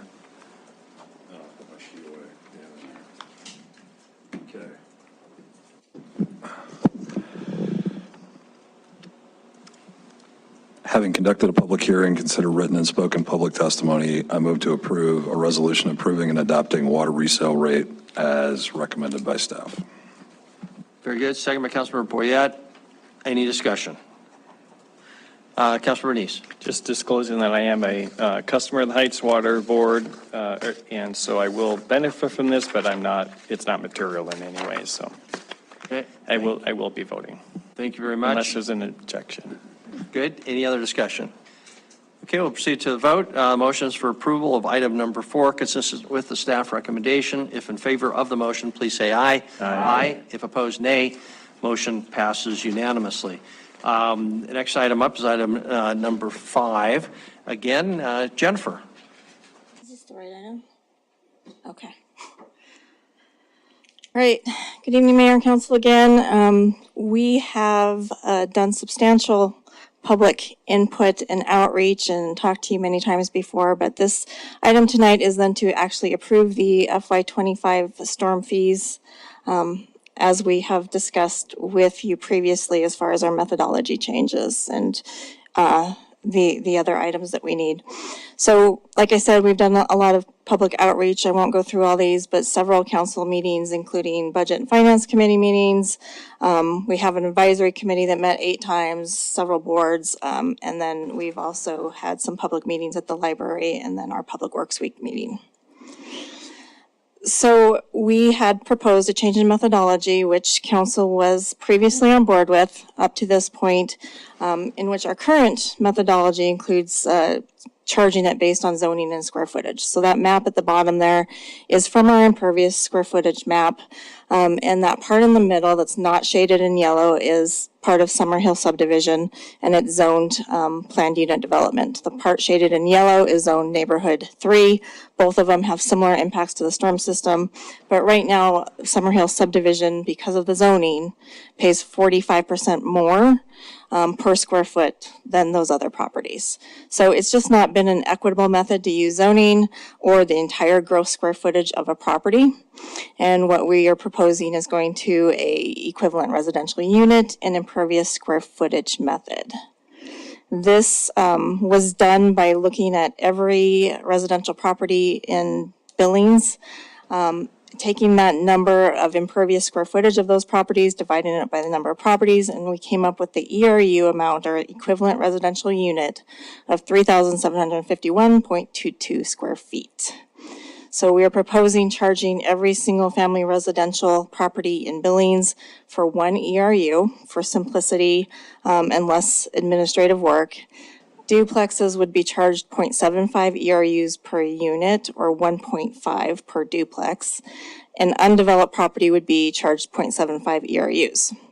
Commercial then, which would include everything else, government, industrial, commercial, they would all fall under the commercial, and we would be charging them for actual impervious square footage divided by the number of our ERU number. However, we're going to do a minimum of charging every commercial property for 1 ERU, just like a single-family residential would be. I think I just shut it down. It's one way to end it. So our rates that we're proposing are driven by our funding needs, and we've discussed this many times. We have $73.8 million in deferred maintenance, $83.9 million of capital needs, flood protection capital of $2.9 million, and then water quality capital needs. And we have a $5.5 million budget. So this is a chart that council has seen numerous times also. We proposed various funding alternatives, which in turn dictates the timing for completion of each category, as well as then the rates, of course. Per the Budget and Finance Committee recommendation and then council's approval of that at a work session, or at least agreement of it, we are proposing rates that go along with a hybrid approach that primarily uses that best practice number, except for capital. They pushed that out from 20 years completion to 25 years, which then lowered the amount needed by about $0.8 million per year. So along with this, just looking forward, we are proposing a 7-year ramp up. This 1 year isn't going to get us to where we need to fund those previous numbers. So over 7 years from FY25 to FY31, it would increase incrementally to ramp up for this. And then starting in FY32, we anticipate it would just be in lines with the inflationary levels going forward. The average residential monthly fee right now is $4.97. That's calculated off of what we have as our average residential property in Billings, 9,691 square feet is average, and that in-1, in-2, in-3 zoning category. So that's what that $4.97 is based off of. And the ERU going forward would be $6.68 for FY25. So it would increase our annual revenues for the year from $5.5 million to $7.38 million, and change our funding profile a little bit, in that right now we collect 41% from residential, 3% from undeveloped, and 56% from commercial. That would shift to be 36% in residential, so 5% down, and then 5% up in commercial.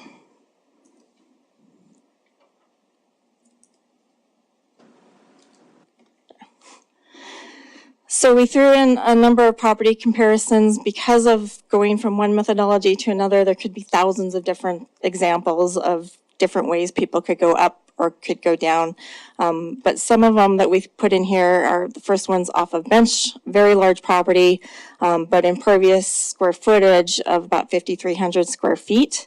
So in this case, it would actually decrease the monthly fee by $15.30 for that property. Another one that's out on Western Bluffs Boulevard, and in this case, it's about an 8,000 square foot lot, 3,100 square feet of impervious, and that property would increase by $2.59 per month. It's running out of steam here. There. One small property off of Custer, 5,300 square feet, very small footprint, 2,000 square feet of impervious. That one will also increase by $1.84 under this methodology. And then there's one in Wintergreen Drive. It's a very average lot, 9,400, 3,600 impervious square feet. You might think it would go from 497 to 668, which is our average. But in this case, it's one of those that's zoned planned unit development, so it actually decreases by 30 cents per month. So the commercial comparisons that we did, we have Rocky Mountain College, huge property, about 935,000 square feet of impervious square footage, but it will actually decrease by $922 a month. And New Day, 180,000 square feet and 73,000 of impervious square feet.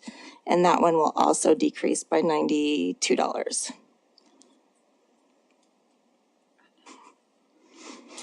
And then a couple of increasing examples here. We have Walmart.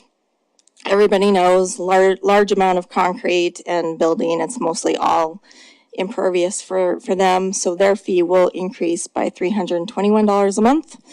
And then we have a mobile home park example. I think it's one of the biggest in Billings, if not the biggest.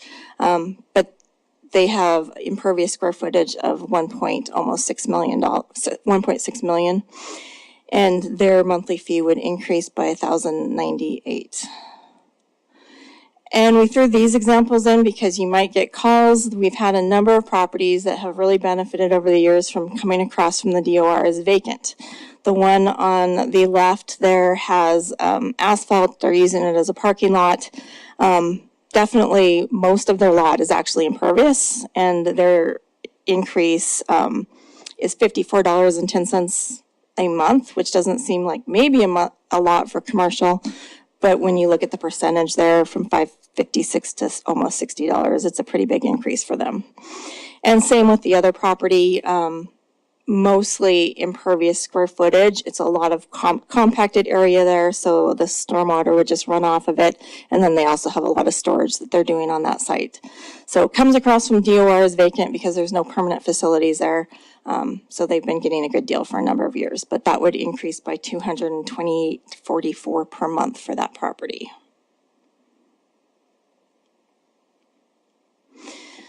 So we do need to hold a public hearing tonight, and then we're asking council to approve as recommended. Very good, thank you. Any questions for Jennifer before we open a public hearing? Councilor Boyette?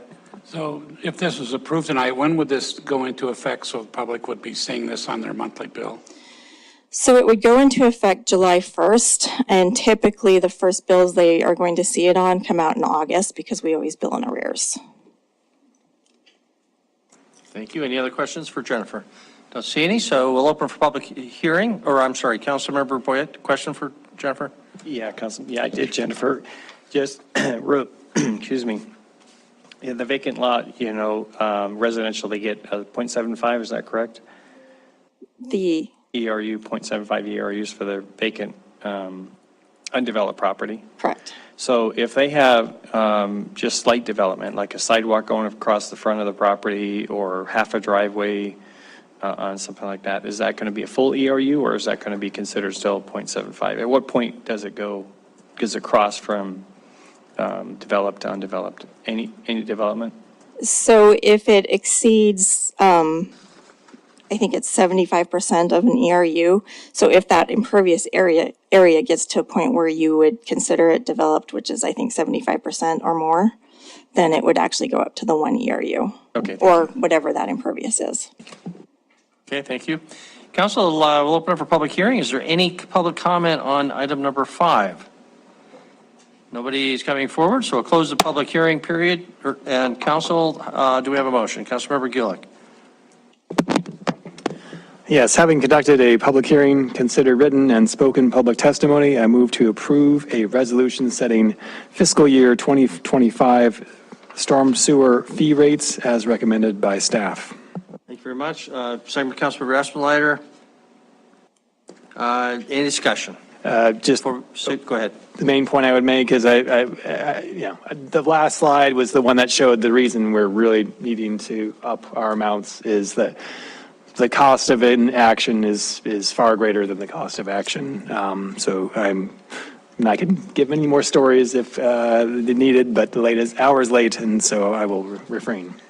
Okay. Any other discussion? Councilmember Joy? Thank you, Mayor. I will vote for this, but I still want, I would still like our capital investment to be at the best practices, and the last slide is the reason why. And I know that there's not enough votes to do that on council, but like we were presented, the presentation we had is it's about 17 cents from what the Budget and Finance Committee wanted and the best practices. 17 cents, I can't put it in an IRA. I won't be getting any interest in my bank account from that, but I could add my 17 cents with everybody else's and have a greater impact of 5 years. Thank you. Okay, thank you. Counselor, ready to vote? Okay, so Counselor Renese? Thank you, Mayor. I'm sorry, the Public Works has done a great job in doing a lot of this, but I'm still in disagreement with many of the items in here, one of them being, of course, monthly versus annual, and some of the other things. So I will oppose this, but I'll continue to work to try to make different modifications throughout this process as we have it, because it is going to pass tonight, so thank you. Okay, thank you. Okay, we'll proceed to the vote. If motion, again, is for approval of the recommended storm sewer system fees, if in favor of the motion, please say aye. Aye. If opposed, nay. Nay. Voting in opposition, Councilmember Neese. All other council members voting in favor. Motion passes. That's item 5. Last item, number 6, Jennifer. All right, this one's pretty short. It's to amend Article 22-800 regarding storm sewers of the Billings, Montana City Code.